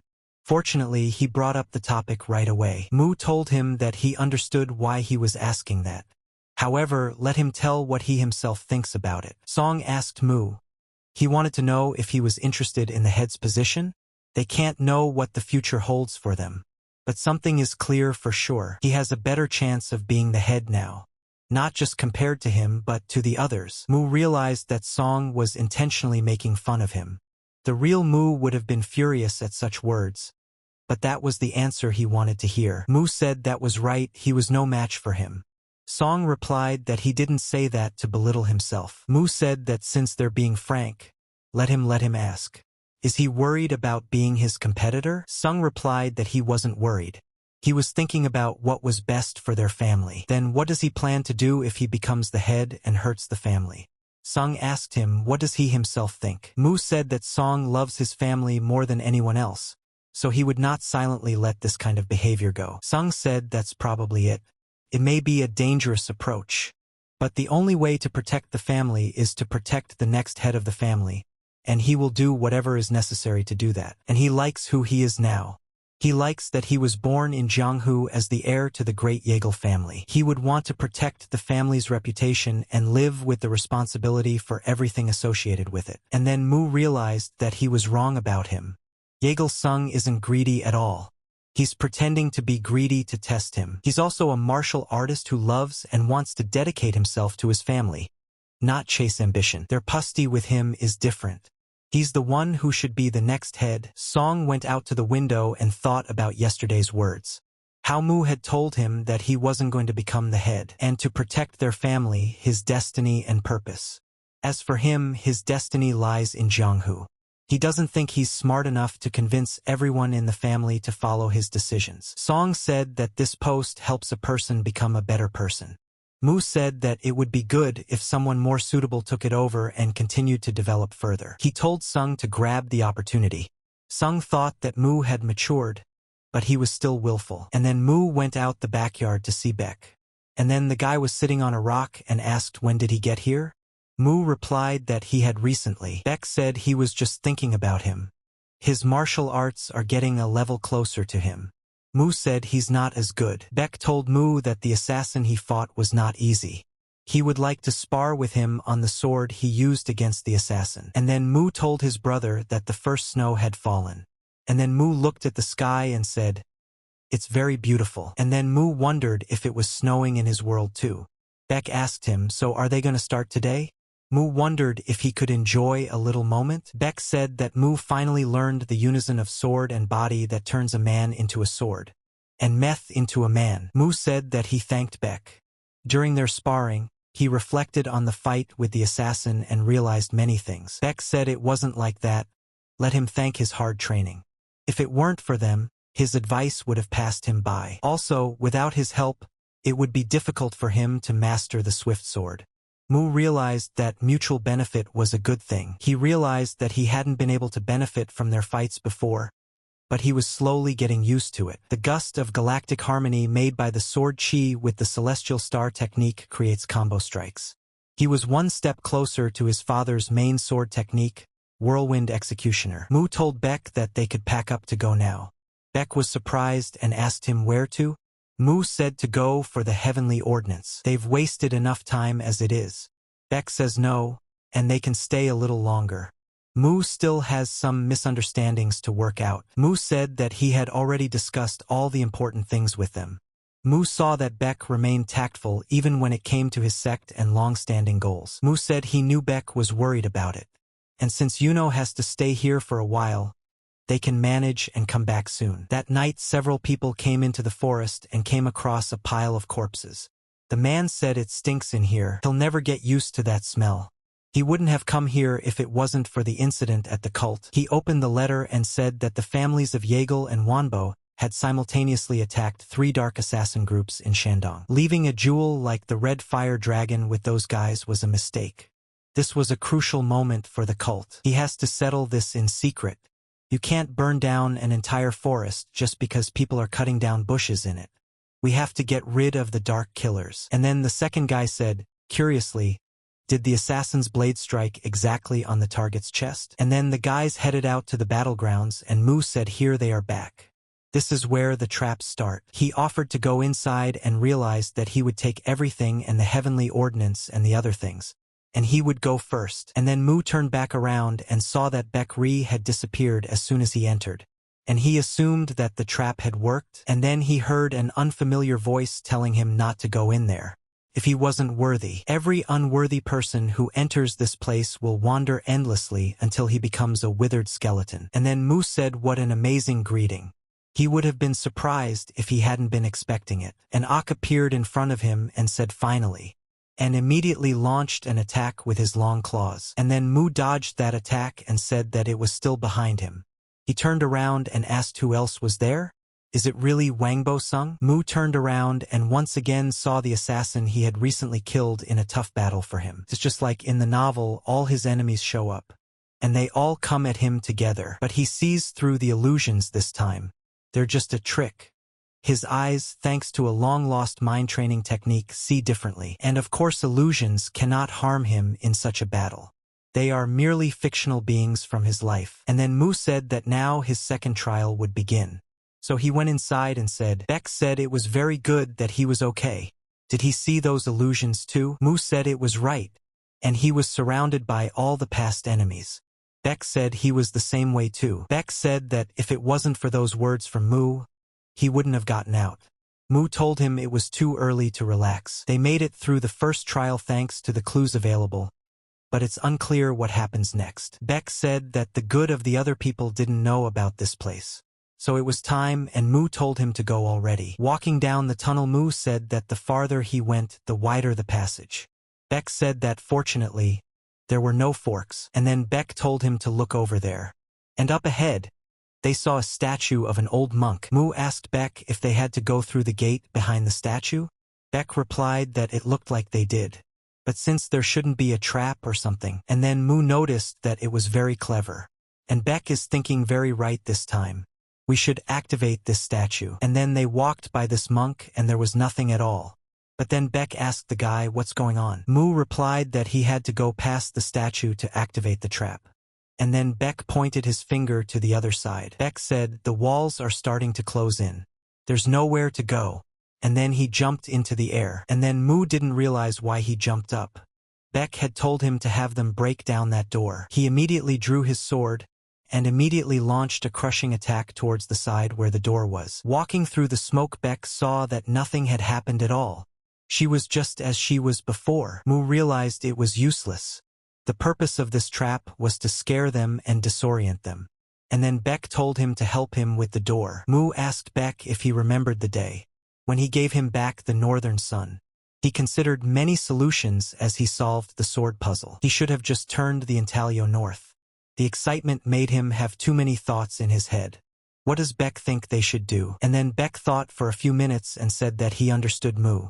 Because of his panic, he had misunderstood everything that was happening. He was brought here by a strong and steadfast spirit, and his experience with confronting illusions has shown him that the answer he seeks is simple. And it is found in the Guardian of the North. And that's when Beck said it right. When the fog of chaos clears, it becomes clear how simple the answer is. Mu walked up to the statue and started pushing him in that direction as he turned his sword last time. And then Beck told Mu if they turned the statue north. And then Mu said that would stop the walls from moving.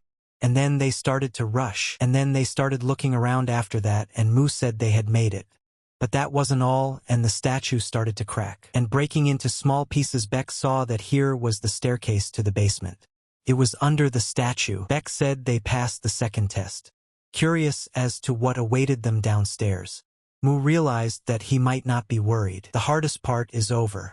You could say the heavenly sacrament was in their hands.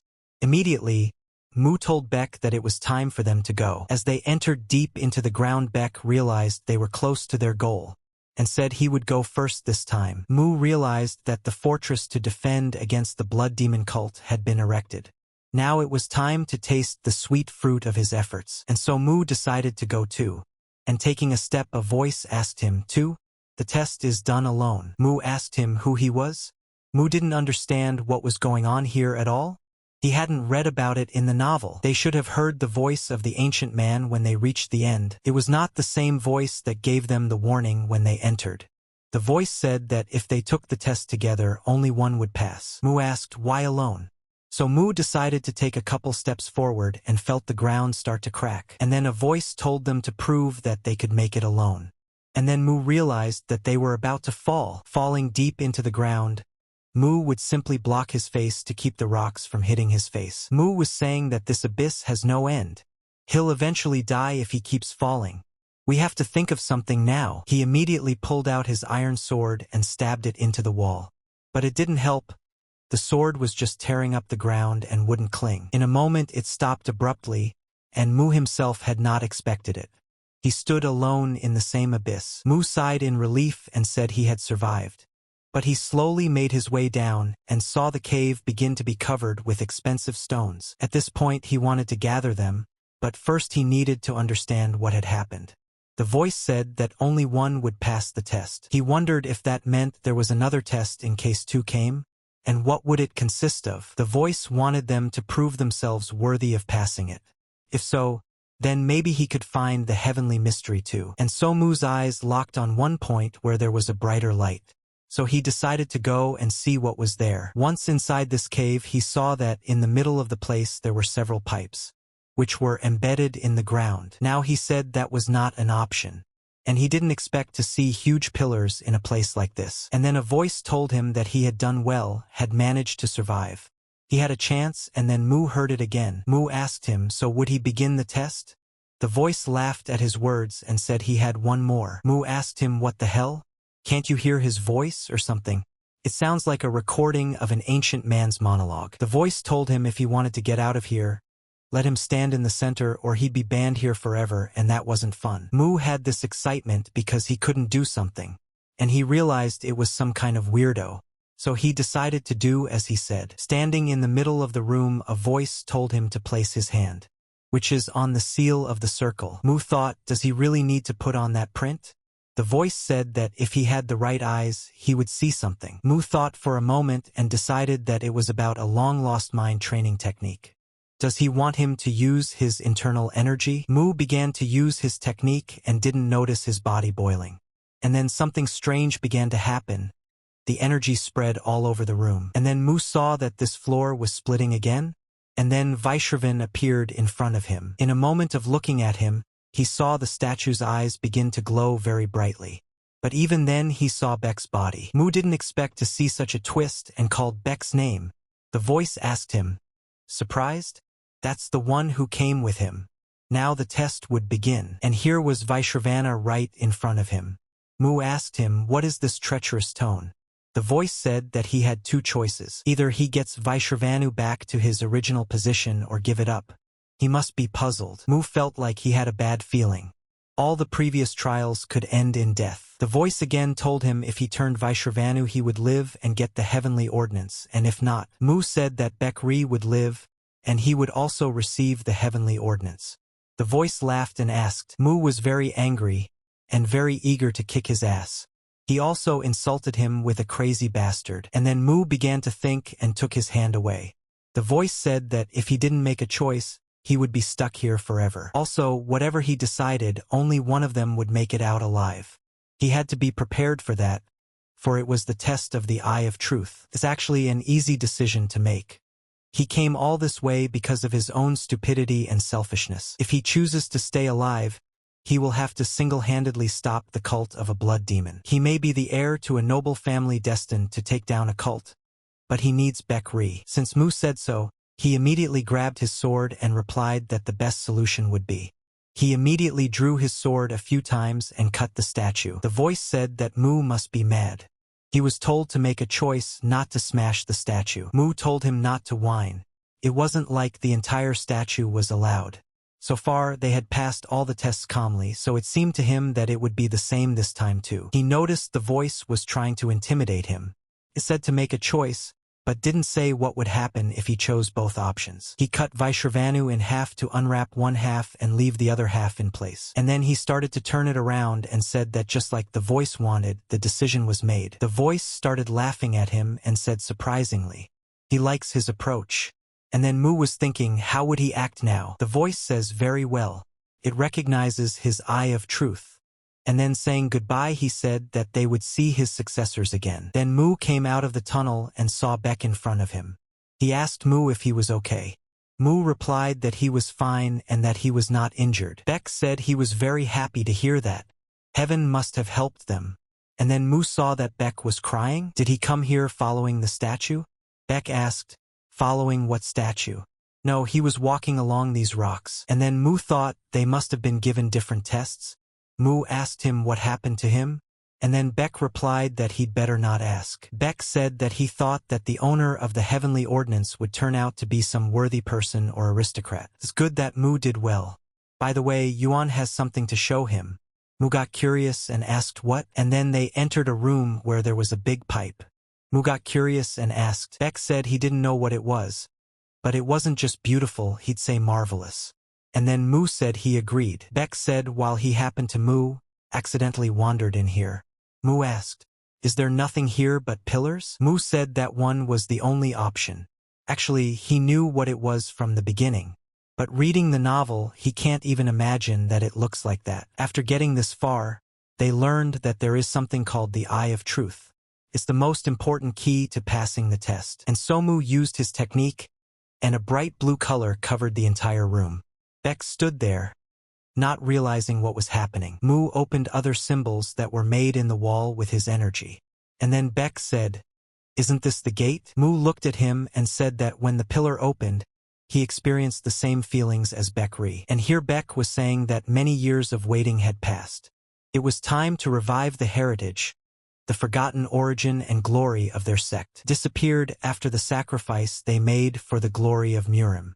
And so Mu went on with his work and said, through his fingertips, an unknown energy penetrates his body. He will accept it without resistance. The heavenly ordinance is only passed on to the heir who has come into contact with it. It can be obtained by one who possesses both the sword and mirror that destroys evil and the prologue of the heavenly ordinance. And as time went on, Mu said he was hot. The flame burns more and more fiercely. The more verses from the heavenly ordinance are recited, the stronger it becomes. He feels like if he opens his mouth, the flames will burn his organs. I'm sure he would fall into chi deviation if that happened. He kept repeating to himself to bitch. The accumulations of low center chi with the 5 elements that govern the 5 internal organs and 6 viscera are transformed into chi that flows into the middle center. The middle center chi then converts the chi into a derivative of spirit, which will pass into the upper center chi. This step is called recycling the life force into spirit. And then Mu saw the recycled chi flowing into the middle chi center. It was already almost there. The pain was gradually fading away. His mind had never been so clear. Involving the transformation of spirit, life force, and essence creates the inner core. Through repetitive practice, it would pulverize layer after layer. And then Mu saw that the flames were mixing with his inner chi. The awakening of the golden lotus led to the transformation of the heavenly ordinance into a golden core. And then Beck was saying he couldn't believe his eyes. He had never seen anything so bright and amazing. Mu was horrified by this splendor, though he had read about it all in a novel. The golden core is the epitome of heavenly mystery. He feels his inner chi changed. It would now be possible to utilize the inner chi of the golden core. How much they had to go through for this. Mu said that he had learned something while absorbing the power. The heavenly mystery is one of the natural energies. Does that mean there are others like her? Mu said that's right, and it looks like there are a lot of them. He also thinks that the Dianzan sect shares a common origin with the Yeagle family. The fact that his ancestors left their family a long-lost mind training technique is related to heavenly mysteries. At this point, Beck was surprised, and he said that Mu wanted to say that the heavenly mystery had created 2 branches of martial arts. Mu said it's hard to verify, but that's the way it is. The answer is found here. Awaken the formation with the verses, he says, and let him add the long-lost mind training technique of the Diangtan sect. Beck agreed and said they would try it now to make sure of everything he said. Beck immediately walked over to the pipe and put up his hand. Mu saw this and realized that he didn't need to worry about him. Beck will have no trouble getting the heavenly ordinance. In the meantime, he would recall what he had learned in the meantime, and then he started meditating and saying what he was seeing. The golden core in his middle center chi, the essence of the heavenly mysteries diary and all his inner chi. They are not yet in perfect harmony, but as he circulates them through his body, using a long-lost mind training technique, every cell feels them. And also when his inner chi and heavenly ordinance essence came into harmony, various skills would appear. The rumors of the heavenly mystery are called duplication phenomenon. Its skill can dull the enemy's senses. It is called boundless darkness. And then he turned back from the bright light as he saw a very strange and powerful energy emanating from Beck. Beck pulled his sword out and looking at Mu, he immediately flew to the very top without any words. And then Mu realized that in Beck's case, the skill was related to lightning. This is called lightning aura. And then Beck got down on the ground and said that just like Mu said, the heavenly ordinance comes from both the Diangtan sect and his family. Mu said that he didn't look good. Beck said that the heavenly mystery technique could only be fully utilized with a golden core, which was a serious limitation. The legendary martial art of his sect that he had sought for so long was impossible to pass on. He was only able to benefit himself. And then Mu dropped his gaze to the side and realized that it was the same in the novel. And he felt immense guilt for becoming stronger because of his sect, and couldn't stop thinking about how he could revive it with his own strength. Mu told him that a person who has a path follows it. But some people can lead others on their path. Does he know what such people are called? These are the greatest masters of all time. I think he's destined to be one of them. Even if not with the help of a heavenly ordinance, Beck would soon be able to revitalize his sect using his deep understanding of its martial arts. Beck asked Mu where are they going now. Mu replied that he wasn't sure. He hadn't given much thought to how long he would be traveling through the Murim. And now they'd better get out of here for now. It says Northern Sunshine in plain text. He thinks all they need is a sword to stand up. So he asks Beck if he's ready. Beck immediately stuck up his sword and said that of course he was ready. And now it was time for them to get out of here. Yuno was dreaming, and like a voice telling him that his sword would not reach him, let him realize his insignificance while he bled. Yunho fell to the ground and broke into a heavy sweat. He told himself that he would become stronger no matter what it took. The guys got to the shelter and Mu asked Yunho, was he crying? At this point, Yukno asked him what he was saying. Mu replied that he thought he was crying. Yunho said he didn't cry for how old he thought he was. Mu said it's okay to cry at any age. And then Yunho got angry and said that he wasn't crying. But Mu mocked him and said he was still crying. And then Sleep came in and told the guys to all calm down and slow down a bit. Mu asked Song why he was interrupting such fun. And then Sung told his brother that they needed to talk. And then Song led Mu behind the rocks and told him that this was where he was practicing. Mu asked him if he wanted to spar with him. And then Mu said that he wanted to become his older brother's disciple. Sung asked him, "Is that it?" Mu replied that yes. But Sung says he just wants him to take over as head because he's not comfortable with him. Mu thinks he just doesn't understand him. And then Mu realized that he was pushing too hard. Song said that they would make a decision with the help of martial arts. The loser would fulfill the will of the winner. Mu told his brother that he'd have to do his best, because he doesn't want to be a victim of circumstances. And Song said that he was of that opinion too. He immediately decided to attack Mu, and reacted in time for the sword to pass next to his head. In fact, it didn't even frighten him. Their gazes immediately crossed, and Mu moved away from him at arm's length. But Song didn't stop attacking and tried to hurt him, and then Mu realized that his strength had grown. But this was just the beginning. He's sure that Song won't be able to get him now. And then Sun saw his new appearance and realized that it was such a swirling and multifaceted attack. Now it would ruin him. He saw that it was an attack that surrounded him from several sides. And suddenly Song's sword flew into the air. Sleep got to his feet and saw that Mu turned out to be not such a weak man.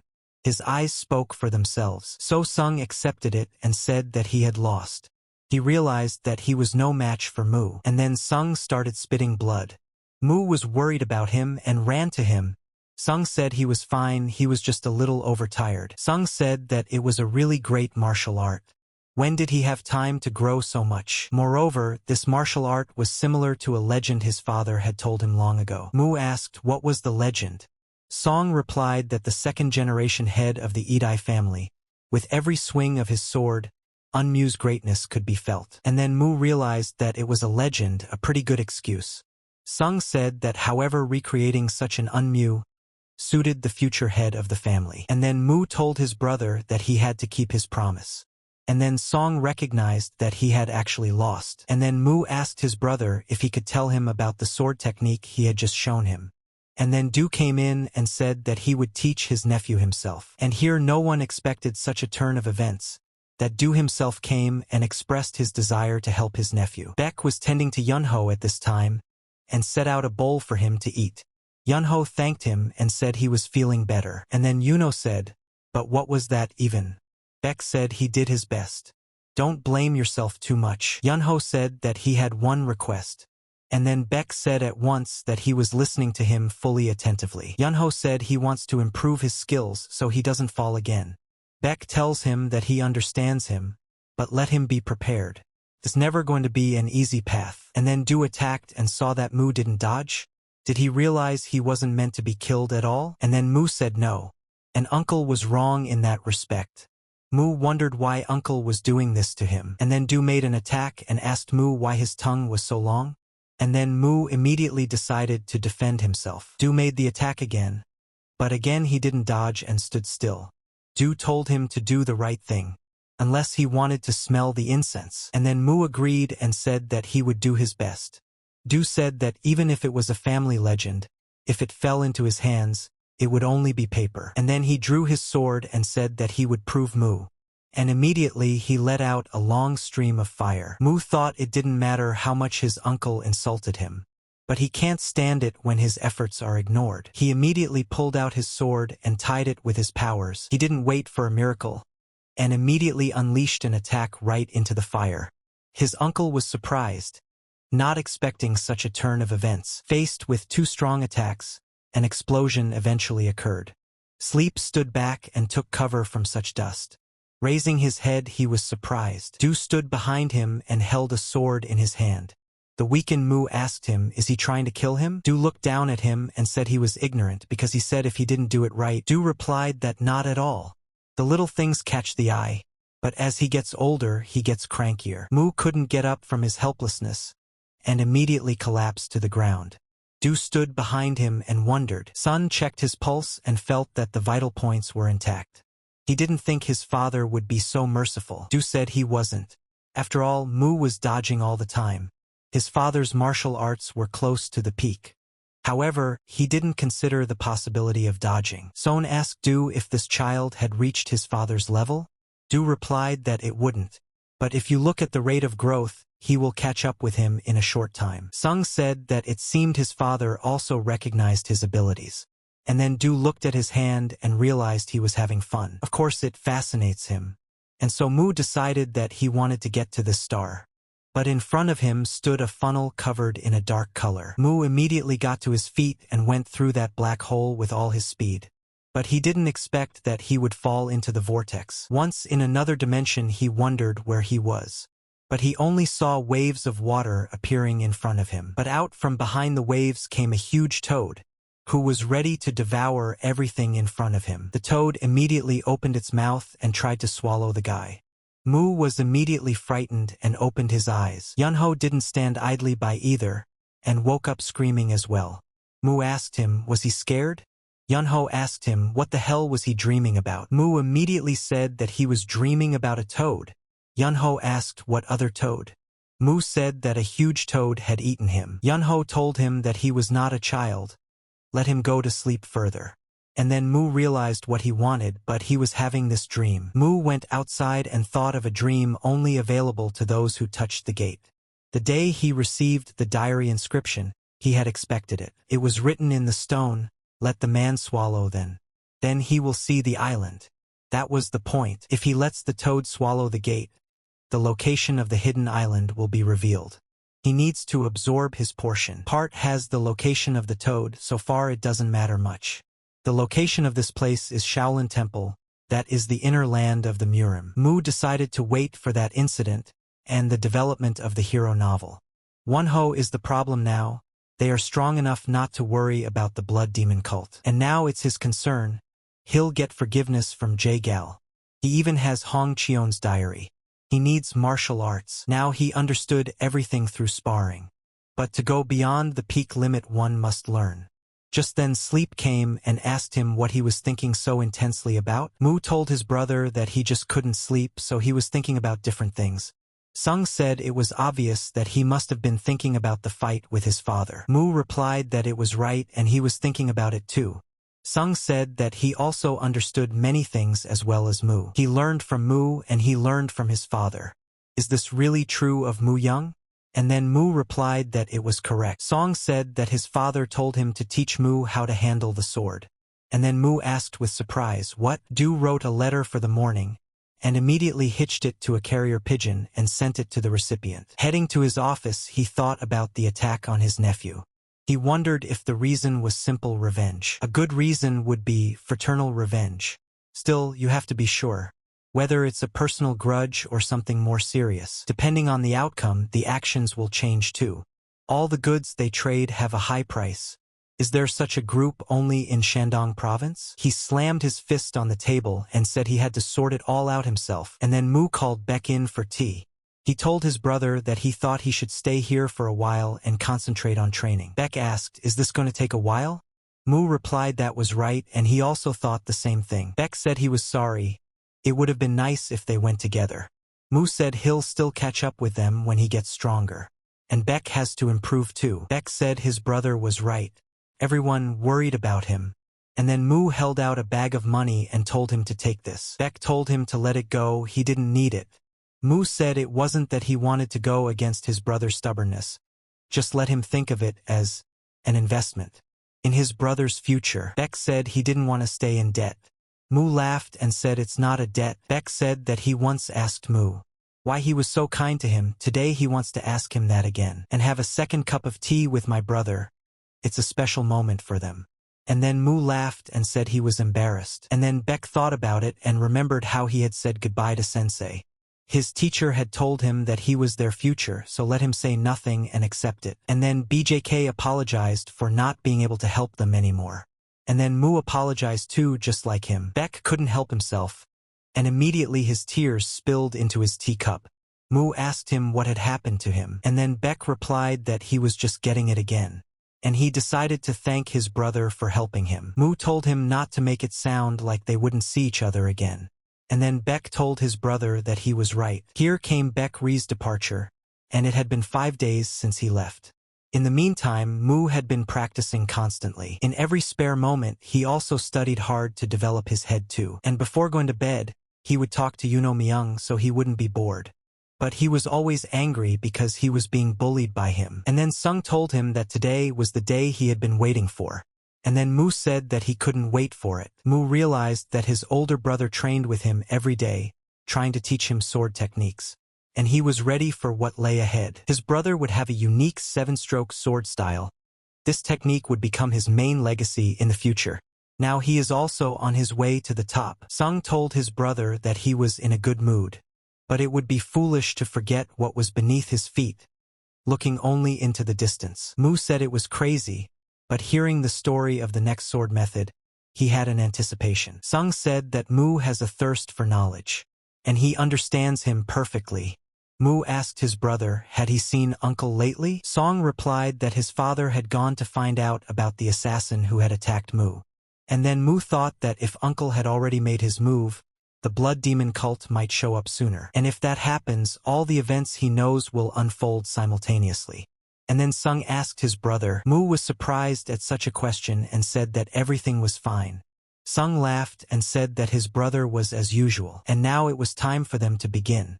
And immediately the Earth Dragon applied the first strike in the first second. After making a few circles in the air, Sian immediately showed him around and what an Earth Dragon should look like. Mu immediately understood, and upon seeing it, he said that it was a Dragon Lord sword technique. Mu asked his brother, does it really happen in 1 second? Song replied that it was correct. Mu asked how many actions are in a Dragon Lord sword. Song replied that as far as he knew it was around 300 or so. Mu asked, so much? Song said, and all the movements need to be done. Mu asked how many total seconds are there in this technique. Sung replied that it was 10 seconds and 10 punches. And at that moment Mu just lost all the words he knew. Sun told his brother to demonstrate the first strike, called the Earth Dragon. Mu immediately began to demonstrate it. Without any hesitation, he deployed his energy around him.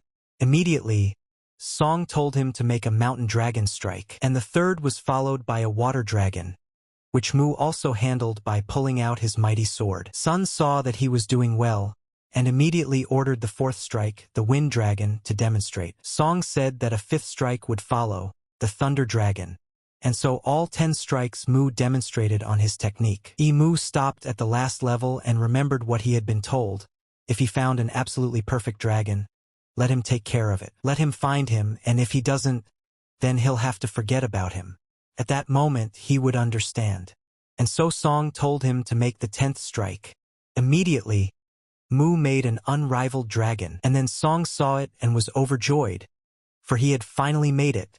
Mu took a break from being so tense. After that, Mu immediately fell to the ground from fatigue, and closed his eyes to rest for a while. Song walked over and said that he was providing him with his congratulations.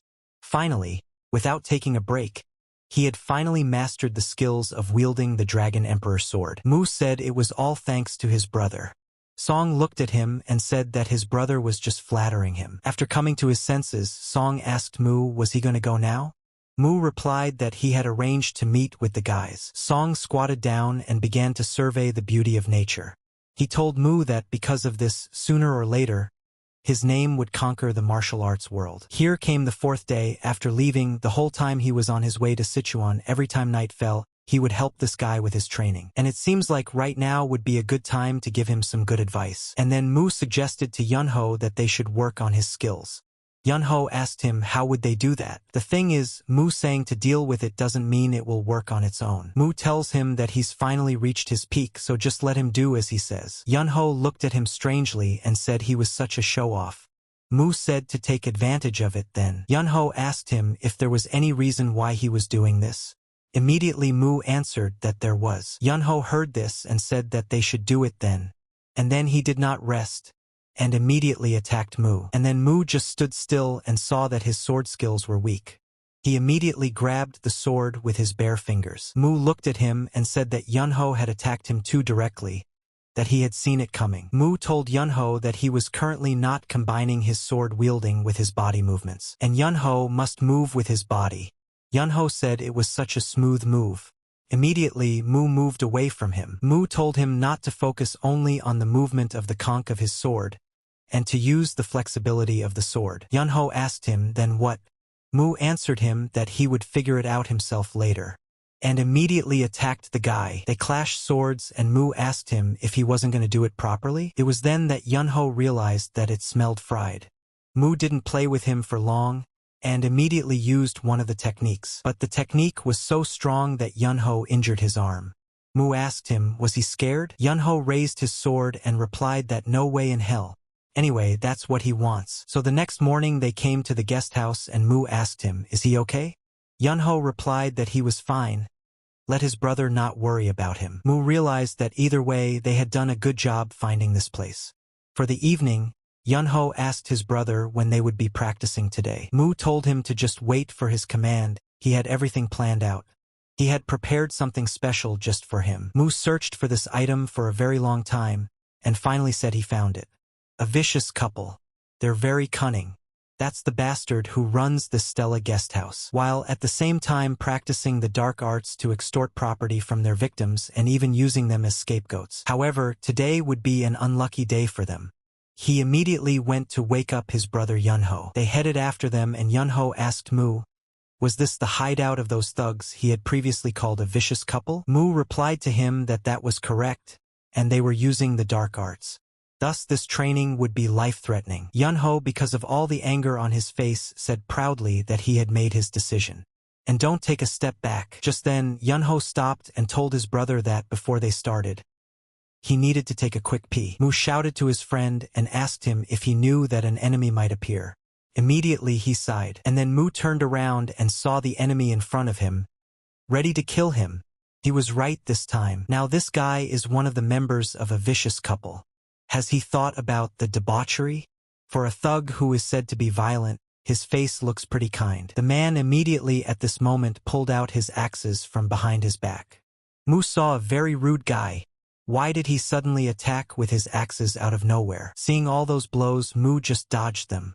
The man didn't stop attacking, but he also missed every time. Mu realized that although it was very sad, because he was not his equal, the man was getting tired of this, and with an angry look, he headed towards him. Mu was also tired of standing back and just dodging, and decided to attack. But Mu hit him directly and he was wounded. Here Yunho came out of the forest after hearing a series of attacks from the man. Mu asked him if he had settled all his affairs. And then a girl came out of the cave and asked why is it so noisy here? And then she said that she saw handsome boys coming to visit. Yunho asked, brother, is that woman also one of the thugs? Mu realized what they were seeing right now wasn't everything. This is another member of the vicious couple, a slutty damsel. A temptress who kills her victims after performing an essence connection and soaks them in beeswax alcohol before using them.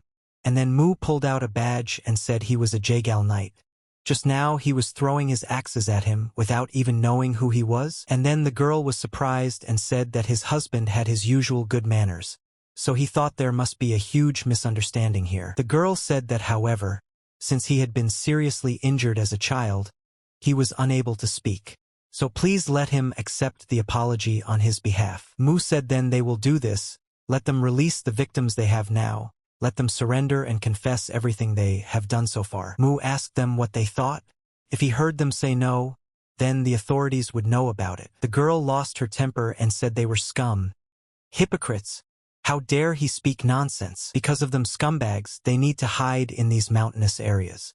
Why did they follow him to such an extent? Mu told the girl that she's probably the one who doesn't tell her victims, right?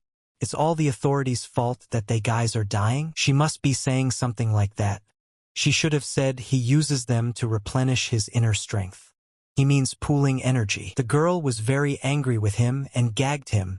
Immediately she said that now they would see who would have the last laugh. Yunho asked Mu if he thought he was provoking her too much.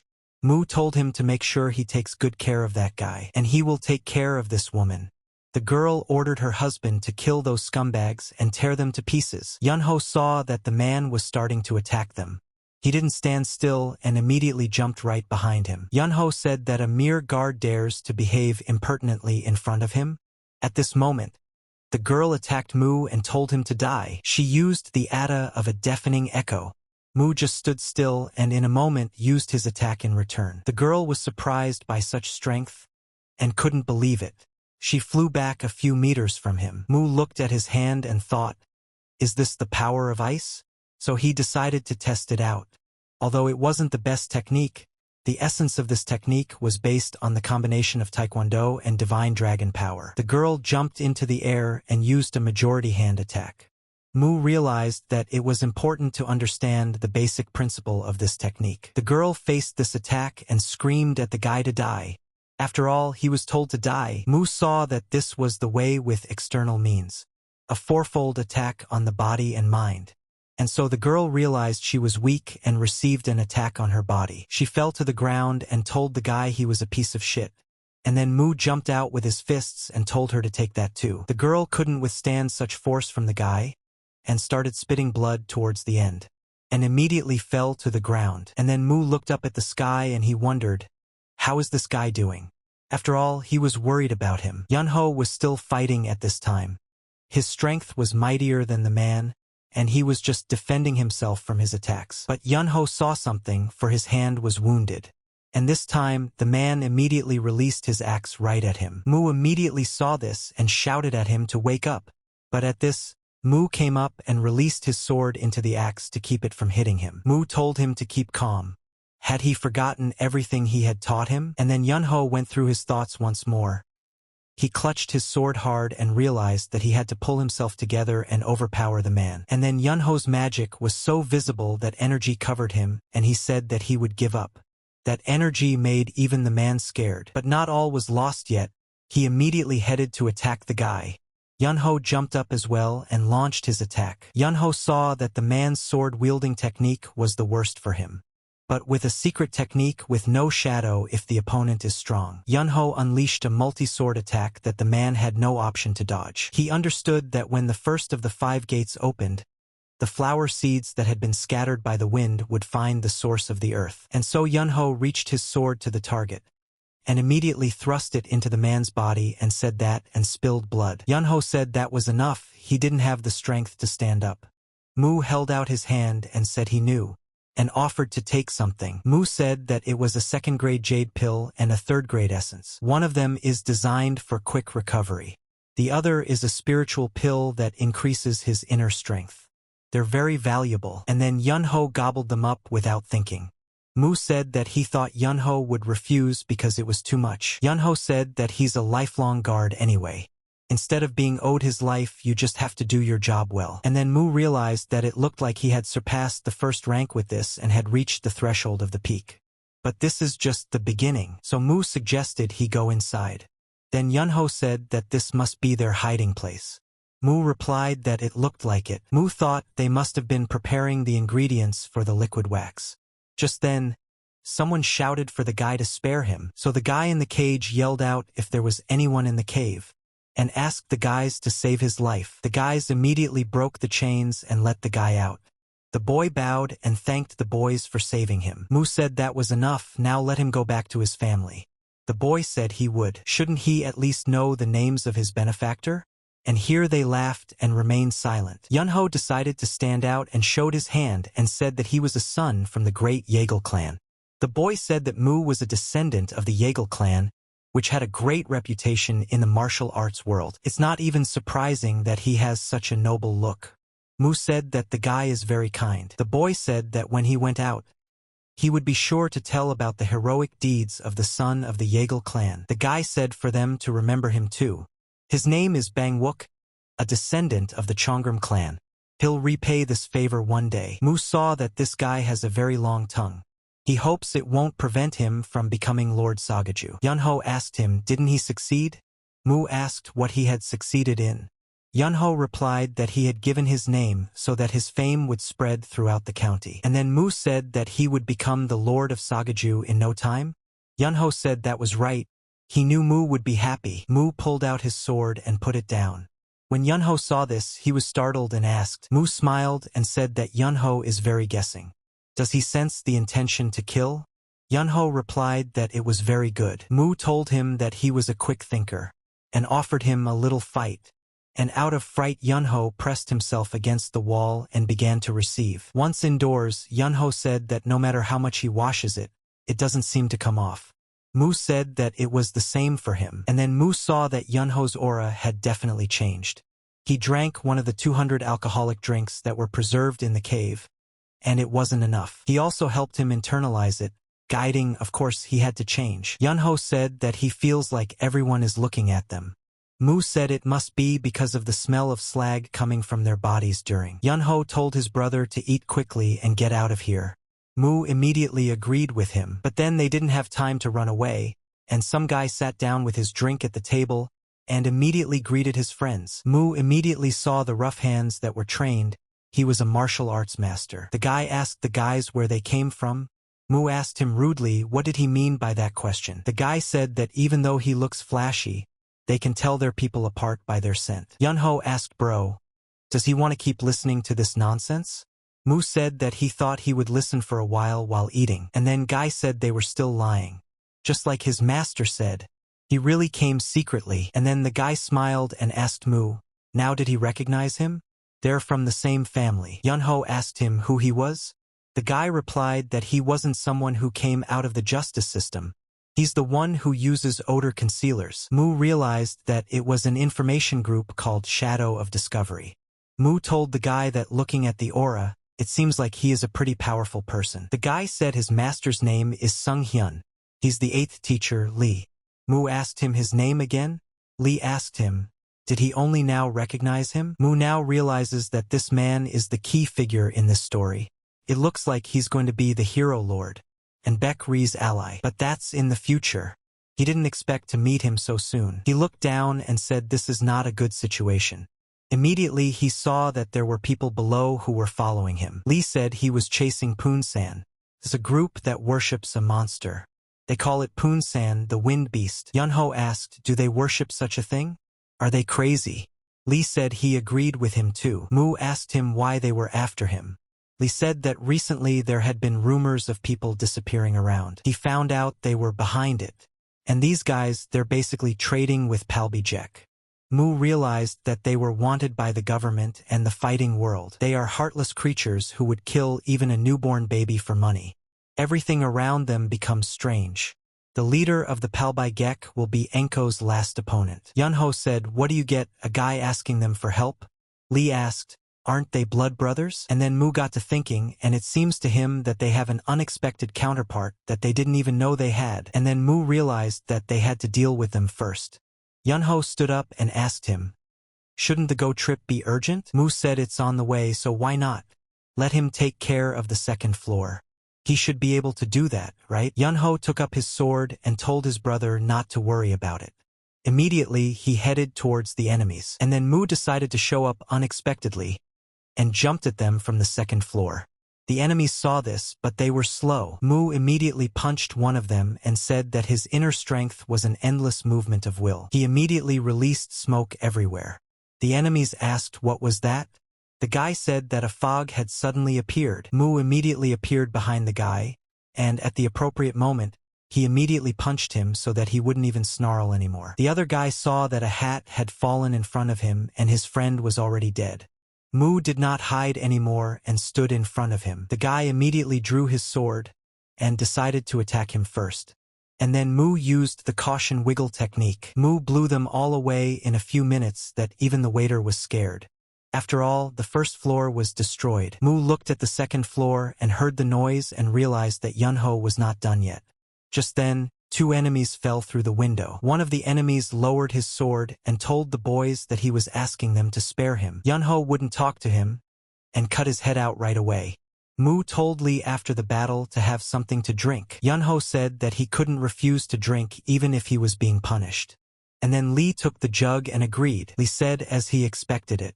The Eastern Dragon had completed its preparation for awakening. Mu asked, an Oriental Dragon? And what does Lee mean by that?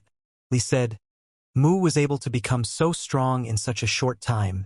It's amazing.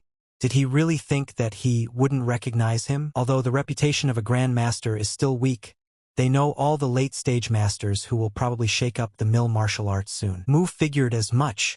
Well, considering then he is an apprentice.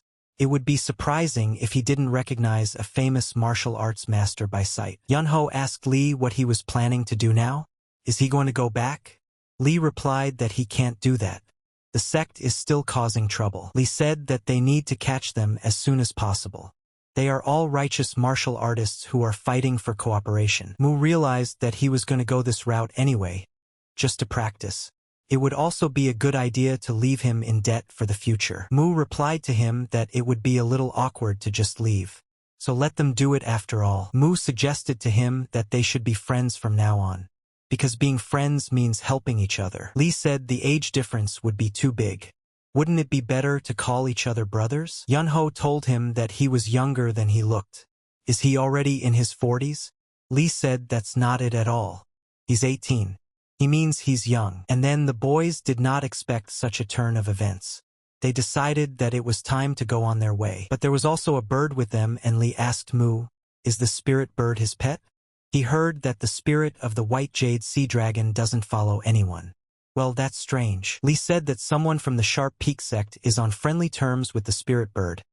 He was once a dishonored man but has now become a powerful martial arts master. Mu asked him, is that it? Just then, Lee took out a bottle of wine and said, not yet. But he wouldn't just share such valuable information. He would keep it to himself. Mu told him that he could use his name anywhere, but always let him mention the Northern Swordsman Cho first. Lee said that Mu is a strange person. Mu asked him why that is. Lee replied that in the martial arts world, everyone wants to leave their own mark, but he doesn't seem to want to. Or perhaps there's some secret in his family that he has to hide. Immediately he got a rock on his forehead. Lee asked the guy why he did that. Mu replied that it was because he was thinking about useless things. Lee asked him why then he wanted to hide it. There is no reason for that. Mu replied that he didn't want to be a sect leader. That is why he is cautious about gaining fame. Lee said descendant of a prestigious family who would refuse a leadership position. That's not a very convincing excuse, is it? Mu replied that it was true, but what could he do? Lee agreed and said that whatever secret he wanted to hide, he would protect it for them. Mu saw Lee's face change and thought, what kind of expression is that?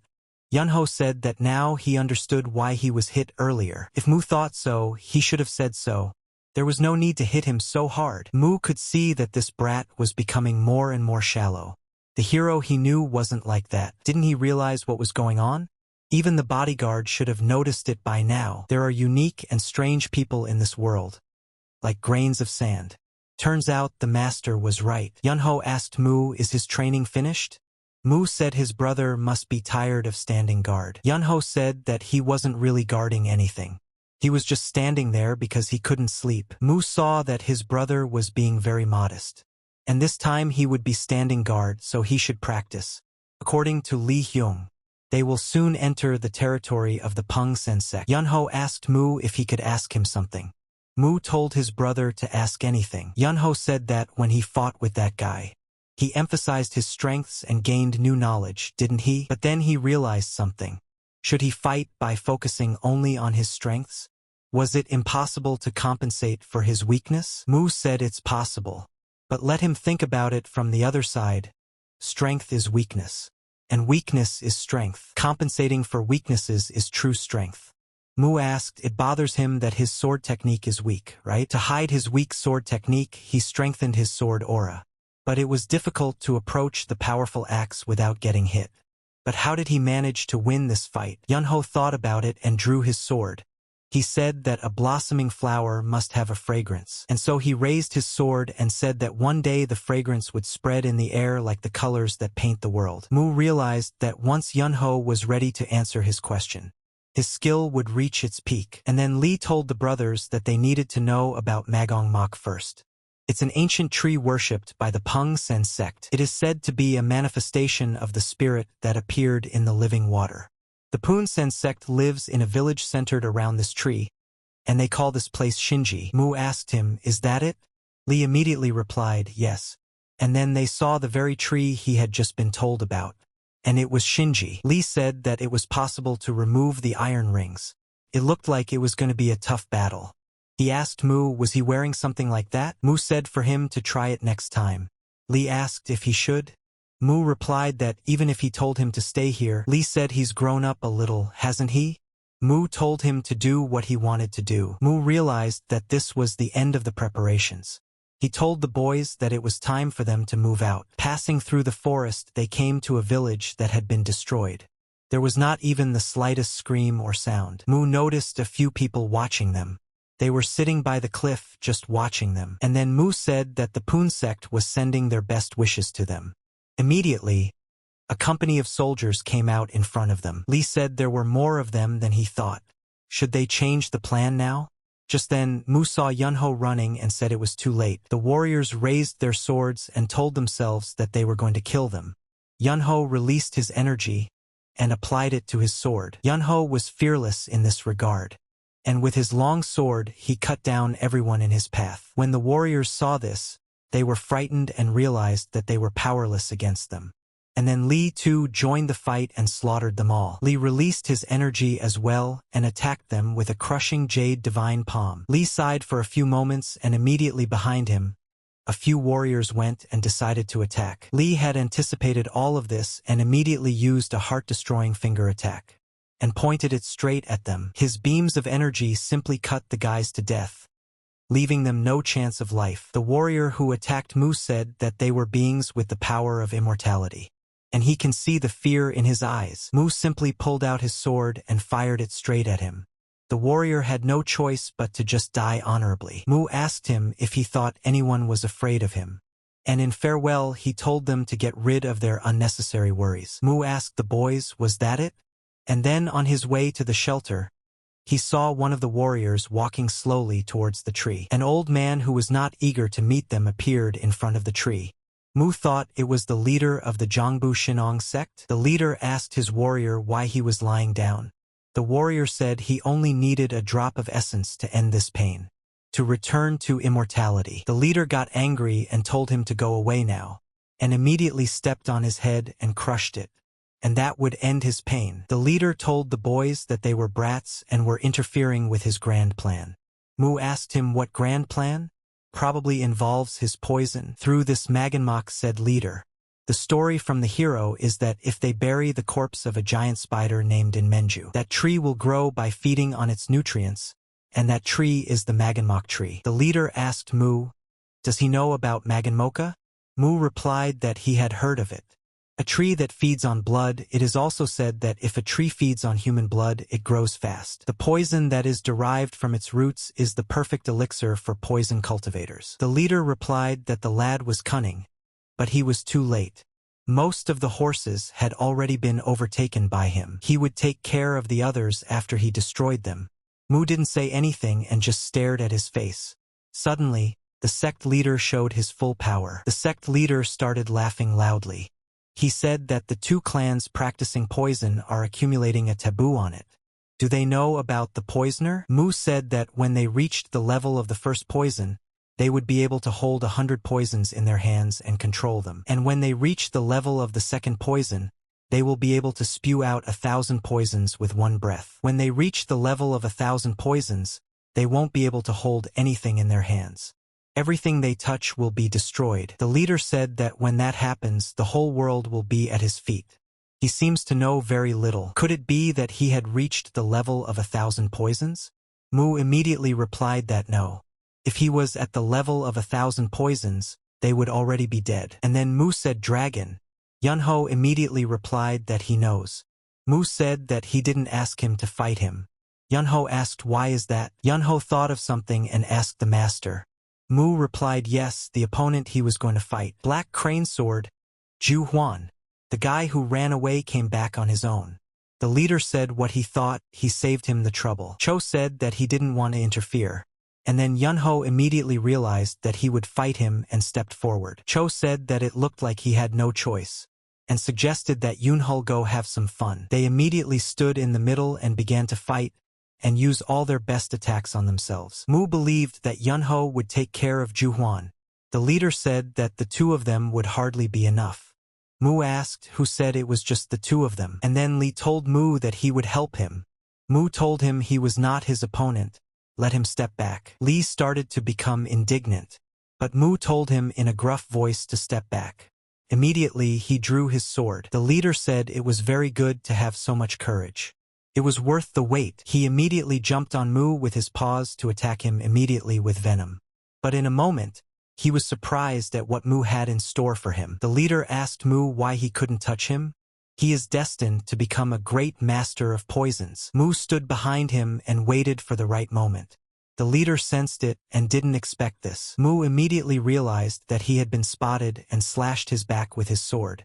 The leader then became more angry and turned around to attack. He released his poison again and pounced on him.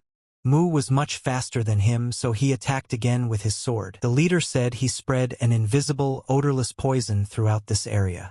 Like three-leaf weed. Mu remembered it and told the guys that it's an herb that's normally useless, but it's great for neutralizing poison, especially effective against a poison master like him. The leader said the kid's pretty resourceful. And then the leader stood up and his wounds began to heal on their own. Mu was surprised to see the ability to regenerate. The leader laughed and asked the guy, did he really think such a trick could kill him? Mu replied that no, he had something more interesting in store. The leader asked him what he meant, and then some worms started coming out of his body, and the leader asked the guy what he had done with his body. Mu said he gave him a nice little gift. Did he hear about the tricolored dragon toad? It is a spiritual beast that only eats poisonous things. It will corrode him from the inside out. The leader was already very anguished and said it was a very mean act. But Mu told him to shut up. The pain he feels is nothing compared to the pain of the people who have been sacrificed because of his poisonous art. So let him regret his actions and die slowly now. Feeling the pain of those he sacrificed, Lee decided to turn to Mu. But the guy told him, let them better focus on this for now. At this time, Yunho was still fighting, and while attacking each other, they were both injured. And he decided that he had a tough opponent. He just had to admit it, but it was different back then. He has to give it his all. If he gives it everything he's got. And then Cho told Yunho for them to get it over with already. Immediately they both jumped on top to attack each other, like the color with which the world is colored. Once the fragrance spreads, this fragrance will remain like that which makes the earth tremble. And then Cho fell on his knees with a bloody face and said that he had definitely avoided everything. Yunho told him that because the smell can't be avoided or contained. Cho said that reaching the top at such a young age is commendable, and immediately fell to the ground. And then gathering around the tree, Lee said that their sect would take care of everything else. Mu said that of course he would leave his care. And then Lee took something out of his pocket and told the master to take it. And it was a sign of kindness. If he ever needs help from their cult, all he has to do is show this badge. Mu saw that it was a sign of kindness. It is definitely a useful thing. Immediately, he thanked him. Lee said then he wished them a happy journey. Immediately, they turned around and headed for the exit. Walking through the forest, Yunho asked Mu, is he okay? Mu was surprised and asked him why he was asking. Yunho said that his complexion had darkened a bit after he ate the tricolored dragon that came out of that guy's body earlier. Mu said that it was tolerable.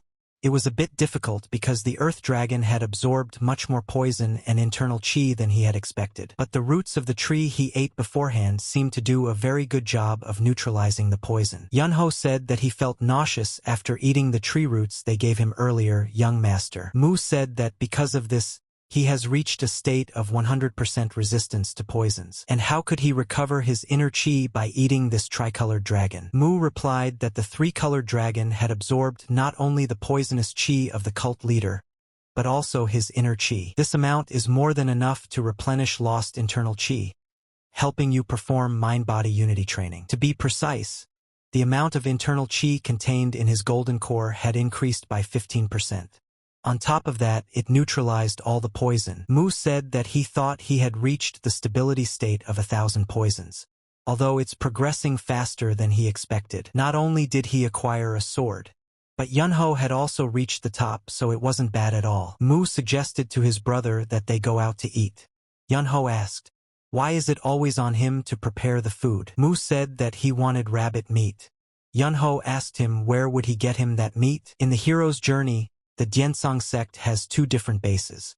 The first and main base originally located on Diantang Mountain in Yunnan province, while the second base is located on an unknown mountain where they settled after the war with the blood demon. People ask the old man why doesn't he get to the point. Let him hurry up already. The old man said that after 200 years, the Diensong sect had reappeared, with the swordsman of the northern sun making a name for himself. He comes from a great family. He corrected a playboy from the great Yeagle family and made him his friend. He spared no effort to train this playboy and his companion that even he had earned himself a title. Can they imagine how ashamed this playboy must be? For his companion has earned the title and he has not? Mu told Yunho that he must feel great to have the title. Yunho said that if his brother keeps teasing him, he will tell the truth. Mu said 1,000 flaming swords. He really likes it. How he's doing his job. And then stood in front of the gate. Yunho asked Mu, "Is this the place? Shouldn't a sect have at least one guard? Anyone who wants to enter can enter." And then going inside, the girl met them and asked them who they were. And then the baby on the girl's back started crying out of fright. Beck raised his hand and greeted them. Mu was immediately happy to see his brother, who was working with firewood. Beck told him that they hadn't seen each other in a long time. Mu asked him if he was doing well. Beck replied that everything was fine. Mu said that he was just trying to catch up with him to accompany him. And then Yunho told them to clear up the situation. Didn't Mu sacrifice a lot to help him with his mind-body unity training and exercises? Beck said as expected. He is really a good person. Mu said that his brother is flattering him. Beck said that now they will go inside and catch up. Mu asked him if they should, and so in the evening they all sat down at the table for a delicious meal. So Beck introduced his little sister. The girl said her name is Cha Yurin. She is a follower of the Diensong sect. And they've seen this girl before, right? The little girl said her name was Shin Sajin, a disciple of the Diensong sect. The guy smiled and said that he was pleased to meet Lady Shin and Lady Cha. And then one of the Beck brothers said that he was pleased to meet them. His name is Seo Young. Mu said his name and introduced his escort Yunho. Seo said honestly he wasn't really excited to meet him. Mu said, "Then why don't they leave their acquaintance at that and start eating? They must be hungry." And Seo took the sticks and said, "What is the reason for the appearance of the first young master from the great Yeagle family, who for a long time had not even honored them with his attention to come here?"